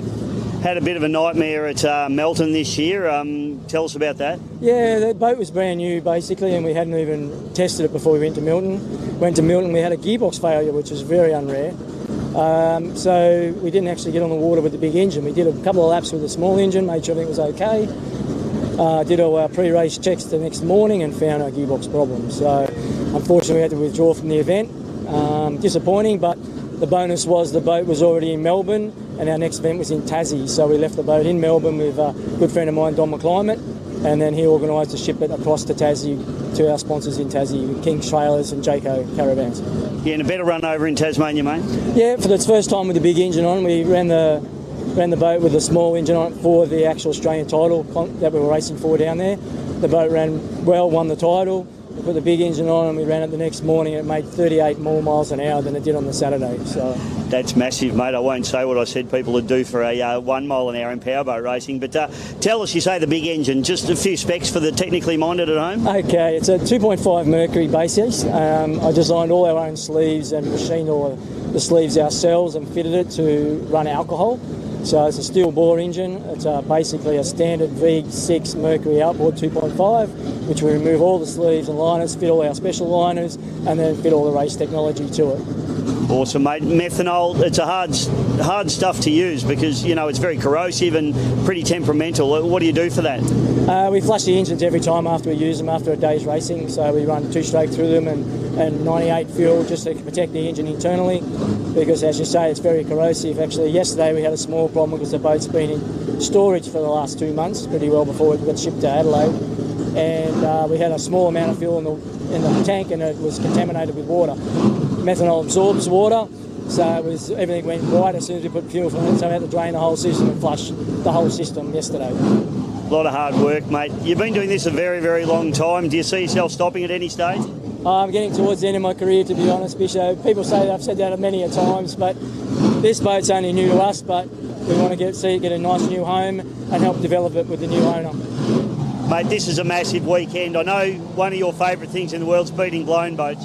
Absolutely, I like the David and Goliath challenge, that's for sure. The inboards have definitely got like 1,500, 2,000 horsepower, whatever they have, and we're battling them with 400 horsepower. So looking forward to the challenge. You know, weather conditions play a lot to whether we can compete strongly or not. So we'll see how we go. Obviously, you do go into the race with a game plan. Is that really planned out prior to the race, or is it something that changes as you go through the race? Obviously, depending on where we pole and where we position in the field to where we start. The outside is very good for us because we can carry good momentum into the first corner. But also, everybody's supposed to hold their lanes around the first corner, which didn't really happen last year here and caused an incident. So, but anyway, that's racing. Well, mate, you've got some great sponsors on board. We need to give them a plug, please. Yeah, I have. Very good to have Tony back on board with TRG Transport in Adelaide, and also Tim from Pacific Marine. He's been a long-time supporter of us. TRG's been with us for about 4 or 5 years now, and really appreciate their support. Also, Quick Stripe, striping and signage. They look after the boat when it comes down, do a fantastic job. Well, mate, you know I'm not allowed to barrack anyone as a commentator, but I'm a Mercury man through and through. You know what to do. I'll go out there and do our best, mate. We've got a bunch of boys here and girls helping out this weekend. Got to thank all them as well for their support. Good on you, Craig. Good luck this weekend. Always great to see you here, mate. Thanks, Bisho. Have a good weekend.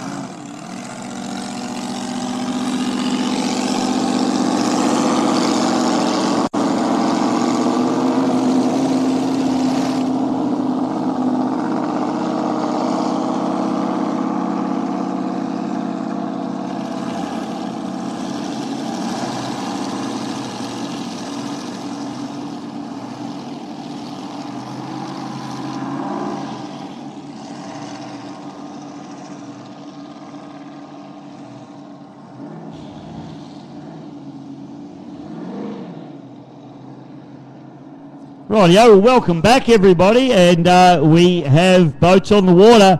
This will be heat number 2 of the Marj Watson. Now, we're going to have to sort out heat number 1 because obviously we had a little bit of an issue, red flag obviously, and young James actually did an extra lap on the red flag, so Yes. I think that'll probably go down like a cup of 6. So, unfortunately, he might not be out in the next one, I don't think. Anyway, we'll leave that to the judges. That's not our call. Yeah. But so the next boats that we have a go, Wild Child, Rooters, and Immortal. So we're setting those boats up. This is heat number 2 of the Marjorie Watson for 2023, ladies and gentlemen. Yeah, there it is, ladies and gentlemen. You heard it right out of course, Dave Bisho's lovely lips. And he's calling them out exactly as we see it out here on the race track. And we'll keep an eye on things out there as I've gone to the milling end, at the inland end, getting organised out there. And there's some pretty cracker boats out there about to do, as you said, the Marj Heat 2 coming up out here, Bish. I can tell you now. Yeah, this is going to be a wild race, this one, mate. Very excited Evergo, Craig Storner on pole, twin turbo boat. Yep. The boat, the handling is not exactly where it wants to be, but I think it's a lot better than it has been. Okay. And pole one's going to be good for him. Robinson looked really good earlier today. The boat just looked perfect. I couldn't fault it. Reuters, Mark, again, looked pretty good this afternoon, or earlier today, I should say. Yeah, we saw the smoke coming out of the earlier event, though, and he pulled up with the boat. So whatever that was, hopefully he's fixed that up. That's right. So whether they've got that sorted or not, it didn't look ideal, did it? We thought that might have been engine failure. So that boat may not be running. And Immortal, Mark Gauchi. So Mark, hard charger on the outside. This is going to get interesting. You're not wrong about that. It's going to be an interesting race coming up, ladies and gentlemen. So let's keep an eye on that once again. And, of course, we're talking about Heat 2 of the Marj Watson Cup coming our way. So looking really sharp, and some good boats out there about to do battle out here over 3 laps for this fabulous course that we run here this afternoon. Bring the boats down now. So we've got Evergo on pole. On the outside of him is a Wild Child. And as we thought, Evan Reuter not there, so that means that we've got Immortal with Gauchi on the outside. 3 blown alcohol displacement, hard charges, 3 very experienced operators. Nobody's going to want to let anybody in here. Michael, do you want to bring this one away, son? Absolutely. The starter, the flag has risen, and now the flag is dropped. Here we go. Oh, the big drag race down the back straight. The twin turbo big block. Oh, no, it's the Adelaide going faster. Immortal hasn't got the pace off the line, but have a look at the ground. He's making up on him around the outside now as Evergo just chips it in really hard, nearly peels the deck off the boat. Yeah, turn number 1, and now we're accelerating way down the front straight away. I tell you what, Wild Child, like Immortal on the outside. He's looking really quick out here, Davo. Check these guys out. Oh, Evergo deep in the water once again. Have a look. Storner and Evergo running that pole line, but it's all Darren Robinson at the moment in the Wild Child. In fact, Evergo managing to hold off Gauchi at the moment. Gauchi looks very speedy down the front straight, and he's carrying massive boat speed down into the corners, but the wide line has not been his friend at the moment. Exactly, so what's happening out there? Oh, bucking and heaving out of the water. Keep an eye on these guys out here, Wild Child. Immortal making up ground pretty well out here, Bish. I tell you what, Gauchi, you can never write him off, can you? He's coming back now at Robinson. Robinson has a little bit of a moment, puts the boat up on its side. He does it again. He has to back out. Gauchi's coming at him hard. Have a look at the speed Gauchi carrying out in the bottom turn. Absolutely. Check these guys out. Evergo at rear of field. He's giving you everything he's got. Let's go back to the leaders though. Wild Child. Let's have a look at him. Oh man. Go. One more lap coming up. Doing a great job out here. One to go for Robinson. Gauchi's still down the outside, still harassing him. He makes up more ground as he comes up into turn number 2 for the final time. Gauchi, it was Robinson. He hasn't got the power down. Gauchi comes back at him. This is absolutely on down the back chute. Yeah, Wild Child. He hooks up. He gets the acceleration and the back lane straight. Gauchi throws something at it. Evergo's got a big top end, but it's going to be all too late for him.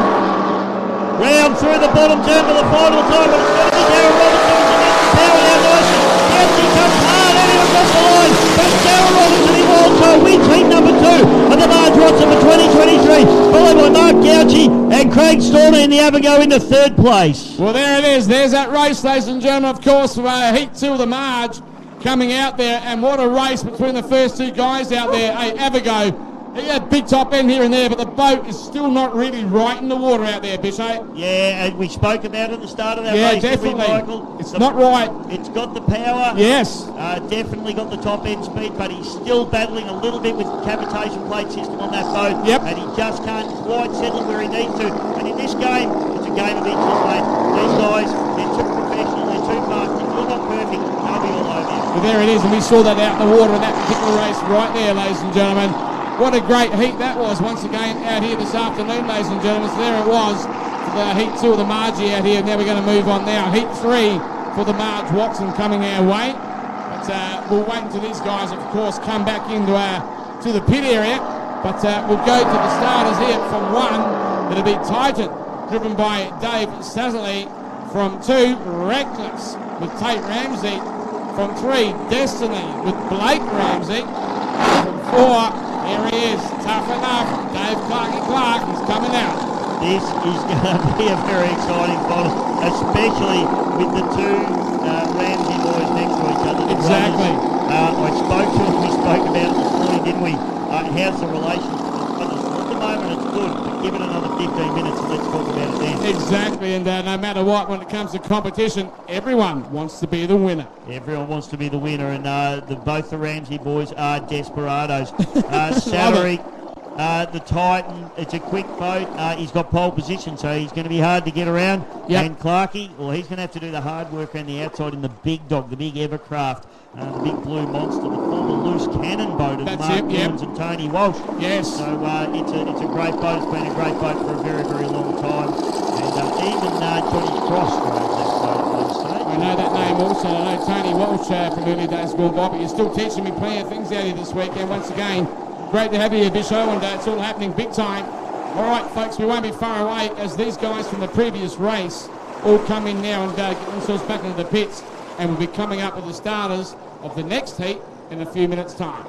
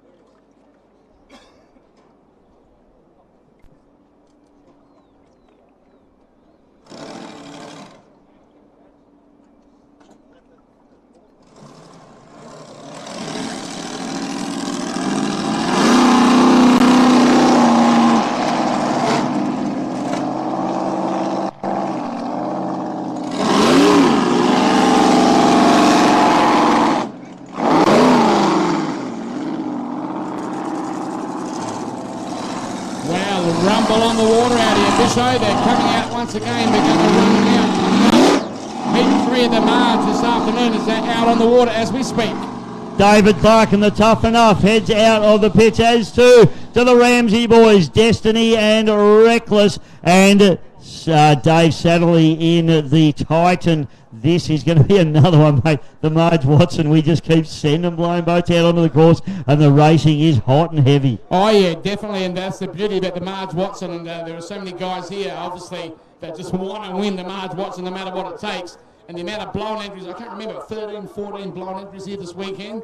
That's a vast number here in Adelaide. Yeah, it's fantastic, to see the sport still so healthy and going ahead in leaps and bounds, and particularly as we spoke about earlier on with the safety in these boats.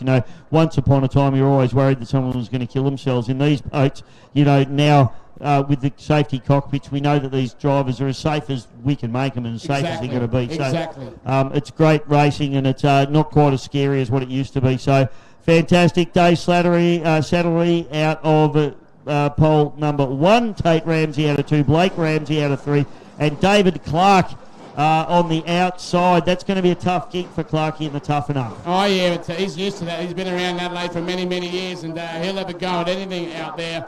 So we'll keep an eye on him, but this is going to be a great race coming up from these guys, ladies and gentlemen. And at the moment, milling out there on the inland end is not a great drama whatsoever. And, of course, the General Lee, the starter for the entire weekend, out here this weekend, driven, of course, by Daryl Eads and his son Todd, the starter. Couple of good ski racing boys, mate. Yeah, you know about that too. There we are. There's more information instantly coming out of Bisho, ladies and gentlemen. We love the ski racing boys. Yeah, absolutely. And they're talking about ski racing quickly. Yes. SA state titles. Ski racing, 10th, 11th of June, Murray Bridge. Be there or be square. Simple as that. That's exactly what I was about to say. All right, make sure you get out there. That's a great event, skiing. You want to watch these guys go. You were one of those players once, weren't you? Yeah, I've won 5 South Australian titles in my boat, mate. So well done, mate. Big hug from me. Well the South Australians hate it when the Victorians take their trophies home. I'll give you the tip. But the Crow Eaters, mate, will pick you to death, mate. We'll peck and peck and peck, but it's all good. Yeah, look, mate, it is just for anyone thinking about going, please do, because it's a ripper venue. You're up so close and personal to the races, absolutely. To the boats, and we send heaps of boats out. Skiers are phenomenal. Yep. Really good to watch. Anyway, that's ski racing. This is the Marj Watson heat number 3, and we're about to send these boats down the front chute. It's about to get wild, Michael. Absolutely. Ladies and gentlemen, cast your eyes on the inland end of this fabulous racetrack here this afternoon. We've got 4 wild boats about to start this heat for the Marj Watson, one of the heats this afternoon. Okay, let's have a look. The General Lee, ladies and gentlemen, he's got these guys. They're starting to line them up. They've got to be pretty well neck and neck. Let's have a look at these guys. The flag is about to be dropped. There it is. Take it away, Bisho. Go, go, go. We're away. Reckless. Tate Ramsey gets an absolute cracker on a start. His brother, Blake Ramsey, on the outside of him, gets a good start as well. And they tip down into the port turn at turn number 1 for the first time. It is absolutely on as Ramsey leads the field down the front straight away. Oh, yeah, absolutely, Ramsey. He is down quick and reckless. Have a listen to that. There goes Destiny. There goes Clarkie and Tough Enough. Titan in the rear of the field with Dave Satterley. Satterley is looking for some pace here, but it is all Tate Ramsey down the back chute. Blake has a couple of big jumps and flies. Clark is after him in the Tough Enough as they fly down the back chute. Destiny has a bit of a rock and roll. They are pushing very hard, but Tate Ramsey looks strong here, mate. Oh, you're not wrong about that, Ramsey. Looking really strong. And the boat is so nice through the water. Have a look at this. Ramsey in Reckless. What a piece of machinery as they now all spread out. The Ramsey boys pushing hard. 1 and 2 at the moment. This will be an exceptional result for this team if they can pull this one off. Dave Clark still pushing hard. Destiny stands on its calves. Satterley, not the pace required to go here today, but it's Tate Ramsey down in the bottom turn for the second last time. Definitely Tate Ramsey, ladies and gentlemen. Take a look. He's coming up towards the flags. Take the last flag coming their way. Titan coming out the water. Down the backside of the racetrack. But Reckless still leading the way. Tate Ramsey picks up the yellow flag and sets up on his final lap. Blake Ramsey takes a couple of big hits as he fires up into turn number 2 for the final time. Ramsey now. That's Tate Ramsey trying to get the power down. Dave Clark can't catch up with him at the moment. Absolutely, Clarkie, and also on the inland energy turn.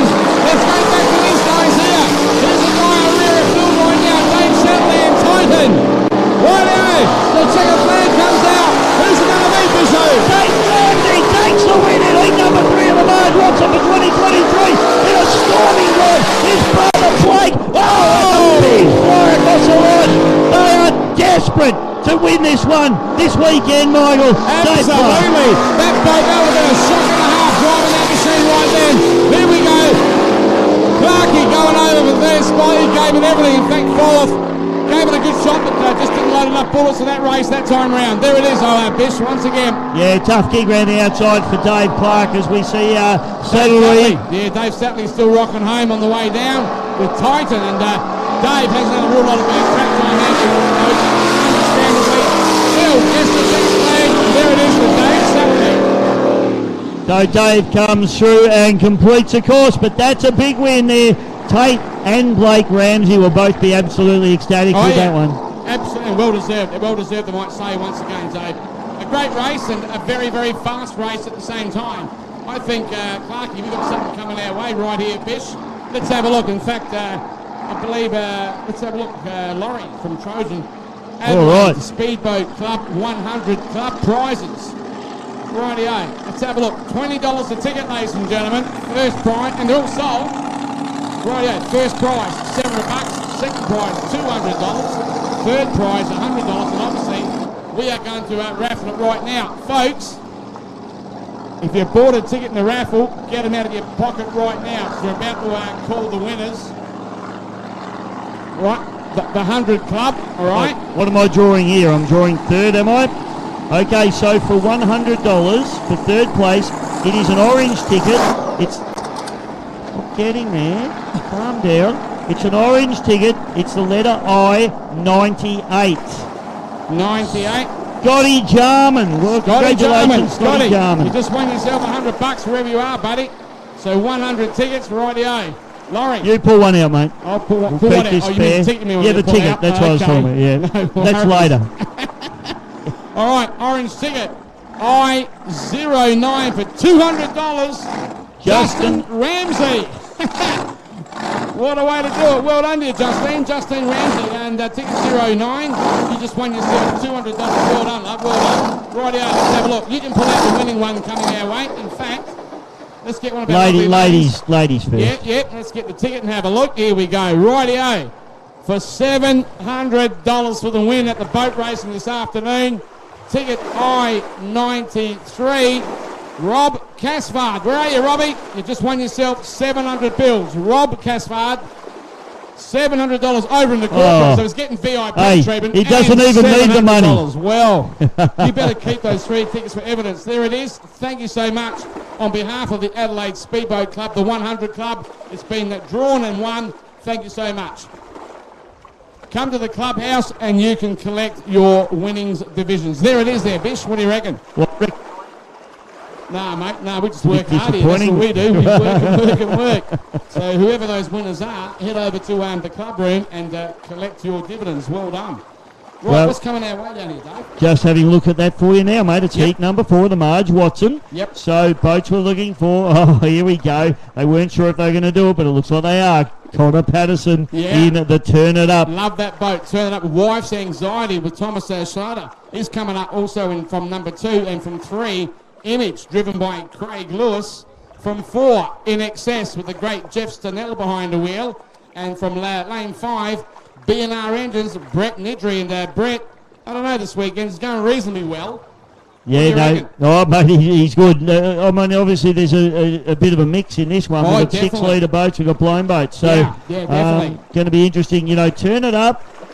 Connor's going to do a fast heat time. So, because he's going to run on the pins, he's going to run fast. Yep. He's going to make no mistakes, as a rule. Hope I don't put the commentator's curse on him. But Connor, as a rule, definitely will run a fast Anxiety boat. We haven't seen the best out of that. It had a little bit of an issue in its previous race. Yes. Lewis in Image, In Excess, the only blown boat in this field. So, you know, Jeff should be, he should be at the first corner first, but it's what he does after that that's going to count. Exactly. And as you said, mate, Nidri on the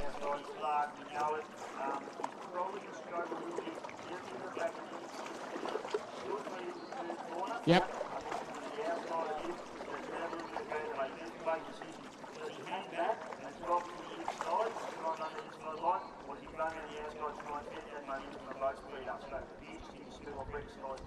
Well, there's Bisho's prediction, folks, and well done to him at the same time. We take a look at Marj Heat 4, and Marj Heat 4 this weekend, proudly brought to us by Able Roofing, and Able Roofing is Jeff Stanell. That's his business. So well done you, Jeff, and supporting Heat 4 of the Marj Watson by or with Able Roofing. So thanks once again. Fantastic stuff. All right, we might take a short break, mate. Yep. We'll get our voices in order for this Heat number 4 of the Marj Watson for 2023. Stick around, folks.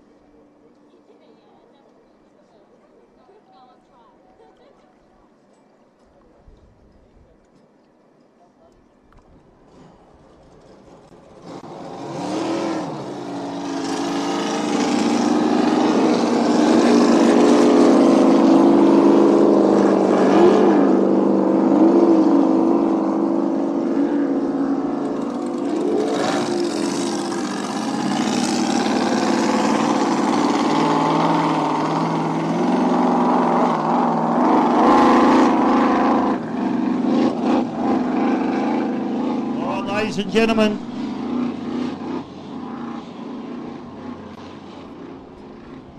heading out onto the water now. Turn it up, Wife's Anxiety, Image, In Excess and BNR engines.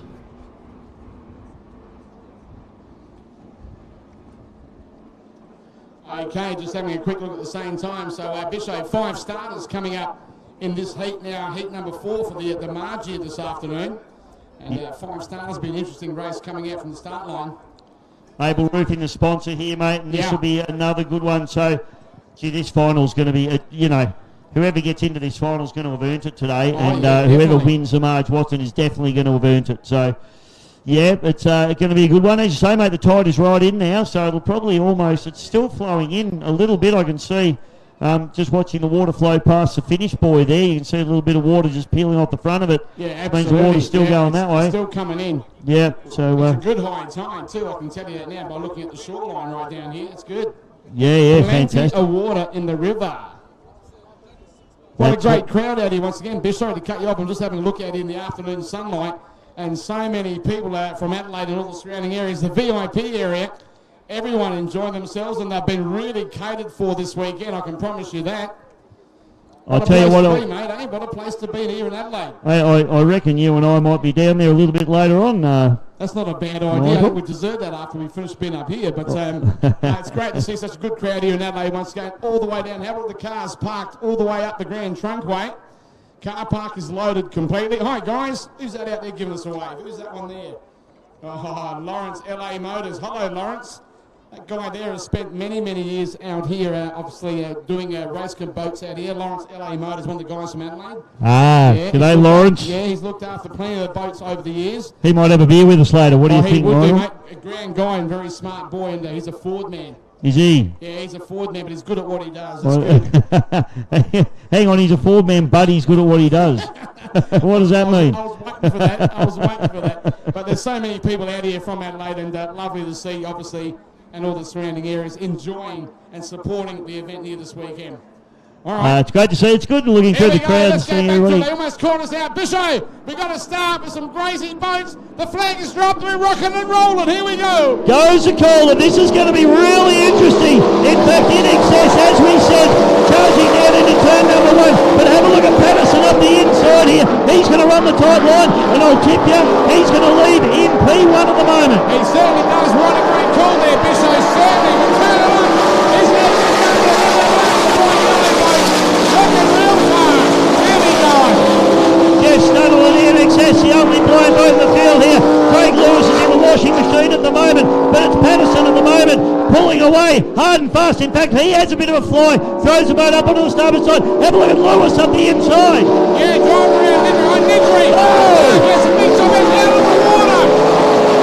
Nuttall nearly put the boat over. NXS, that was a wild ride. That'll be a trip to the dry cleaners. Oh, you're not wrong about that. Yeah, get rid of that creamy underwear. I can tell you now, as they get it going hard, they turn it up. He rock and rolls over the finish line. You take a look also down here, Ramsey, Image, and of course Nidri. First, second and third. Keeping an eye on them once again. Turn it up. Connor Patterson absolutely stamping some authority on this at the moment. He's been the cleanest, the smoothest and the fastest. That pole position's really helped him as well. Craig Lewis running in his wash and Stunnell down the outside. He had a wild ride down the back straight and lost a lot of ground. Nidri to the outside of him. Absolutely, but you're right. Turn it up. He's got his boat worked out in the water. It runs so well. Bucking and heaving over the far side of the back straight. Absolutely so. Last lap now for the yellow rocket ship. Connor Patterson. Nuttall trying hard to get over the top of Craig Lewis in the Image boat now. But it's all Connor Patterson in the turn it up down the back straight away here at the 2023 Marj Watson. And he is on fire, Michael. Oh, you're not wrong about that. Turn it up. These guys out here with Connor Patterson, ladies and gentlemen.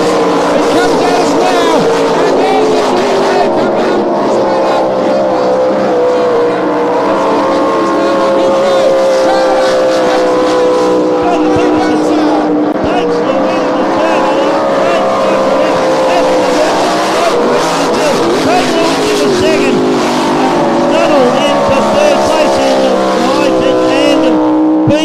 Coming through with Brett and Nidri getting the job done. So in excess, only able to lock down third. Oh, Patterson's got blue smoke coming out of his boat, Yeah, mate. you picked it right, exactly, and that's not a good sign. Blue smoke is not a good sign coming out of any engine, and he's pulled it right up out there in the deep water. I was going to go back to Stunnell and the blow-on boat. He had a tall order ahead of him. These guys, mate, they were fast. Oh, mate, they were, yeah, and they always are. Yeah, they're really tough to beat. As we've got Wife's Anxiety just coming through to complete the course. That was a tough gig there. Oh, yeah, definitely a tough gig for those guys there, but I'm a bit concerned about turning it up. That blue smoke, I'm hoping mechanically minded as I am. There's no great dramas out there with those guys because they've been going like a rocket ship so far here this afternoon. Yeah, Pato hatches up. He knows there's a problem with the boat because he's not bringing it back into the pits. That'll be a towing job. And we see the rescue boat heading over to him now. Yep. So although he's won that heat, has he stretched it just a little bit too hard? And has he hurt it? I think he probably has, mate. Yeah, I agree with you, and I hope we don't put the commentator's curse on him as we speak again. But I did too, didn't I? Yeah, well, oh, God. Wasn't me, it was you, all right? It's recorded, so yeah, make sure no of that. worries. Yeah, But thanks. they're great races, those guys, and I'm really hoping on their behalf that whatever that was nothing too critical. But that colour blue, and the way it was coming out, Yeah, it's definitely. something great. We're letting go of the engine. It's very hard to say from the end of it. I mean, it could just be spraying some hot oil onto his sneak tractors or something like that. Yeah, but, that colour though is but it is what it is. And we're only, of course, estimating what's actually happened out there. What we do want to happen though is hope they can come back and compete. That's what we need. Yeah, well, you know, Connor, and the other problem for those boys is they're not here for the Marj Watson. They're here to try and win the Trojan Series, and that could be an absolute disaster for that team. Exactly, and hopefully not, but you might be right on it there, my friend, and we're going to find it out a bit later on. And that race has been run and done. Well, mate, I'm going to go and grab some more paperwork because we've run out now, so I'll go and grab the next couple of races. You go pay a visit to young Joe in board race control, and we'll go off air shortly and obviously get ourselves organised for the next round of competition, and you'll find out what we've got coming our way. Rightio, thanks again, folks, and a great afternoon out here, and it always is at the boat racing here at North Armour, here towards Torrens Island, and good to see so many folks out here, always supporting the event. Pretty cool area out there, but a lot of guys and girls are wearing some T-shirts, some with jackets on, mainly with jackets, but the wrist and elbow action still works all right out there in the afternoon. And plenty of tall stories, most probably being told from young days how good they really weren't. And it's good to see it all happening out there. Enjoy, folks. I love having you out here. I love being part of the show once again. Stick around.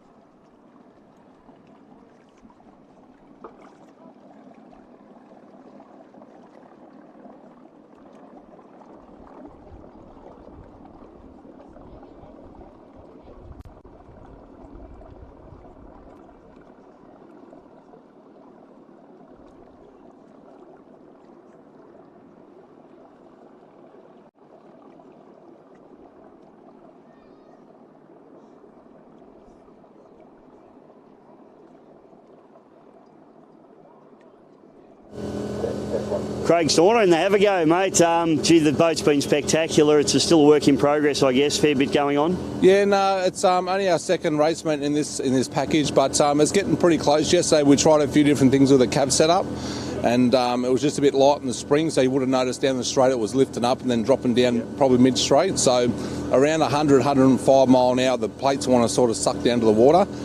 So we just tried a few different things with the spring setup, just so it wasn't running so high, because at Yarrawonga it was starting to lift a bit too much in some of the heats. So we just tried winding the plates down yesterday with some on the practice, but it was just a bit too much and the springs were a bit light, so we've just tightened all that up now. So tell me about the turbochargers, mate. Obviously they deliver the power a lot differently to a supercharged engine. Yeah, well, I've never driven a supercharged boat, but driving these turbos compared to the 6 litre thing, the only way I can describe it is it's got like the gears are 3 times bigger and it accelerates probably 4 times faster. Like it's you sort of just come out of the corner, see the pin, and then line up and hang on and just go.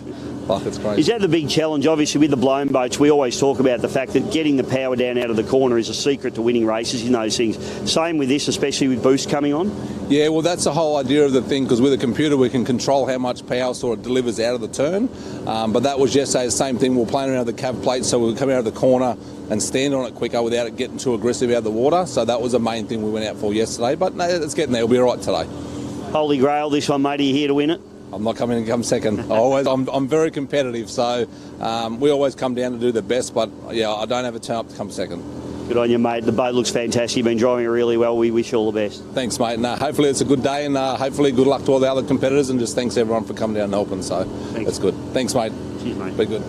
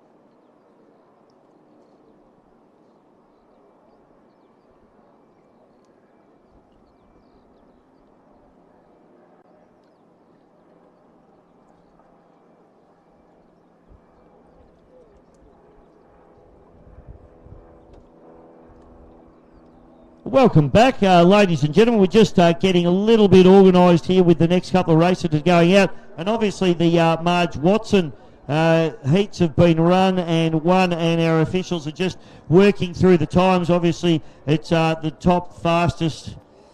Not sure how many, actually. I'll find that out for you, but it'll be top 5, probably. Top 5 or 6 normally around the mark, yep. But the next race that we do have on the card, mate, is the 105 mile an hour category, and the boats that we'll be looking for will be Impulsive F1 with Adam Smith. We've got Demon 95 with Joshy Sawyer, Hombre 95 with Cooper Bronstein, and AMR Racing. So they're the guys that we're looking for in the next one. And we've got still a few races left to run here, so stick around, because we also have, obviously, the major one that we're here for this weekend, the Marjorie Watson final, coming your way as well.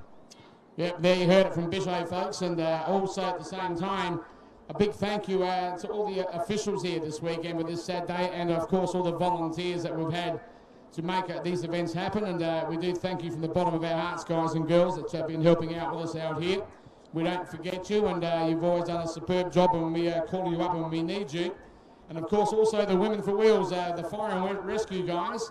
Thank you so much for your attendance out here as usual. Been around Adelaide for a great number of years, and always supporting all of our motor racing and boat racing here in Adelaide, South Australia. So thanks again for that. And of course Mississippi, the hot coffee and donuts van. Thank you so much for supplying some nice sweets here for this weekend. And of course anyone else that we've forgotten, there's a few more obviously that we'll mention about tomorrow. But it's been a grouse day. What do you reckon, Adelaide Bish? It's been a boomer for day 2 this weekend.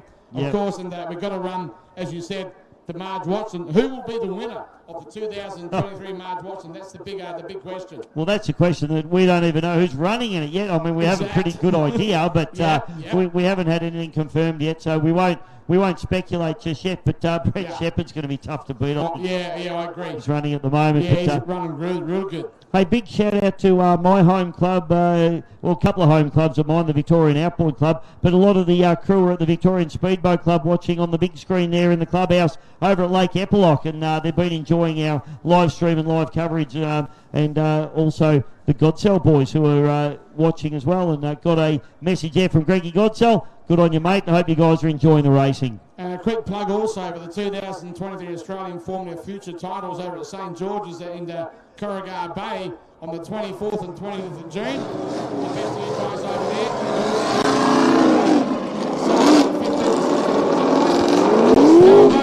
Spectacular over there. Fantastic. The St George Motorboat Club, absolutely spectacular venue, and the Commodore of that club here this weekend, Mr. David Toyer.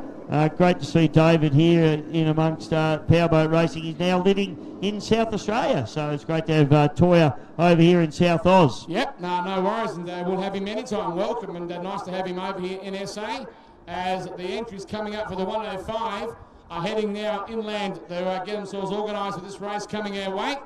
And from 1, Impulsive with Adam Smith behind the wheel. From 2, Demon 95 with Josh Sawyer. From 3, Tough Enough with Cooper Bernstein, I should say. From 4, Hombre with Mick McArdle. And from 5, AMR Racing with Austin McDonald.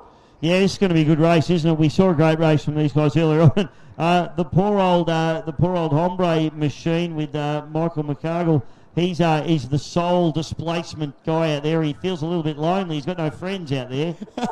Oh, man, he heard you right now. You're grinding his teeth. I know old Mick McArdle. Bonzer of a guy, loves the boat racing, but the part about this that excites me, 105, those GPSs don't let you lie out there once again, Bish. You've got to do the right speed. Yeah, you do, mate. I haven't heard of anyone breaking out today, so that's good news for us, but that doesn't mean it hasn't happened, just means we haven't heard that it's happened. Yeah, we haven't been told, but we haven't heard nothing, as you've said. But 105 miles per hour is the limit that these guys could run at, so it's interesting stuff what they come up with at the same time. Okay, looking forward to this one, and only a few more races left for the day, including the Marj Watson final, folks. So keep your backsides trackside because fair dinkum it is going to go off here on the river this afternoon at the Adelaide Speedboat Club for the Winter Spectacular, and we are going to crown a winner of the Marj Watson a little bit later on this afternoon as the sun, probably a good thing, mate, going in behind a couple of clouds here and settling down that sun glare. You're not wrong about that. I was about to announce that, and the glare just disappearing from the water right now. Great to see a lot of the Adelaide old rock and roll time guys out here. Mitch Crank out here this afternoon. Good to have you out here, Mitch.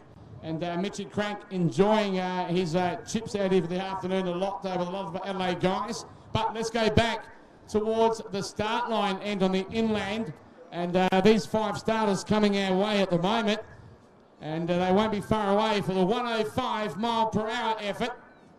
And the starter, the General Lee, has now got him coming in. And he'll keep that white flag raised.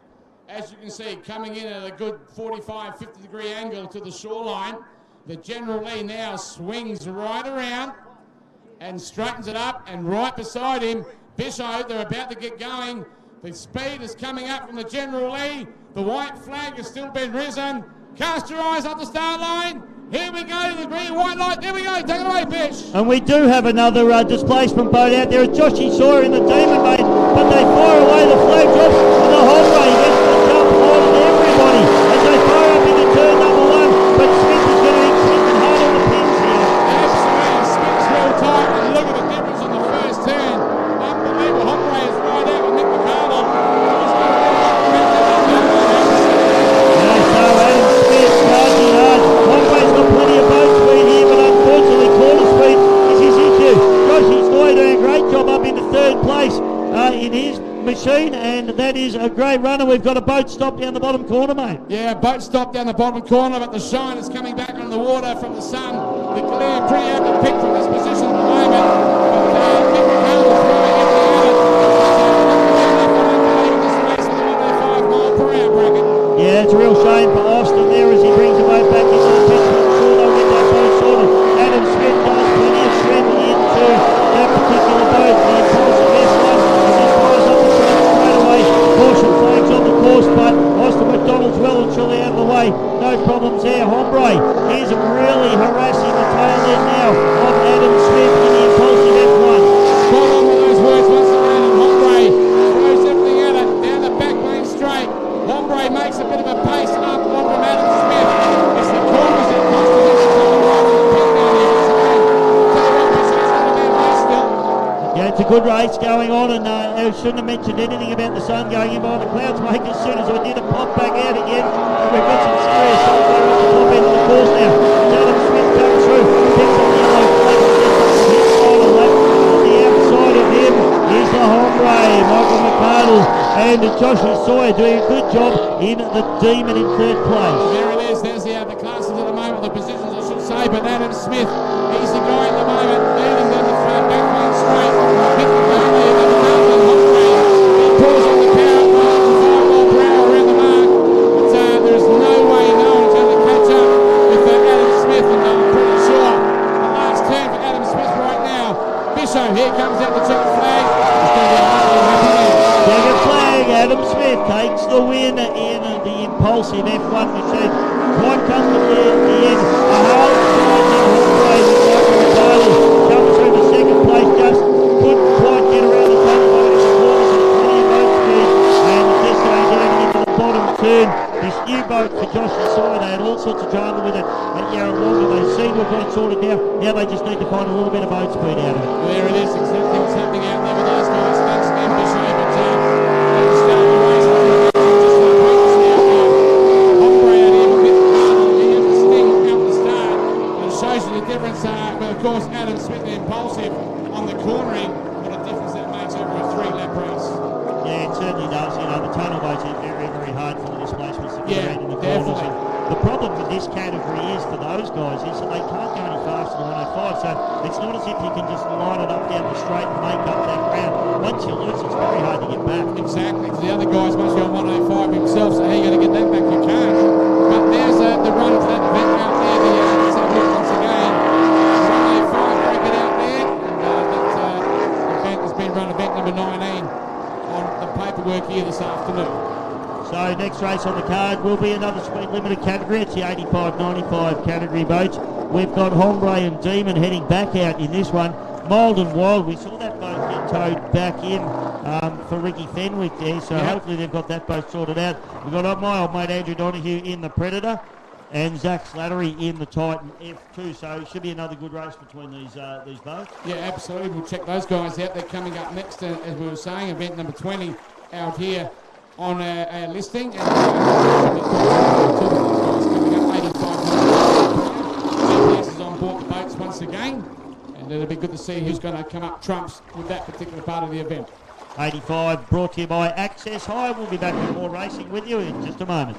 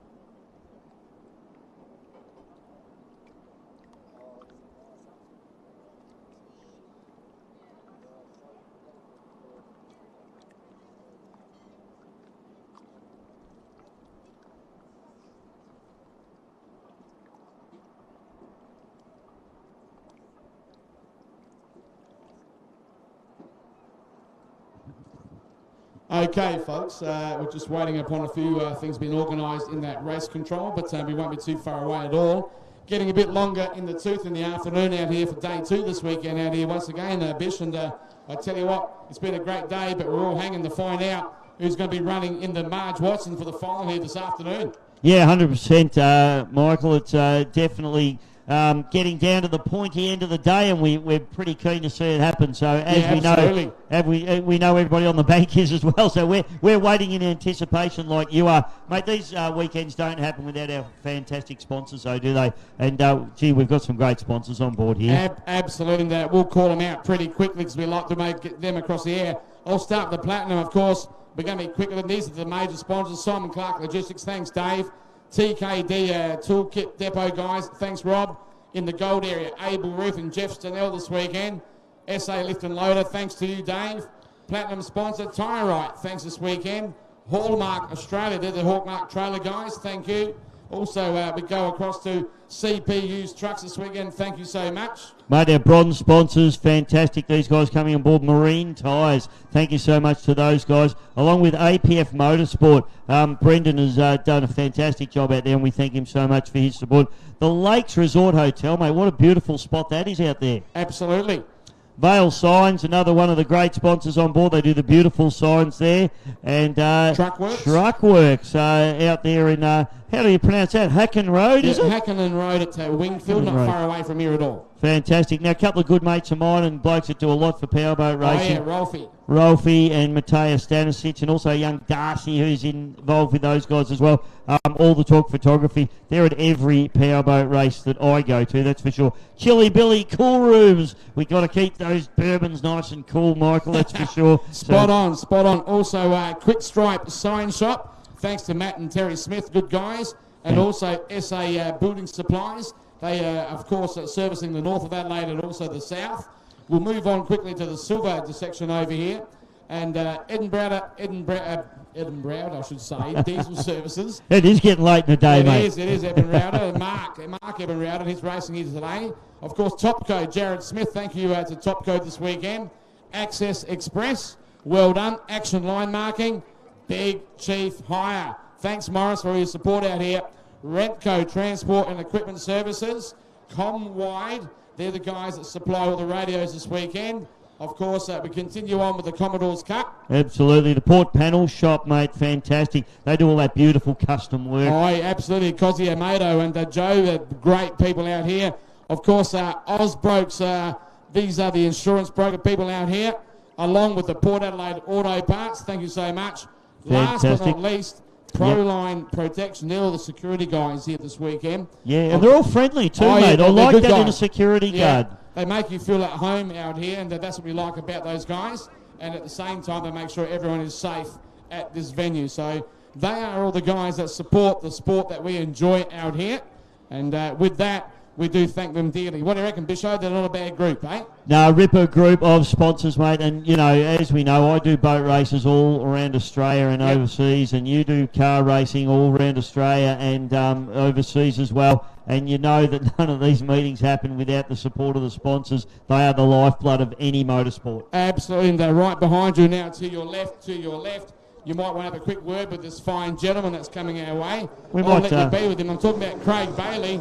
But you want to be pretty quick. I'll let you work in with him. What do you reckon? You want to go for it? We'll need I might just steal your microphone there if I can, mate. And we'll pop that on Beetle. So, Beetle Bailey, welcome to the commentary box, mate. And you've had a good weekend so far.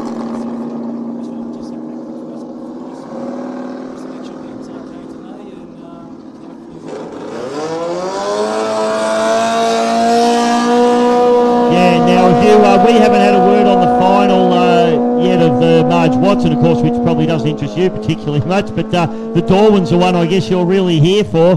How's the bow, mate? Does it look strong? How's the course? Yeah, no, it feels okay. The drive's a little bit rusty in the first shoot. I sort of messed up a little bit, but apart from that, just once the race progressed, I got better and better, so I'm happy with what's going. Yeah, good crew of tunnel boats out there with you actually, mate. And Simon very quick around the outside. Yeah, and I think Jared's really stepped up as well. His boat's looking very speedy. Yeah, he was right beside me down the first shoot, so he sort of come and spoke to me. He said, "Well, so maybe we're having a go. We messed up a little bit." Oh, when you say messed up, what are we talking about there? It's a little bit too much trimmed down into the wind, so that's all. Nothing major. Just Don't want to blow one over, mate. no. This one's for sale, by the way. So unblown over, folks. So, well, mate, you've got a big weekend on your hands. Thanks for coming up and chatting with us. I had a chat with you this morning as well. Sponsors, please. Yeah, TRG Transport. Tony there's looking after us this weekend. And Tim as well from Pacific Marine is always a long-time supporter of us, so really appreciate their support this weekend. And I've got to thank all my team. We've got about 10 people here this weekend working with us, so from Sydney, from the Central Coast, from everywhere, so thanks to all our team for coming down and helping.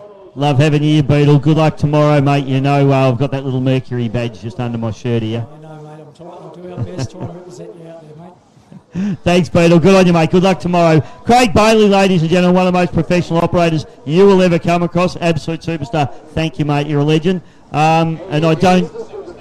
He is a legend. I don't use that term loosely either. You know, there's not too many blokes around. Everybody knows Craig Bailey, and there's a very good reason that they know him, because he's a super professional guy and a super fast racer. Okay, let's go back towards the inland end. They're coming at us right now. Bisho, let's have a look what we got coming our way. We've got the 85, 95 mile per hour bracket. 5 starters coming up. And let's have a look. They're right on us right now, ladies and gentlemen. And the flag is dropped. Here we go, Bisho. The drag race down the back main straight. As the sun goes in behind the clouds, and thank God for that. Hombre gets an absolute barn burner of a start. Tell you what, Soil looks pretty good down the first turn as well. But Andrew Donahue to our crash dropping a little hydroplane as they tip into turn number 1 for the first time. Absolutely, but if Hombre can do a good turn and keep his lead all the way around, he might be successful by the end of 3 laps out here in this particular race. See Ricky Bentley's up and running now in the mile and wild as well. We saw him drop out of race number 1, but now he's up into second place and doing an awesome job. Sawyer on the inside into third, Donahue in fourth, and on the outside is the Titan with Zach Slattery. Wow, there's the call, and they're doing pretty well at the moment. Mick McCardle has got a pretty good lead down the back main straight as we speak right now. I can tell you now, Bish, but the boys are starting to spread out reasonably even, except the last 2 guys. Yeah, good little battle going on here for last place. No one wants to be last, but Donahue looks like he's got a little bit of pace over Zach there at the moment. They fire up to that chute, but Yancey and Gerber very comfortable at the moment out the front in the Hombre with Michael McCardle. Yeah, absolutely. Mick McCardle, Hombre has got quite a good lead out here on going past the front main straight. Right behind him, or not right behind him, a fair distance up there is their runner-up guy at the moment. Looking quite good. Wild getting the job done very nicely in second place. Sawyer's having a very nice run up into third. This could be his first podium in this boat, which would be fantastic for him. Donahue working pretty hard, and he's actually managed to put a little bit of a gap between him and the Titan boat. Okay, great stuff to hear once again out here. Keep it up here, Bishop, I can tell you now. Hombre, he turns on the bridge lane end. He looks down there and you can see the flag coming out. 1 more lap straight after this one out here.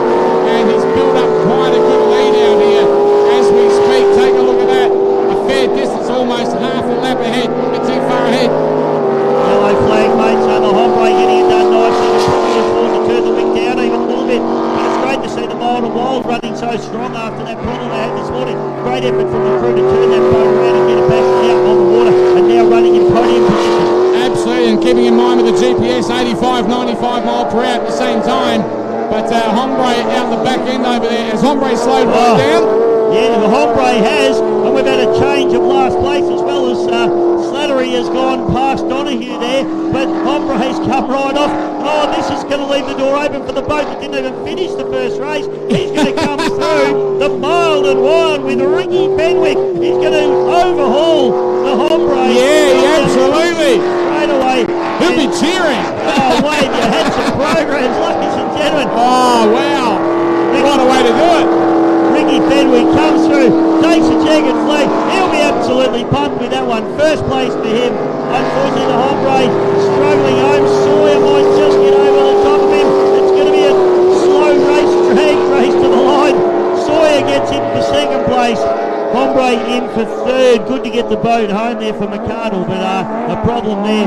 Then we've got Satterley coming through there in the Titan, and Andrew Donaghy rounding out the field in the Predator. Well, there it is, and what a race call. Thanks there, Bish, once again. Hombre out there, Mick McArdle. I'm not sure, obviously we're up here in the control box, in the commentary box, but might have been a fuel issue out there with him, because I saw him out here, he accelerated a little bit, and then it slowed down again. So whatever's going on out there, man, he would be really gritting the teeth. Like, man, why now? I hope he wasn't out of fuel. That'd be embarrassing. It could be that too, but it was running right, but the power wasn't there, off and on a little bit. So I wonder what happened there. And he was out on the previous race. Did he refuel? Who knows? Yeah, hard to say, mate. I'm going to take a quick break, and I will be back into commentary, because I have just been given the polls for the Marj Watson, but you have to wait till I get back. All right, I'll be waiting. Don't you be long, because I want to find out myself what's going on, and I know you'll come back with the info once again. Great work, and of course this weekend, folks, out here today, Saturday, running the lovely Marj Watson Cup here this afternoon. Of course, the Brett Howard OAM Memorial, the Trojan Trophy. Of course, we've had a full support program here for the weekend. $10,000 event prize pool, great money up for grabs here for the competitors at the same time. And a lot of the competitors are travelling from interstate here this weekend, and we really do appreciate these guys and girls coming over to make such a great event happening out here once again for 2023. Of course, it is the Winter Speedboat Spectacular, proudly brought to you by the Adelaide Speedboat Club. So there you have it. Rightio, the guys and girls from the last event now coming back towards the pit area on the shoreline, and we'll get ready for the next event straight after this. Whatever you do, don't go away now, because we're getting close to the running of the Marj Watson Cup for 2023.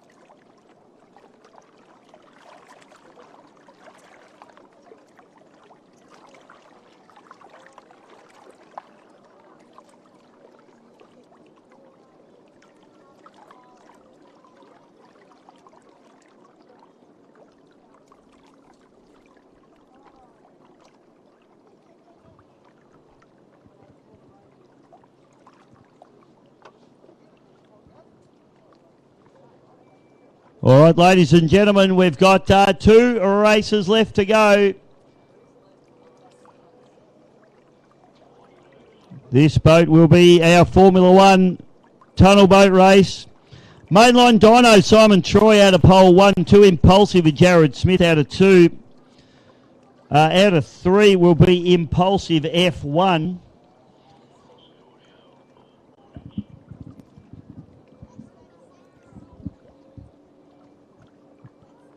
Out of 4 is Tough Enough F2 with Cooper Bronstein. Then it's AMR Racing with Austin McDonald out of 5. And out of 6 is Orion Stunnell.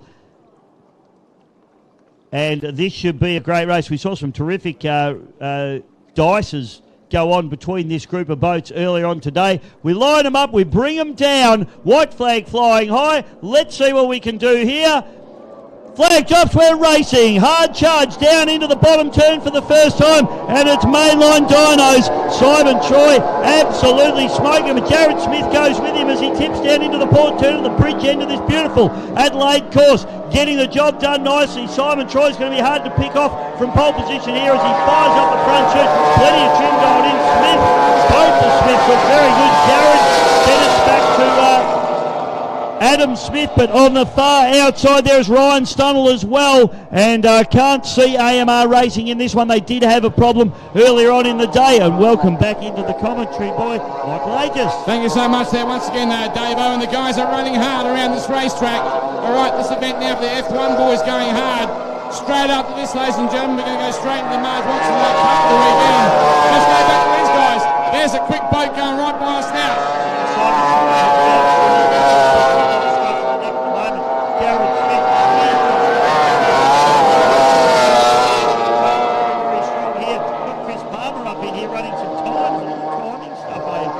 This is big. So Palmer keeping an eye on what's going on as well. Smitty down the back straight. Now a little bit of a gap to him. Simon Troy's pushing very, very hard indeed. Got a few of the puns down there. That might happen in a moment. But Simon Troy is the man of the moment as he tips into the port turn. Up here, turn number 2. Jared Smith still running strong. Absolutely, down the back main straight, ladies and gentlemen. And maybe look at that young Simon Troy on Mainline Dinos. He has got some great top end. And real quick, look how quick it goes around the Bridgeland end. A beautiful turn. That boat is working real well. Here comes out the checkered flag for this particular race, ladies and gentlemen. It's going to be Simon Troy in the Mainline Dinos that takes the win. Tell you what, that was quick, wasn't it? Simon running a methanol engine here this weekend, and it goes absolutely flying. Jared Smith, a great effort from him. This boat's just got quicker and quicker every time he sits his ass in the seat. And Jared comes through second place for him. A good run there, Jared Smith, the South Australian, the local boy. Absolutely, he'll be rapidly over the moon with that there once again as entry number 22 goes over the finish line. Adam Smith getting it done there, mate, and followed closely by Ryan Stunnell. So great racing there from our tunnel boat guys. And the next and last race on the card, mate, is the Marj Watson final for 2020. I've just been informed that Brett Howard OAM Memorial will be run first thing tomorrow morning, Sunday morning, okay? Going to be very exciting. I'm really looking forward to that. We haven't had a draw for that yet, so we'll let you know on that one. We'll probably let you know tomorrow morning. Yeah, but right now, what we're going to do right now is these guys are coming in. We haven't had this opportunity all day. Chris Palmer is here. I'm going to take this headset off. I'm going to give it to him. You have a chat to him so these guys can find out what happened with Chris here this weekend. And by the time we get that done, we'll have this ready for the Marj Watson. We'll call that and we'll call it a day. What do you reckon? I like the way you're operating, Michael. Thanks, buddy. I'll hand this over to him now, and he'll be back with you shortly. Stick around. All right, so we're going to get Chrissy Palmer all mic'd up here for you, ladies and gentlemen. So we'll get him on the microphone, and we're going to have a chat with him about what's happening down there at Outlaw Racing, and also what he thinks about this final as we run through. So we've just got you all organised. We've got microphones everywhere, mate. Here we've got live streaming, we've got PA systems, it's all going on, so confuses me. Good afternoon, Mr. Palmer. How are you, mate? Obviously not the weekend that you wanted to have. New Zealand, Queensland, Tassie, Victoria. I had, all my family came over as well, so it's very disappointing. Yeah, just tell us what happened, mate. Obviously a practice run yesterday through a rod. Do you know why? What's the story? No, I'm not 100% sure, but that motor's gone now. We're not even going to attempt to do anything with that, so it's time to get a new combo. That's a 525 Cuba. It ran well last week, and for some reason it's thrown a rod, and we don't know why. And so what we're going to do is we'll go back to the 510s and put all new stuff. Get all new stuff. Yeah, so a little bit of going back to what you know, type of, if it ain't broke, don't fix it type of deal. Yeah, that's it. We did try to run around trying to get another engine to put it in there, but because we're a little bit hard on the gear, I'm sure, we'll be able to kick Clarkie's motor, and I'm not sure how long that will last. Well, mate, it's a real shame. You know, we love seeing you here, and you know, your commitment, your effort can't be questioned ever, mate. So we do love having you here, and we're glad you're sticking around, having a good time. Hopefully, you can enjoy the racing today. Let's have a look at this final, mate. I'll run the people through the final because nobody's been told yet. We've just had it handed to us, so I'll quickly run through. Out of pole 1, it's going to be Tate Ramsey in Reckless. Out of 2, Brett Shepherd in Unleashed. Out of 3 will be Wild Child, Darren Robinson. Out of 4, Mark Gauchi in Immortal. Destiny's out of 5 with Blake Ramsey. And Craig Storner in Avago out of 6. Your thoughts, please, Chris.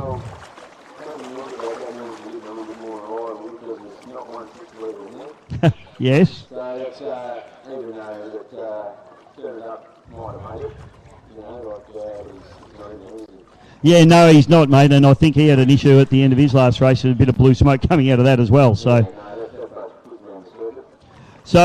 Tate Ramsey, can they get him from the outside? I mean, that's got to be the spot you want to be, doesn't it? Pole position. Yeah, you always want to be pole because then it shows that you're the top dog.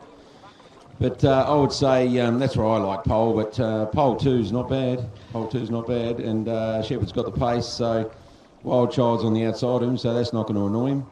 Can you dictate a little bit if you're in pole 2 or 3 as to how tight you can hold the other guys, obviously leaving them enough racing room most of the time? I can't divulge that. That's against the rules. No, mate, there's no rules up here in the commentary box. We can do what we like. Yeah, no. So, you know, you usually choose your lane, and now the sun's sort of like not in the way now, so you don't have to judge the bridge. Oh, mate, don't say that. Last time I said that, it came back out and the sun glare was horrific, so, yeah. No dolphins either. I can't see any. No, I can't see any either, mate. So, all right, well, finally, before you go, I need your tip, please. Yep. And don't tell me to be good to my mother. Number 2 vote in the country, Unleashed. He'll take that. There you go, folks. Mr. Chris Palmer, Outlaw Racing. Thanks for coming up and having a chat, brother. Don't forget, talk about tomorrow about the bad race running in January. We'll talk about that. You come up and we'll have a chat about that tomorrow with all the fans here. Thanks, heaps, mate. Sorry the weekend didn't go the way it was meant to go. But Chris Palmer, ladies and gentlemen, look out for him. He might be drinking tonight, so it could be dangerous. Good on you, mate. Well done.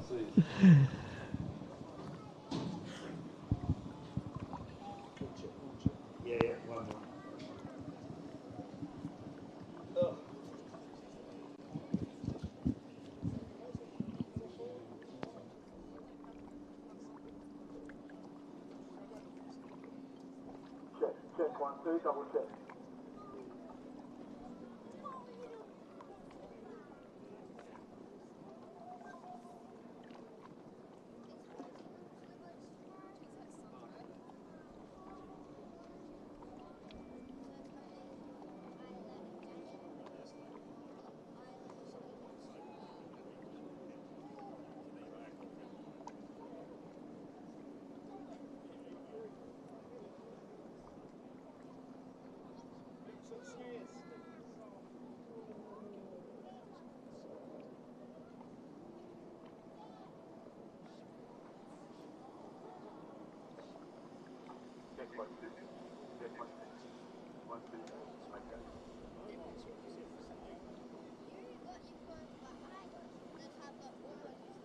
Yeah, folks, well, we will run through our pole positions for the Marj Watson final. And it is an absolute cracker of a final. Michael, this is going to be incredible. So excited to see this one run. Absolutely. Let's have a quick look at this from 1 here this afternoon, ladies and gentlemen. From lane 1, Reckless, Tate Ramsey. Okay, from 2, it'll be Unleashed with Brett Shepherd. From 3, Wild Child with Darren Robinson. From 4, Immortal with Mark Gauchi. From 5, Destiny with Blake Ramsey. And from 6, Avago with Craig Storner. They are the guys that have made the Marj Watson 2023 final. It's going to be a cracker coming out here, Bishop.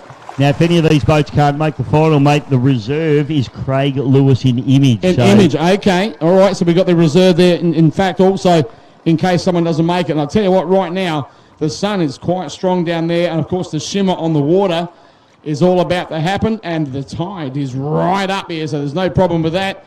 Thank you to the guys in the General Lee out here this weekend, the starter guys out there, of course, Daryl Eads and young Todd Eads. Well done, you boys, for Saturday.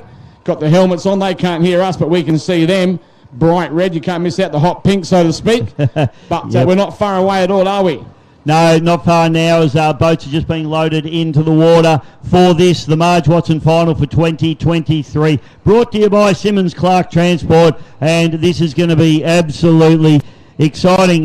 Disappointing, mate, not to see Dave Clark getting into the final, but unfortunately for him, just wasn't quick enough. Well, that's how the cookie rolls and how it crumbles at the same time out here, and who knows tomorrow for the Darwin Gold Cup. Another day, a different day out here at the same time, once again, Davo, so we'll find out and see with that. But, hey, this is the listing that we got, and this will be the running of the 2023 Marj, no matter what, with the reserve just in case. Yeah, absolutely. That sun glare. See, I told Palmer not to mention the sun glare and the clouds. He mentioned it, and look what happens. The sun comes back out. Yeah, he spooked it. Oh, big Chris Palmer. And, yeah, you can tell very, very disappointing on behalf of Chris here this weekend. And he was up for a big one. Had all the friends over, interstate, overseas, family, as he said, and obviously to put a show on, and it wasn't to be. But he'll be back and be back as usual. One of the toughest guys around.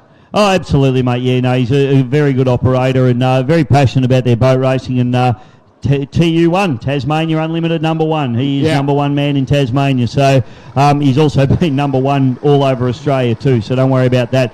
Boats being loaded in, and I tell you what, the nerves will be high. How fantastic to see the two brothers out there in the Ramsey brothers. Tate on pole, Blake out of 5. So, you know, they're well spread apart from each other. Have a go, Craig Storner. As we spoke about pole positions, you know, can he run a wide line? Can he maintain a bit of momentum through the corners? Can he then drop in once the field spreads out a little bit? This is all going to play out in just a couple of moments here at the Adelaide Speedboat Club. Spot on there, Bisho. And folks, we're not going to be far away now. We're waiting, of course, for the tractor drivers and so forth to get the competitors out onto the water. And as soon as they're out there, we'll be running the final race for the day here for Saturday, the Marj Watson Cup. Big shout out, mate, to our rescue crews and our divers. You can see them still working hard, picking up debris out of the water. Of course, this particular course being tidal, it's a constant battle to try and keep the course clean. Obviously, with the tide coming in, the tide going out, it washes stuff up, it washes stuff back in. So there's always a clean-up job to do, and these guys doing an amazing job. So big shout out to the boys out there, the divers and our rescue crews, just trying to keep the track as clean as they possibly can for these 150-mile-an-hour rocket ships. Absolutely. Thanks, guys out there, and you heard it from Bisho, and we ask again, and also of course the Don P. Farrell guys, well done on your behalf also. All right, let's leave it at that for now until the boats get out in the water, and then we'll give it to them one last time. Calm before the storm, Michael. Absolutely, it's going to happen very shortly.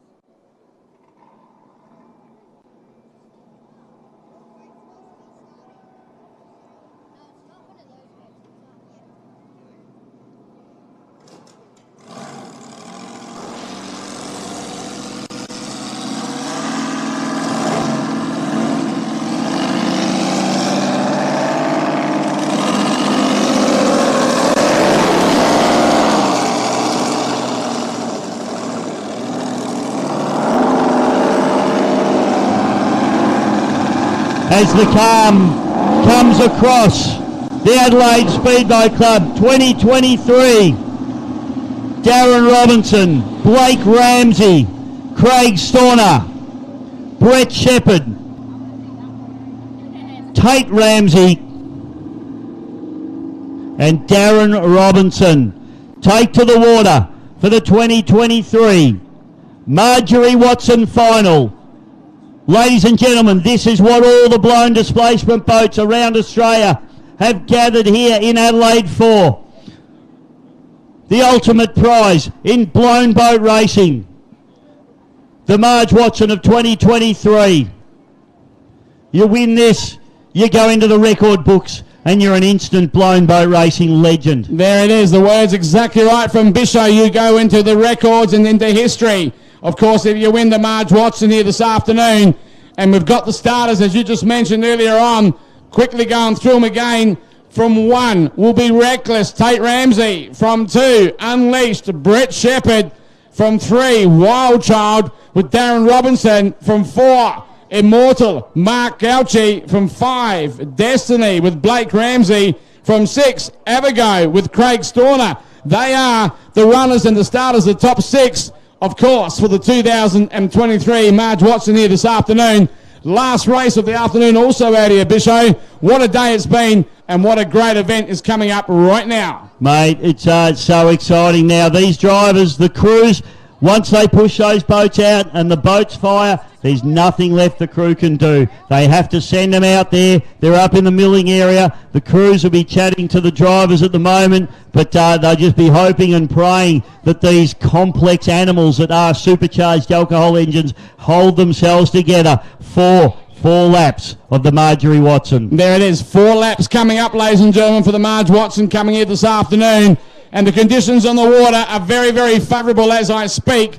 Things are looking super sharp. At the same time, the General Lee, the starter boat, is out there on the inland end, milling, getting these guys organised. He's pulled up and looking at them, and they're now starting to come our way. Take it away, Bish. Quick correction, Michael, 3 laps this one. 3 laps. Take that back, not 4, but 3 laps. The final was 4, but it's 3. So here we go. You haven't got much time to get it wrong or get it right in this one, folks. You're not wrong about that, but let's have a look. Rightio. The Marj Watson for 2023 as the General Lee start boat brings the field down into the starting area. Reckless, Unleashed, Wild Child, Immortal, Destiny and Avigo, the fastest supercharged and turbocharged alcohol boats in Australia. Here we go, white flag flying high.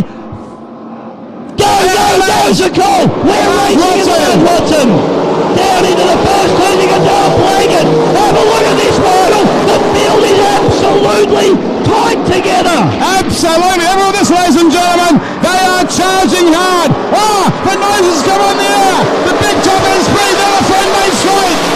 Brett Shepherd down the outside and the Unleashed! We've got Tate Ramsey on the inside! This is absolutely on! The Wild Child's been bumped out the back door a little bit now as Destiny tries to go away. Have a look at the pace on Shepherd down the back chute. Oh yeah, Brett Shepherd, he hooked up early. He got the prop and the power in the water. He shoots down the Bridgeland end, still leading the way around the pit. Oh! A big bite, a big a hook there, I suppose you'd say, for Tate, but it's played to his favour. Yeah. And hard on the inside. Oh, Shepherd. Man, these guys, they're throwing everything at it. Have a look at these guys at the moment. Shepherd, Ramsey, up in the air again, second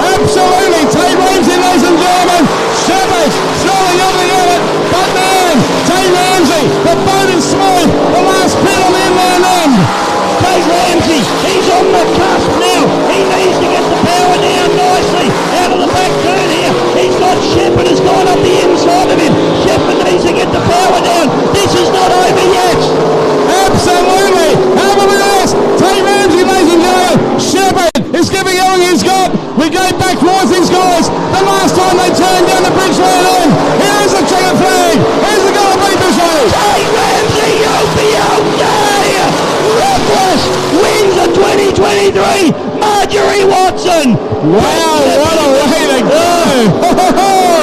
Third place. Drag race to the line. Darren Robinson for third. Mark Gauchi in the fourth. Well, child of Mount Gauchi, as you said in Northall, yeah. Blake Ramsey comes through into fifth place. And into sixth place, Craig Storner. Ladies and gentlemen, put your hands together for Tate Ramsey in Reckless, the winner of the 2023 Marjorie Watson. Absolutely. Well, ladies and gentlemen, what a race for the Marj Watson here this afternoon. That was well waited for, I can guarantee you that. And listen what, don't go away. Let's have a look because Ramsey will be coming in towards the shoreline. I'm pretty sure the guys downstairs give him the checkered flag and you can give him a well-deserved cheer. Absolutely.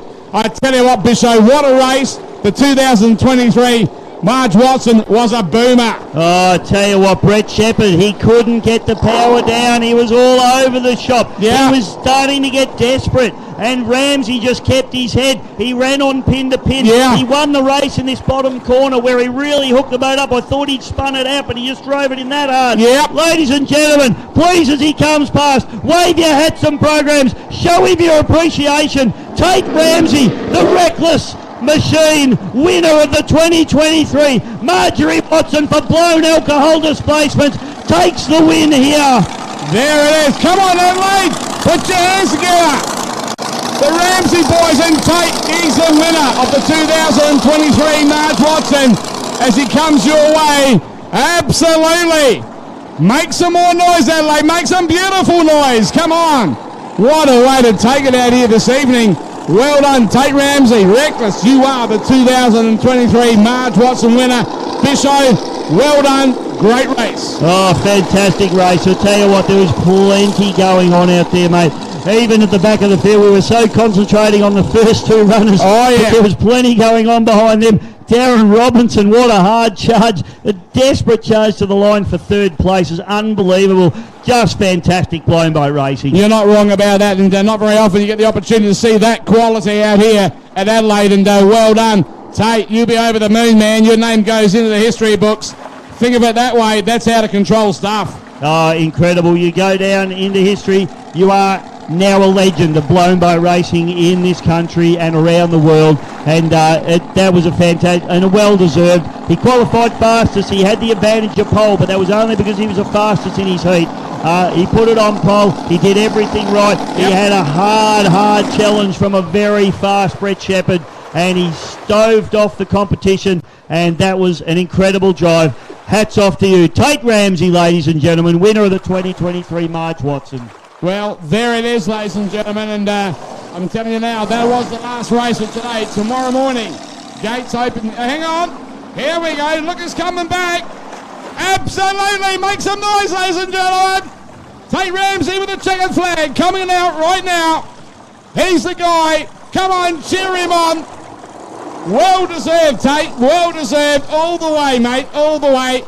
What a way to do it out here this afternoon. That is the way to take a race. And love the guy, love the boat. And, mate, he's a champion. Mate, we love the team, the Ramsey team. It's hard not to be emotional when you know these guys. You know, they're fantastic operators. Yep. Great guys. Tate has just been pushing. He hasn't had the best season. He's had a lot of bad luck. To do this is just phenomenal. Show him what you're made of, Tato. He's got trouble hanging on to that second flag. I can tell you now. He's put on a bit of speed for the guys and girls as he turns the boat. What a great showman at the same time out here. You got to hand it to the guy. I reckon the engine might even shut down right about there. What do you reckon there, Bisho? I reckon there'll be a party in the Ramsey camp tonight, and I'm going to get down and see Tate. But yeah, absolutely. Mate, that wraps up racing for today. Michael, it has been an absolute honour and a pleasure. Real to pleasure, with you, mate. You're an absolute superstar. I'm Same to looking you, forward buddy. to doing the same thing again tomorrow. Absolutely. Still got the Darwin to come. Yep. We've got plenty of great stuff. We got the Brett Howard. Yeah, we got the Trojan, I believe, still, and a full support program for tomorrow. Folks, whatever you're doing, spread the word. Come out tomorrow, support the club out here. Once again, I'm talking about the Adelaide Speedboat Club, of course, the Winter Speedboat Spectacular. We're going to sign off from here.